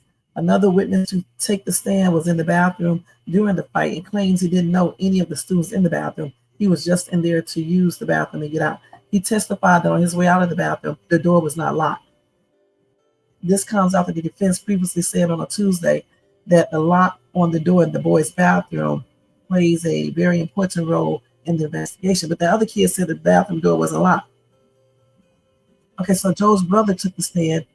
He testified that on Saturday before the fight, at an after prom party, he witnessed Casey being inappropriate with Joshua's date from afar. That's where he said Joe stepped in and there was a verbal altercation. So that's what that was all about, over a girl. So Casey, I keep on calling him Casey, but it's Kaysen. Kaysen was being inappropriate with Joshua's date from afar. That's where he said Joe stepped in and there was a verbal altercation. So Joshua is Joe's brother. So Kaysen was inappropriate with Joe's brother, Joshua's girlfriend. And so Joe stepped in and then they had a verbal altercation, still over a girl. Then he said, the brother said he was later added to a Snapchat group that contained the details of a fight. So they planned that fight. He said there was a message from Kaysen telling Joe the two would fight in West Temple Park in the woods, also sending a screenshot of the location. But Joshua also testified that Joe didn't want to fight Kaysen at the park. Okay, so hold on. He said there was a message from Kaysen telling Joe to have the fight. But Joshua testified that Joe didn't want to fight Kaysen at the park. Joshua testified that on May the 3rd, 2022, he learned about an argument in the parking lot between Kaysen and Joe. But later he headed to the bathroom to meet Joe, like he says they always do after the first period. He says he had no knowledge of a fight because the fight was still in the planning stages. They shouldn't even be planning no damn fight, okay? Let's keep that for real. Over some damn girl. After Joe took the first swing, Joe took the first swing on Kaysen. Okay. The video shows Joshua lunging toward Kaysen's friend. Joshua claims the reasoning behind that is because he saw Kaysen's friend take off his backpack and appear to head toward his brother. After the two one-on-one fights and Joe ran out of the bathroom, that's when he was cut. Joshua testified he saw blood all over the bathroom and asked Kaysen if he stabbed Joe. He then said, quote, he stands there with a knife, looks at me, and bolts out the bathroom. So then Kaysen ran out the bathroom with the knife. That's when he ran home. So during Joshua's testimony, the defense asked for a mistrial, but those requests were denied by the judge. Joshua was the last to take the stand. So on Thursday, they're going to go back up there, or they talk about Thursday or last week. Let's see. Today. This past Thursday, he took the stand again. Damn. So they went to the bathroom to scrap it out. They first planned it at the park. Then they ended up being in the bathroom together. And let me see if I got this right. Joe took the first swing. But listen to this, y'all. Hey, Drea, what's up, what's up, what's up? Joe took the first swing because Joe was still teed off about Casey, right? Casey doing something inappropriate with Joe's brother's, Joshua's girlfriend, right? So they had to finish up what they started at the after party. And they was going to finish that up at the park, but they didn't go to the park. They ended up getting into an altercation in the bathroom. And honestly, I don't feel like Allison should have been taking out a knife if they had already said they were going to fight. You know, let's keep it real, you know, if Joe's brother Joshua would have joined in, then Allison friends would have joined in too. He just said that the other boy took his backpack, that's why he joined in. So it just would have been a bunch of kids fighting. I think they should have just left it at that if they was going to squabble it out, for real.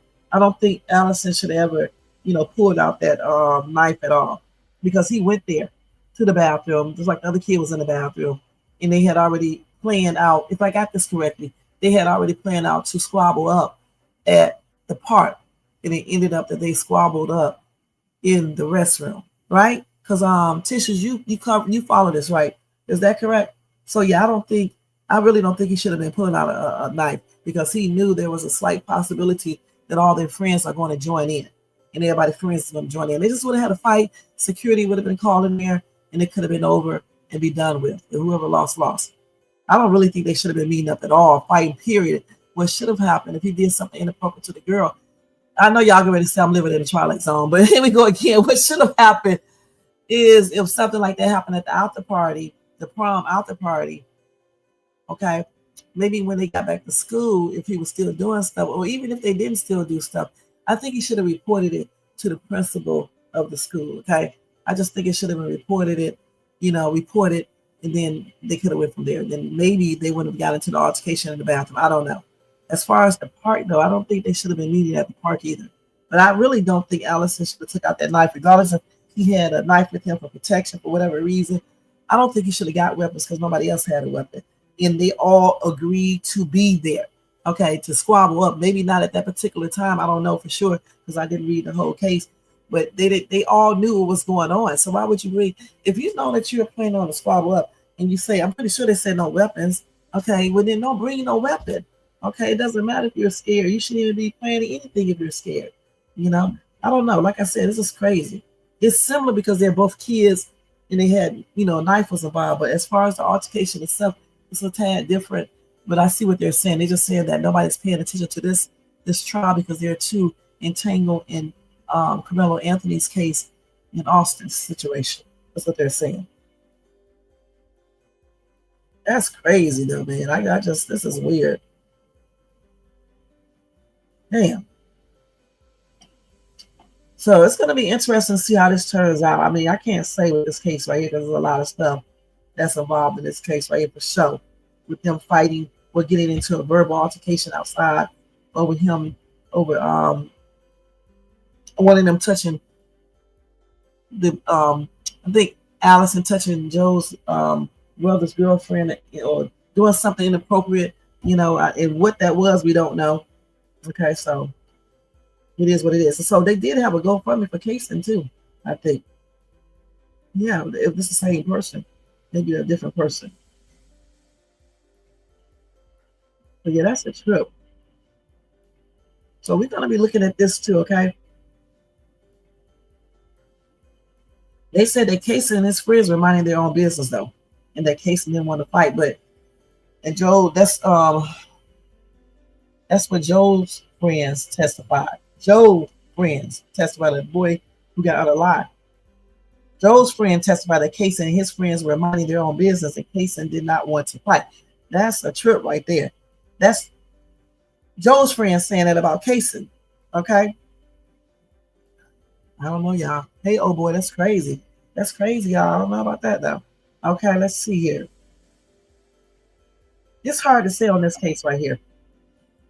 It's hard to say because if he's saying that Kaysen, Joe's friends are saying that they're saying that Kaysen did not want to fight. That says a lot right there. And then I think Joe, if I'm not mistaken, took the first swing. But again, Joe probably took the first swing because Joe was probably still teed off that Kaysen had did something inappropriate to Joe's brother. And then when he got into it with Joe, I'm calling him Joe, his name is Jose, I guess. When he got into it with Joe probably got teed off. And that's what really kicked it off. Because it was Joshua, Joe's brother, girlfriend. It was Joe's brother, girlfriend, who Kaysen was doing something inappropriate to. Okay? That's a trip. Y'all know I am talking about Jose, okay? I think that's his name, Jose, but I think they call him Joe for sure. I don't know. They got two different names. I think they call him that, or one of the two. I don't know. That's crazy, man. And again, we cannot look at these pictures because let me show you the pictures. They make it, he looking like he would probably F somebody up. Let's keep it for real. But we cannot look at these pictures to try to say who would do what. We just can't. Okay? Because this boy right here is the one who threw, I'm putting the one with the black hair is the one who threw the first punch. And then Kaysen took out that knife that he had for protection. That's what he claimed. Protection from what? I don't know, but maybe other kids, who knows? And he used it on the dude with the black hair, on Joe. Okay? And this all came from a girl. Kaysen allegedly did something inappropriate to Joe's brother's girlfriend. Okay, so there you go. So I guess they hit him up in the parking lot, in the after party, or the prom after party, and it got heated out there. Then they sent text messages, right? And then they started planning, to fight it out, to squabble up. But they were supposed to meet at the park. And then somehow they ended up doing it in the bathroom. But I still don't agree with him bringing that knife. Even if he brought the knife, I don't think he should have got it. I just don't, because if they agreed to squabble up, why even bring a knife or a weapon into it? And I don't hear any mentioning of the other kid having a weapon or anybody else. I just hear people saying that another child pulled his backpack off, and that made Joe's brother jump in it. And he started swinging, I guess, or was about to swing. And then it just really popped up off then. That's crazy.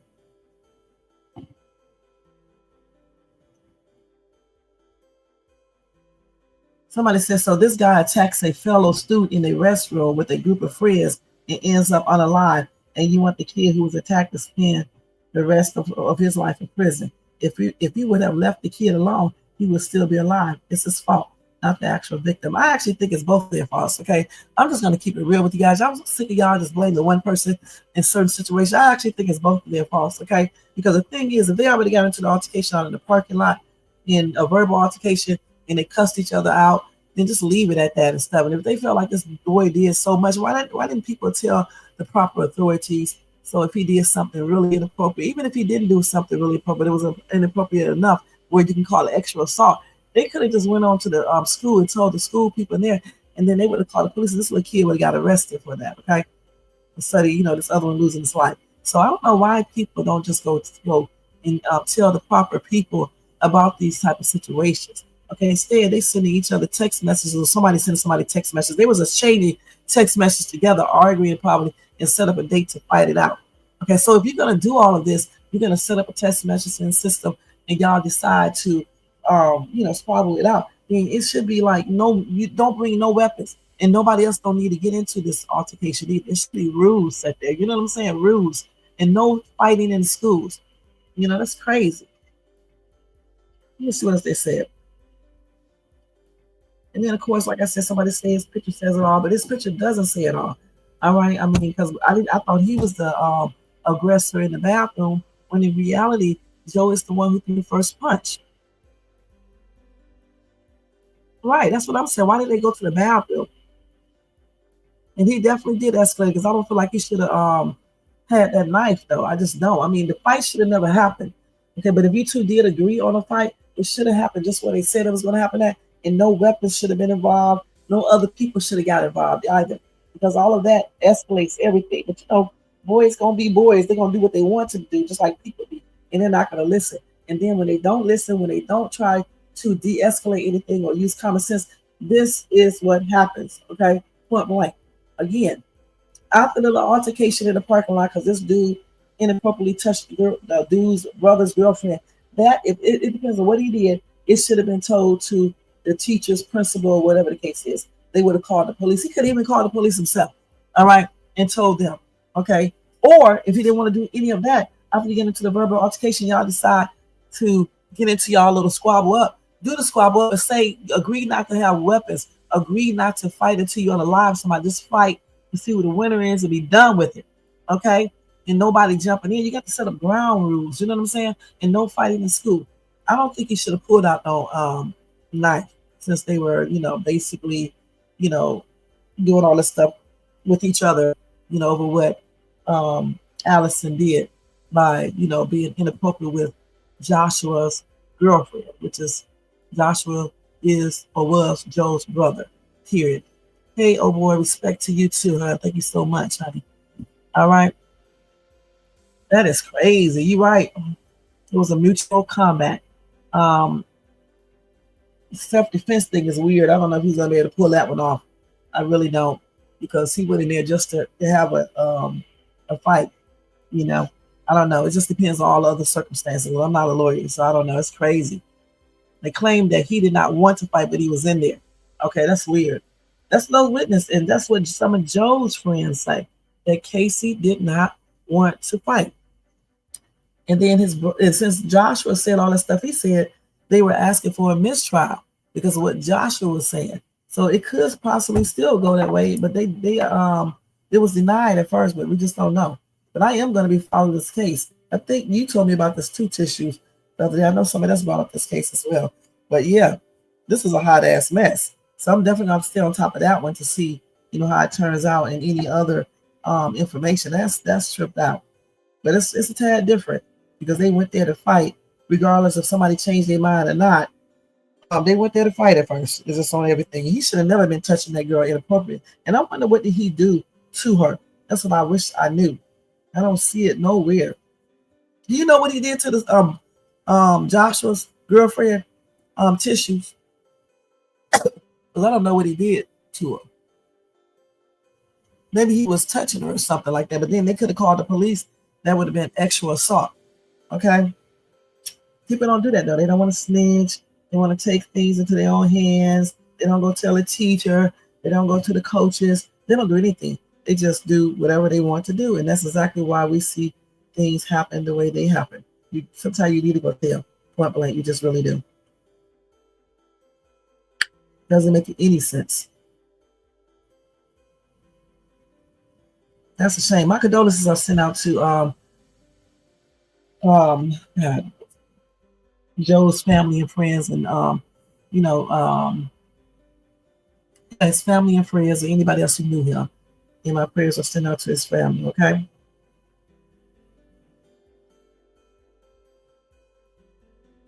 Has it? You better not has. Let me see some real quick. I don't remember paying this. Wait a minute. I gotta check something. My ass do not be staying on top of my damn account at times. I be wondering how money just magically be disappearing, and I be thinking that I made a miscalculation.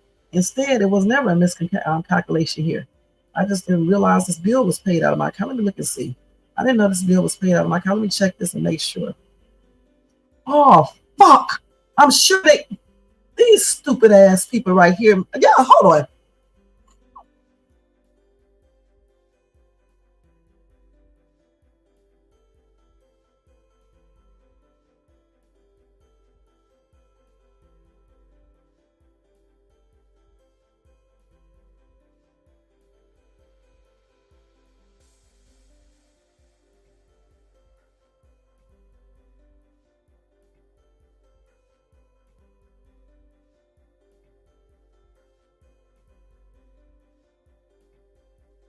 Okay, I did not realize. Okay, so let me just tell y'all straight up so y'all can know in case y'all are monetized, right?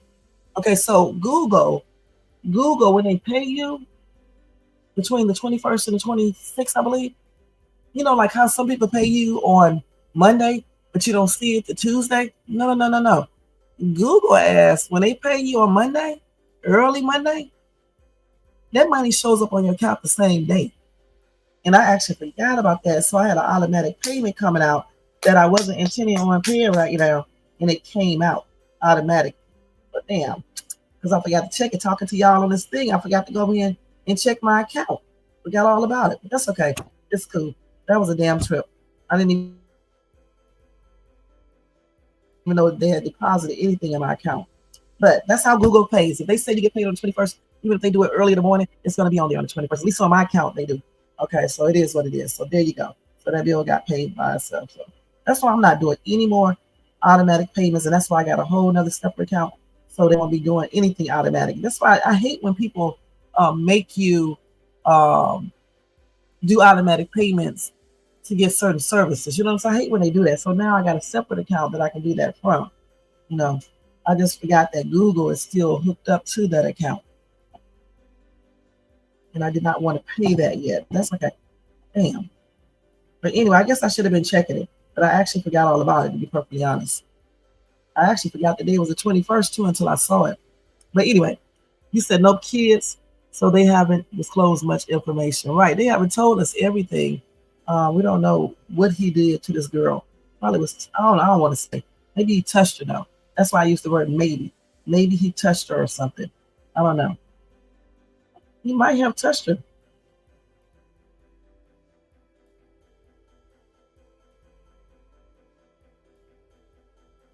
Let me see if they do this on this one because I really need to change my bank account information. Let's see if this will do that. Because I'm trying not to. Let's see if they realize that I changed my accounts. They did not realize it. They did not realize because I don't like everybody knowing my other account number, y'all. Just like my real phone number. No. When I got my new phone, I decided not to get that number out to certain people on YouTube. So let's see, we gotta do it. Y'all, can y'all believe April is almost gone? It's almost May. It's almost time to pay your mortgage and rent again. Go too quick. Okay, let's see. Let me just do this real quick, y'all. Taking care of business on this card. Hey, that's damn silly as ridiculous. Oh man, let's see. Taking care of business on this card. Let me do this real quick, y'all. It's almost messed up completely. Nope, I don't want to do that. Close this. Okay. Let's go back over here and take care of this. Hold on, because I want to make sure I take care of this right now. Because if I don't do it right now, it will not get done. Let me get some water. Hold on, y'all, for a second. Just hold on. Be patient. What time is it? Yeah, because I got to get off here in a minute. I got to go ahead and put on my clothes. 30 more minutes, and that's going to be because I got to go to work at 4. And then I'll come home and do this reaction video. If I don't do it before I leave, and then I'll go ahead and do some more decorating in my house and unpacking. Okay, so let's transfer this over.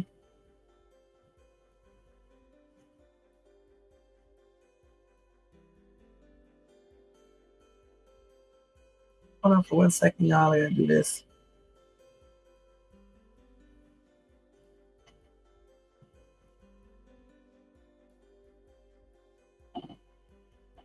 All right, I had to put that back. Okay, now that's straight. I got it straight. Hey. Yeah. Okay, I got that straight now. This, let me think. What did I do over here? Oh, let me transfer one more thing. Hold on, y'all. Let me transfer one more thing before I forget.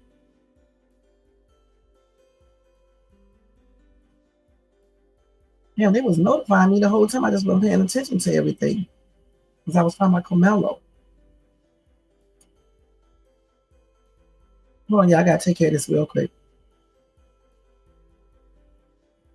got to take care of business. Doesn't matter if you're online or not. Just hold on. Got that straight down. Let me make sure this is right. And then I'll take care of the other business later on tonight. And there you go. It's there. I forgot what did I do earlier. But anyway, yeah. Oh, gosh. So, like I said, I'll stay on top of Casey Allison, right? Casey Allison, case, as well as it probably won't be too much happening with Austin and Karmelo stuff, besides people doing racist stuff online and saying racist stuff. But of course, I'll let y'all, you guys know about that. But I'll stay on top of this other case because I didn't know anything about it. And I'm probably going to try to look up some more information while I'm out working to see some more stuff about that. Because I know people were telling me to look it up, but I never did get a chance to. But I got it right here. I think this is his right here. No, this is not Casey. Let me go over here and get his case so I won't forget. Casey Allison. Casey Allison. He got a a GoFundMe too, I believe. So this crime thing, I don't want to do it on crime thing because they keep on making me do all this weird stuff. Let me save this so I can remember it. Let's save it on the timeline. Let's save it on here. If they don't have no ads coming up. So I can remember to go back over it, okay? And then we're just going to switch from that right there. But as far as this case, I just hope justice is served. I don't know if it was truly self-defense or not because I wasn't there. I'm not a lawyer. It doesn't sound like it, but I don't know for sure. Okay, again. All right, but definitely with Karmelo Anthony, I do believe it is a self-defense. I wasn't there either, but I just believe it was. Deep down inside, I believe it really was, even though I still say that all these things, including with this other case right here, it could have been de-escalated, okay, point blank. That's what I think. All right, so let's go ahead and move on. Let's go ahead and look at this Diddy news that I have, because I have to cover whatever I tell you guys I have to cover it. I have to definitely cover it. You don't want to do no clickbait over here. And thank you to everybody for staying and watching and listening out too, even when you don't agree with Shades too. It's cool. But anyway, this is the last one right here. I think this is Diddy. I got to tell y'all about lildurk, but that'll be real quick.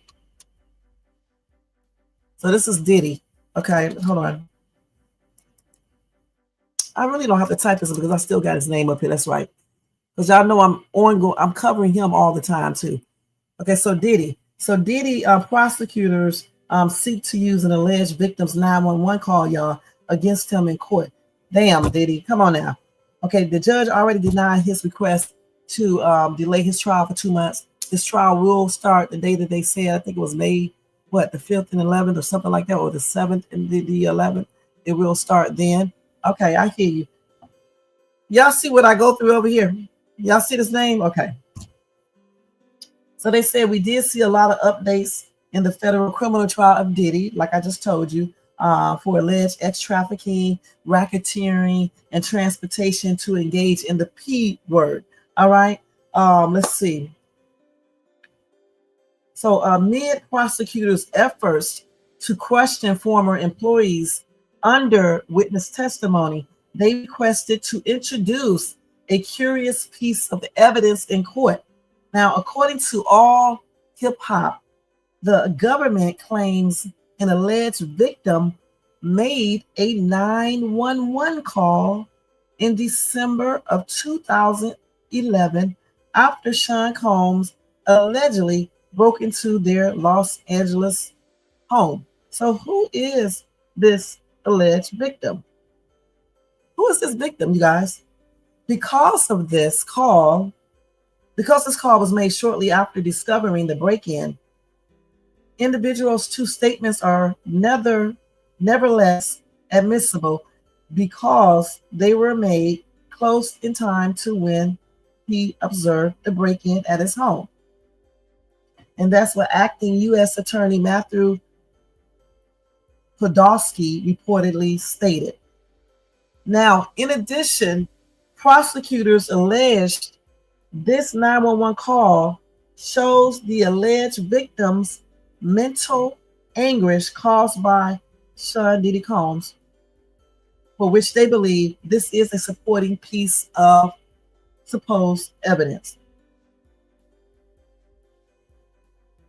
Now, they also plan to introduce testimony and communicative exchanges from Sean Diddy Combs' former employees, bodyguards, personal assistants, and more, plus alleged text messages and recorded material. Now, they say we will see how Judge Aaron Submarinian rules on these matters.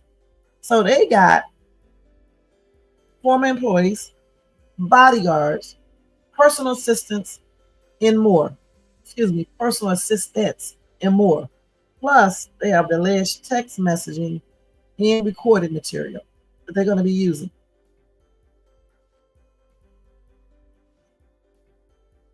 And they have actual testimony. Well, Diddy, you got a lot of stuff here, honey. And well, Jermaine, I hope what you said is true. You said all lies. I don't know, Kim. I'm getting ready to look on my phone in a minute to see.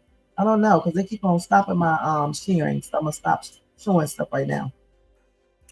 So yeah, jury selection is on May the 5th. And opening statements will be a week later.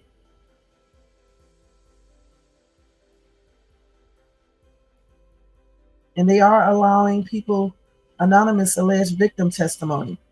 And in order for Cassidy to hand over her memoir drafts to the defense. They said, speaking of witnesses, both sides also attempted to block the other's expert witness from receiving admission to court proceedings. So at the trial, the government anticipate introducing multiple statements made by the defendant's employees. Okay, they're going to have exhibits, okay, like text messages sent by the defendant's employees and recordings of the defendant's employees. Okay, and then they're going to have testimony of the witnesses, and they're going to cover many different topics, but they all center around the employee's core job responsibilities of serving the defendant. So I hope that he did not have these people doing anything illegal. Okay, for his sake. So anyway, they did request the court to block Diddy's team motion to offer prior statements about his character. Now, the alleged political nature of the accusations against him in other moves, they believe could, I cannot even pronounce this word, man. Let me see how you pronounce this. Obfuscate the facts of the case. I don't know why they just don't use basic words. Okay, what the hell does that mean? But as we have seen, that is a two-way street. So we will see how the court balances things out. So let's check out what this word means, because I bet you some of you guys don't know what it means. Let's see. Copy. Let me see what else they got here. Okay. Let me read these witnesses. I mean, not witnesses. Shit. Let me read some of these comments real quick. Somebody said fake. Oh, Tim said fake false. There's no evidence. They never reported anything to the police. So again, these fake 911 calls, I'm very smart just trying to lock a black man up for no reason. They did Bill Cosby the same way. There was no evidence against Bill Cosby. Then somebody said, no, he guilty as hell. And I guess he means fake calls. Okay, let's see it. Somebody said he's disgusting. Those stupid looking clothes. Right in prison, did he? Okay. Y'all so crazy. Somebody said time is moving forward fast. Diddy is going to start panicking and feeling powerless. So he's going to start firing his lawyers again to feel powerful.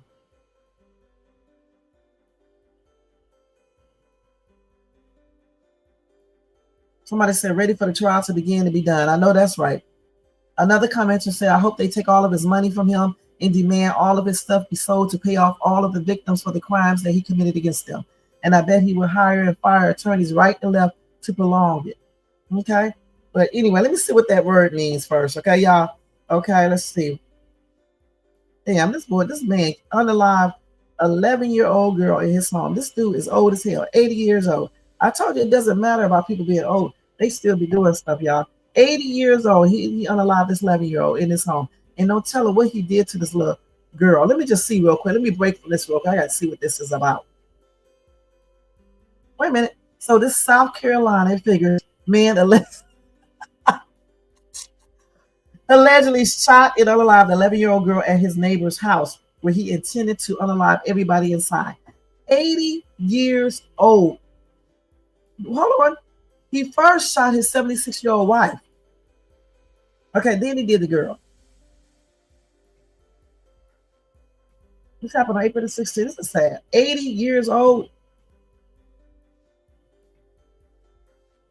He had an assault rifle. And he actually stood there when the police came. He told them what he did.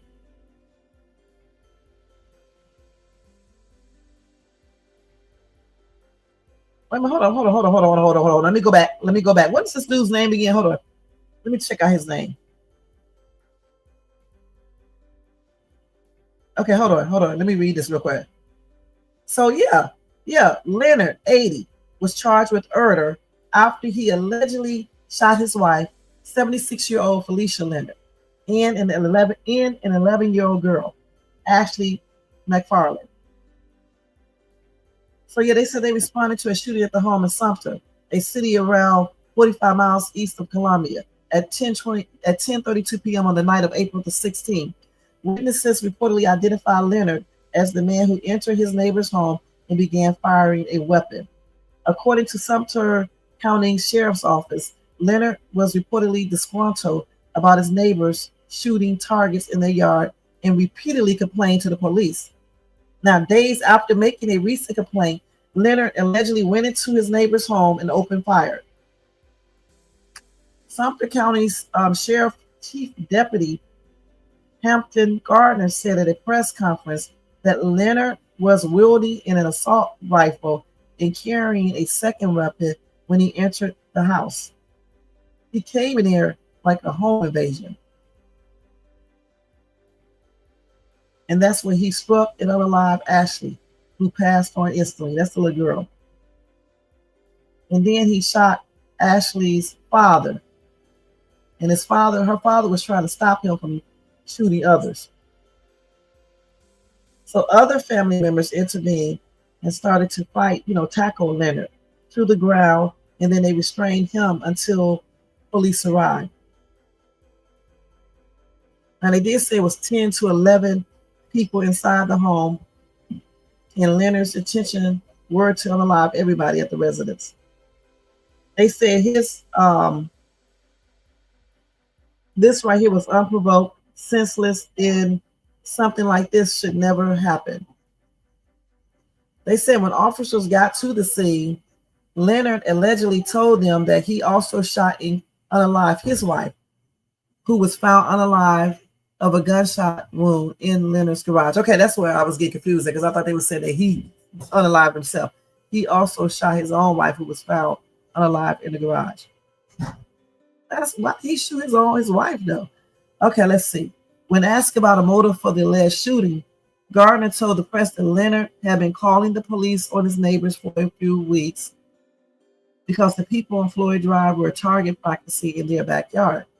He confirmed that they weren't breaking any laws and that they were nowhere near Leonard's property. Gardner stated that no other neighbors complained about the target practice. After confronting his neighbors many times and calling the police on them, Leonard was charged with breach of peace on April the 14th, according to reports by local NBC affiliate WIS. Gardner said that Leonard's motive for the alleged murder of his wife was not clear. He stated during the press conference that Leonard was not suffering from dementia or any other mental illness. So they did take Leonard to the hospital, treated for injuries from being restrained by his neighbors, and eventually booked into Sumter Lee Regional Detention Center. He was charged with several felonies, including 2 counts of murder and 7 counts of attempted murder. During his first court appearance on April the 18th, which was the other day, a judge ordered that he be held without bond due to the severity of the charges. He reportedly has another hearing set for June the 6th. That is crazy. This damn man is almost ready for a coffin, and he out here alive and people are doing the most. That is sad, man. Let me show y'all this man. I don't want to show the little girl. That's why I didn't show y'all before. Let me see if I can hide the little. Let me do it like this. I know how to do it. This is sad, man. Let me do this to it. I want to show y'all this man. 80 years old and still don't have no sense.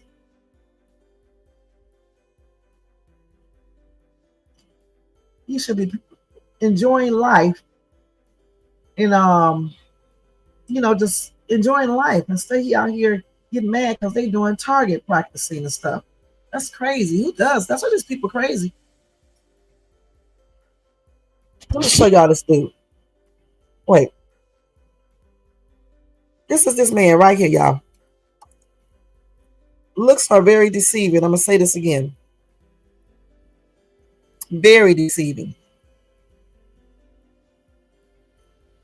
And this is an murderer, okay? Just so y'all can know that.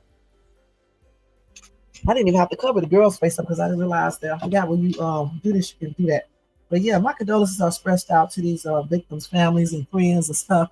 And my prayers are extending out, to them as well. This is a big tragedy, I don't understand why Leonard felt like he needed to do this. Once again, Leonard did something he should have done, point blank. I mean, he got that mad about them doing target practicing that he decided to go over there and unalive. He wanted to unalive the whole entire family, but he unalived the daughter over there and his wife, and I believe another person, if I'm not mistaken, and shot another person. The thing is, though, it's unacceptable, guys. It just is. I mean, what's wrong with it? What is wrong with these people? Why did he feel like he needed to do this? Period. He just barged into their home like home invasion, and he shot them. Shot the little girl first. What would possess you to shoot a little girl, a kid? And then they said this was non-provoked. I gotta hit it now, y'all. Non-provoked or anything. They just went over there and just unalive these people. It does not even make any sense, you guys. It really doesn't. I hope justice is served on this old ass, because he is too old to be doing all this stuff. What was that? Now let me tell y'all what that word meant, because that is crazy. It just came up with my phone. I had to tell you guys about that because that does not make any sense. Hold on. And then we are getting ready to get out of here because I think I covered everything. That is sad, man. Oh, let's see what that means. So first, let's see how you say it. Oh, I said it right. Obfuscate. I think I said. I may have said. Oh, no, I think I did say opposite. Obfuscate. I think I did say that. Listen. Obfuscate. I think I did say that. So that means, let's see, to render is unclear or unintelligible. Let's see another thing. Let's see. So it says to make something less clear and harder to understand, especially intentionally. So that's what that article or whatever I was reading, that's what they were talking about in the Diddy's case, right? So now when we hear that word, we would know exactly what they mean. Period. We would know. Let's see. Yeah, I think we was talking about Diddy's case when they used that word, because I was like, they should just learn how to use simple words. Let's see. How do I think it was something to a Diddy.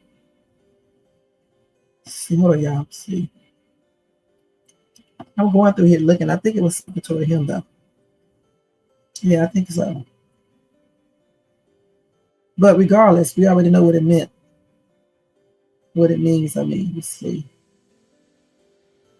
Because I don't see it here right now. But I think I was talking about Diddy.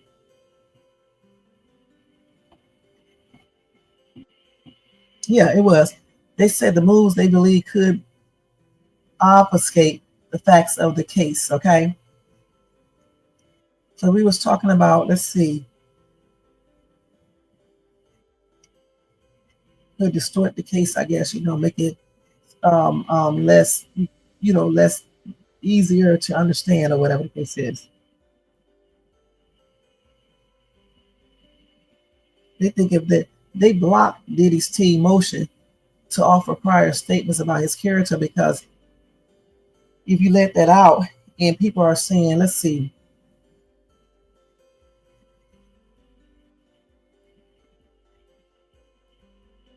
Yeah, because Diddy's team, if he was able to allow statements about his character, they're going to all be good statements, okay?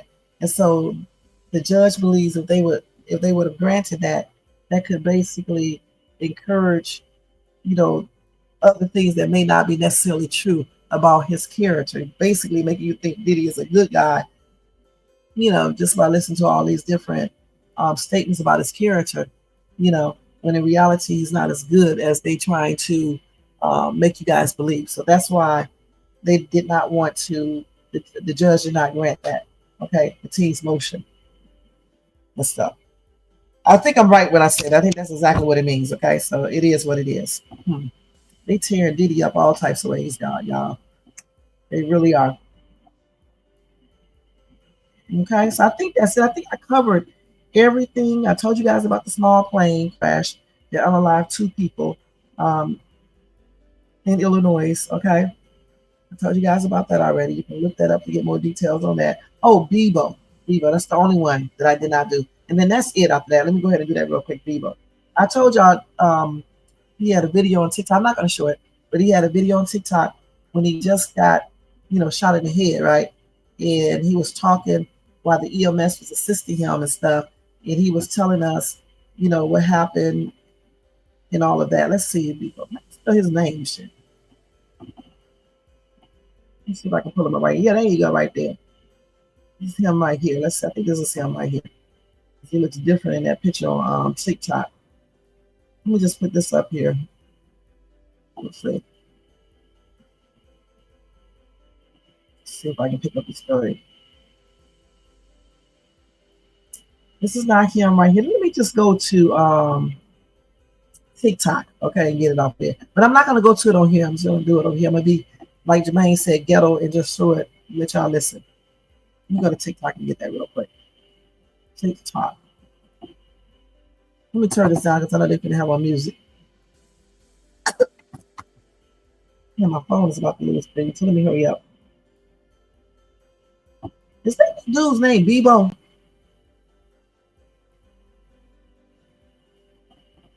Let me see if I pull up the right thing. Let me get his actual damn name right. I don't think it is. Let me go look on my page and get it. I don't know why I didn't just save the actual TikTok. I just screenshotted it. Excuse me, y'all. Let me see. Let's go over here and look and see.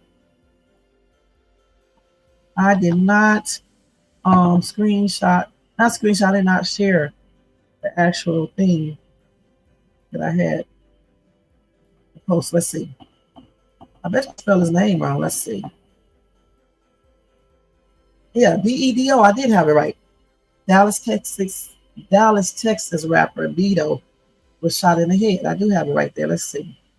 So let's see. Go back to TikTok. I know I spelled it right. I just had to make sure. Oh, I got Bebo, girl. You know how to damn type. You don't know how to type, girl. Hold on, y'all. Let me get it real quick. Let's see.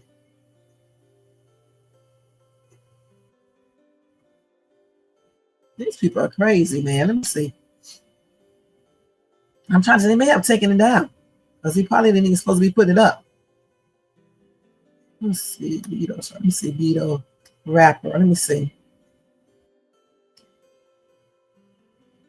I don't see anything on here. Is this today? Yeah, we can hear this one. Let me turn this damn music down. Let's see if we can listen to this. Wait, I got the damn mute thing on. Oh, yeah, they got it, but I'm not going to show it on my channel. I'll just let y'all listen to it.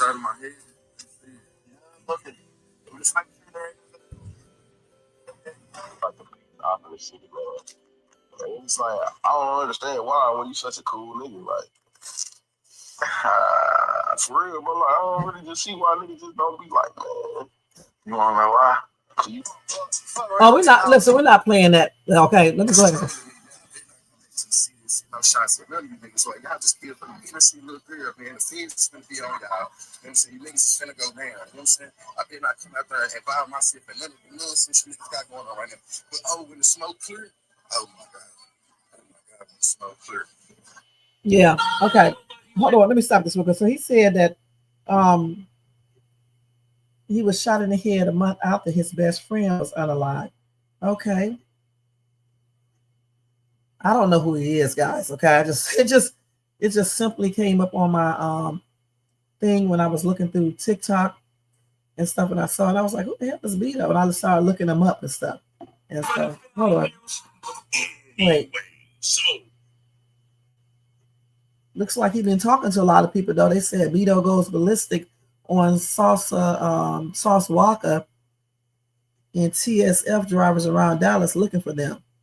Okay, so it looked like he was into a lot of this stuff. They call him an op. I don't know. I don't know anything about him. But just to let y'all know, he did get shot. I don't see many articles on him. Certainly not on the regular thing. It may be, but I can pull up any of them. Yeah, that's the only thing I see on this dude. And they took down the actual video because like I said, I screenshotted that. But they took down the actual video that he did. But that dude right there just showed part of, not the whole thing, where he was laying on, the ground or the stretcher or whatever the case is. And they were assisting him because I watched it. I really did. I watched the entire video and stuff. And then shared. I think I had shared it to myself, but I think I deleted it, or either I didn't share it. But yeah.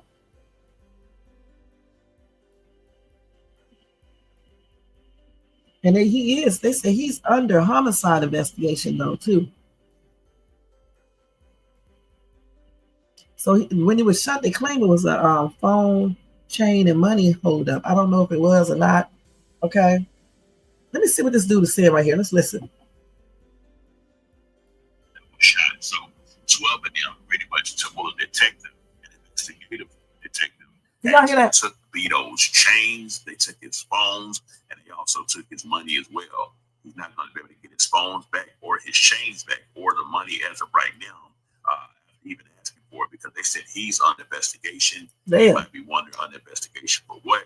Allegedly, he's under some investigation for some homicide. So he's under a homicide investigation, even though he's the one that was actually shot, right? So I'm gonna actually play the video for y'all. We ain't gonna see the video over here. Y'all can look at yourself. Right. So first of all right, Tisha, I'm ready to get out of here too. Thank you so much for being here, hon. I appreciate you. Jury and money is being held for investigation. 12 Hold on.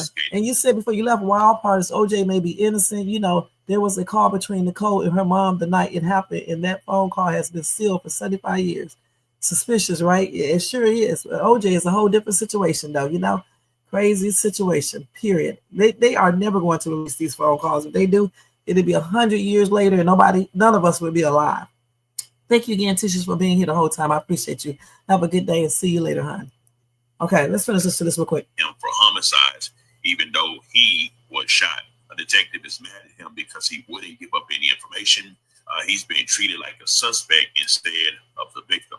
And of course, here says, we'll just get to that later. But anyway, let me just play the video for y'all so y'all can kind of hear things kind of piece together for yourself. 1 second.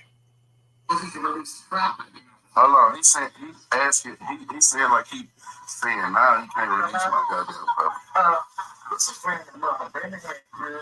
I'm not worried about y'all. That's Beto. I'm still alive. Third time you get in the head, I'm still. Damn, you done been shot 3 times in the head. And of course, they get some monitors. Somebody's investigation. How's that investigating me? Well, the jailer was in the hospital. The hospital was on my phone. Yeah, it was on my neck. Like, you got blood on there and everything. Yeah, I want a phone. Which they killing everybody. Nigga trivial victim. My son's stomach. Nigga trivial victim. My son's stomach. Can y'all hear that pretty good? That's my jury evidence. You want to know how the jury is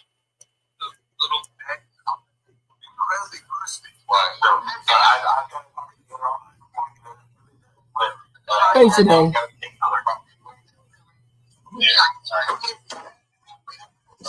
Well, y'all, I swear to God, I hate these niggas. Y'all took all my money, I take all my shit every time, bro. Blood. Damn, they don't give him his stuff back. Just think about it. Vito supposed to be laying down right now because he got shot in the head. He didn't supposed to be laying down. It wasn't his time. But he's sitting up in bed. I've got mad. You know what I'm talking about? Anyways.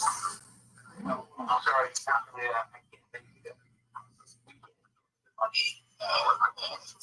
So how do y'all expect my son to live if you can find his stuff? So at this time, it looks like Vito's mama is trying to tell the detective or whoever it is that's handling the jury and his money and stuff. She's trying to say anything that she potentially possibly can in order to try to get the jury back and the money back. Because if you just take somebody's money, like how are they supposed to live, period, right?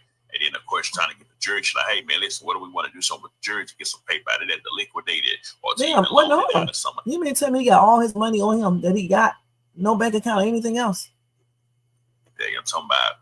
But of course, they're saying that they can't give him none of that because he's under homicide investigation. Weak ass niggas, bro. They took my jury, told me that's evidence. It's prop. They got this prop. And that's like they got it. They got it, but they didn't take it to it with the evidence. He got it.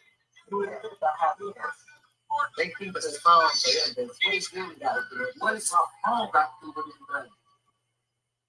Yeah, we're going to turn affairs tomorrow. But I already went to turn affairs. They really don't do nothing. No, you ain't really did much.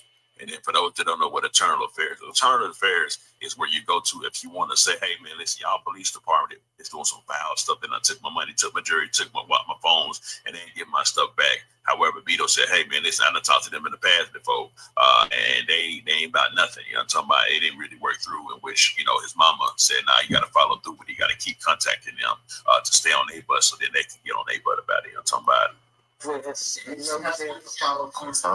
You didn't follow through. All right. Have my under investigation for a fucking murder that they already found the fucking killer.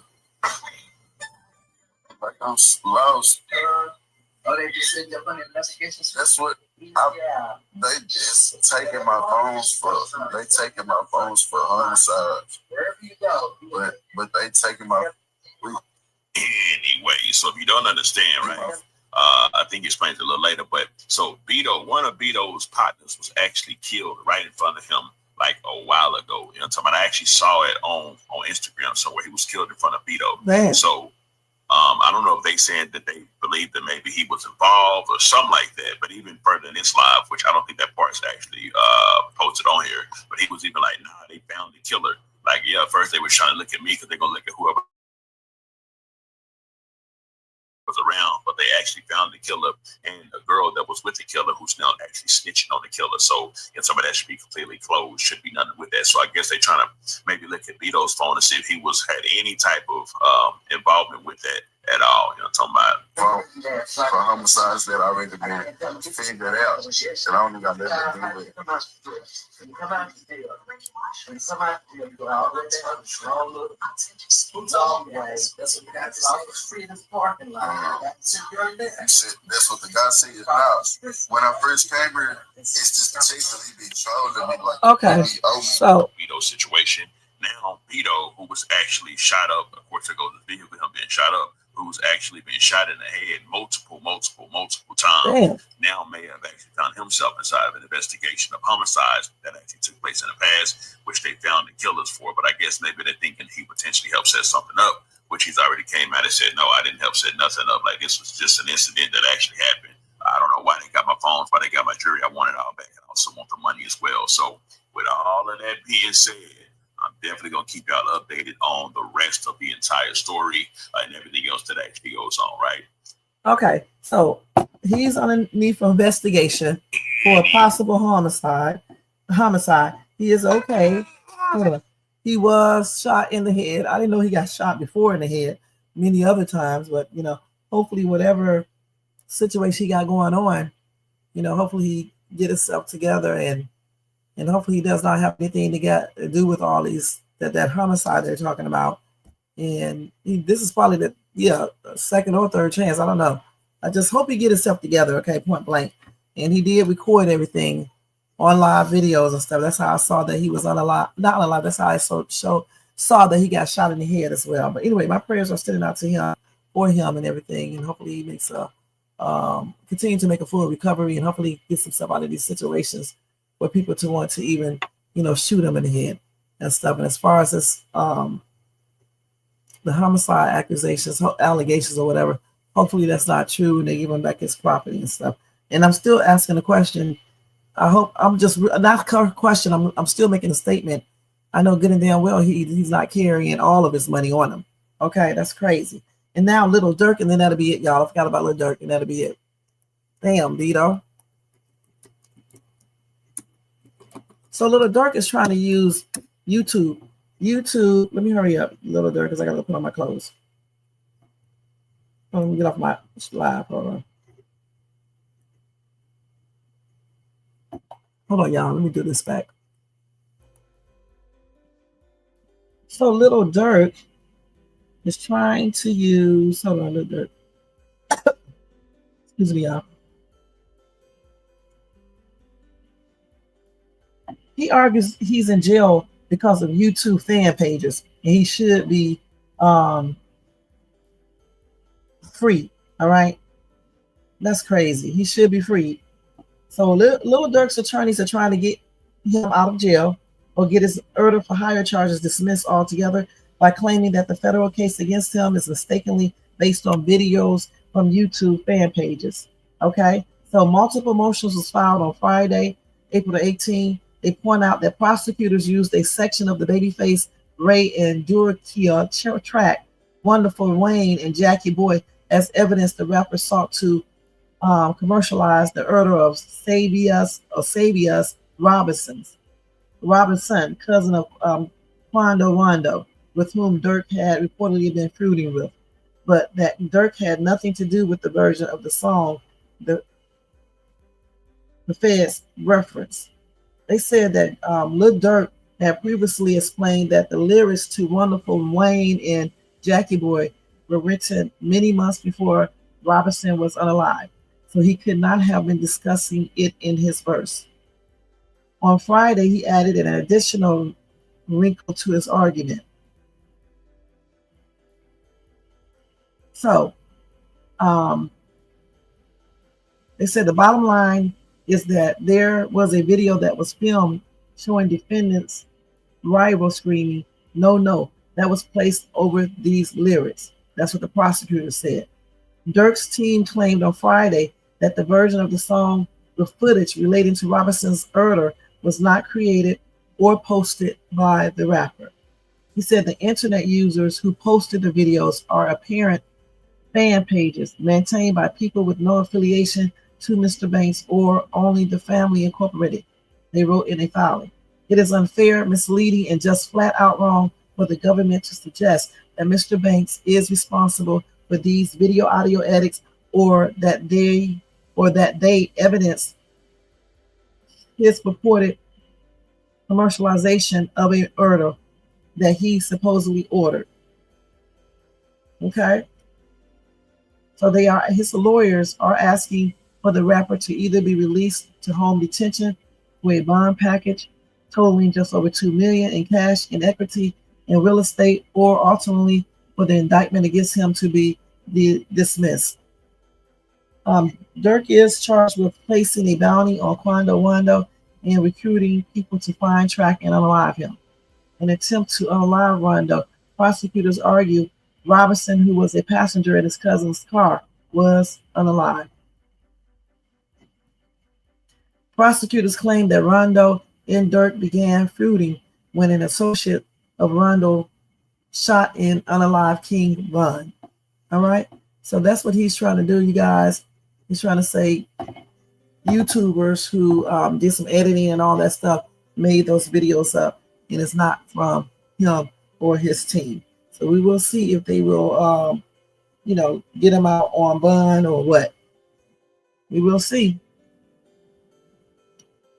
He claimed he did not do it. He claimed that fans made those pages up. So you just never know, guys. You just never know. Hold on for a second. I don't know. Put my phone on charger. All right, guys. Thank you so much for listening in. It was a lot of stuff we just covered. That was about Lil Durk, as I just said. I forgot to put the banner up. Let me just repeat what I just said.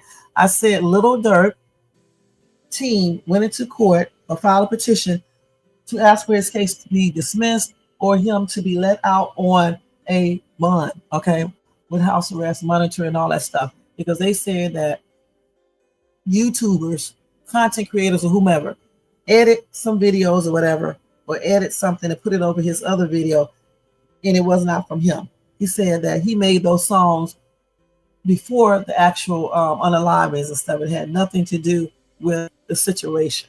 Okay, so that's what his team is arguing, if I remember that correctly and stuff. So we're gonna see if they are going to the judge is going to grant this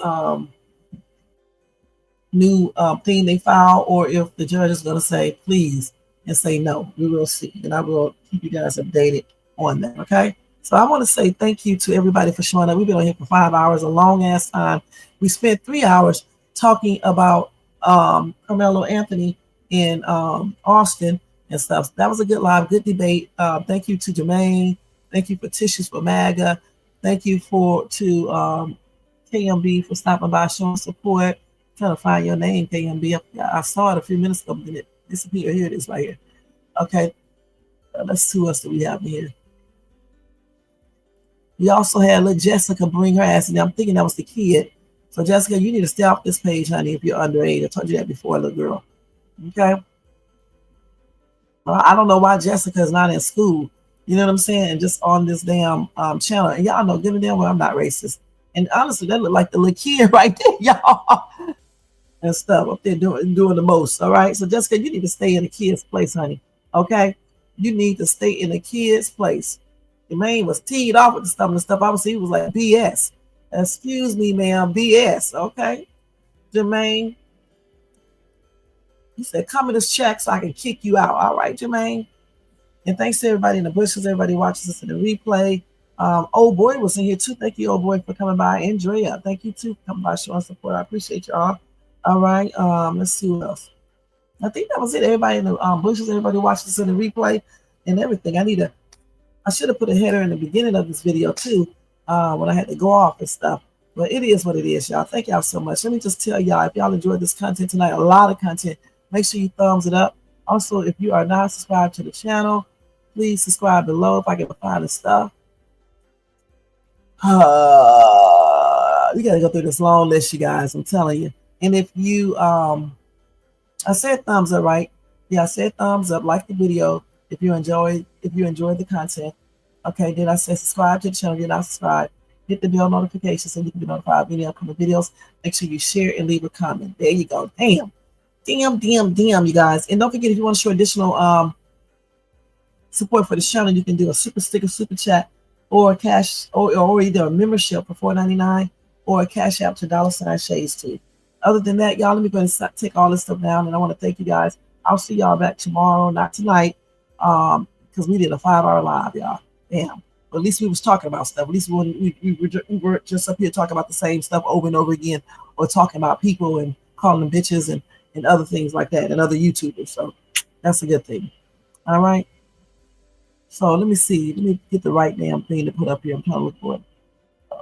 Hold on, y'all. Not this. So we can put that up there, okay? And then put this one up here. And there you go. And then the last one is this right here. All right, y'all. Have a good night. Happy and blessed Monday. And I'll see y'all in my next video. Make sure you check out my reaction videos posted sometime tonight. And Check out my shorts. Check out my newest shorts when I put them up too. And thank you so much. Thank you, Jermaine, for saying good lie. And it was a good debate with you and what's his name? With you and Tissues. All right, thank y'all, Tissue and Jermaine, for that awesome debate today. Okay, I appreciate y'all too. Thank you, Jermaine.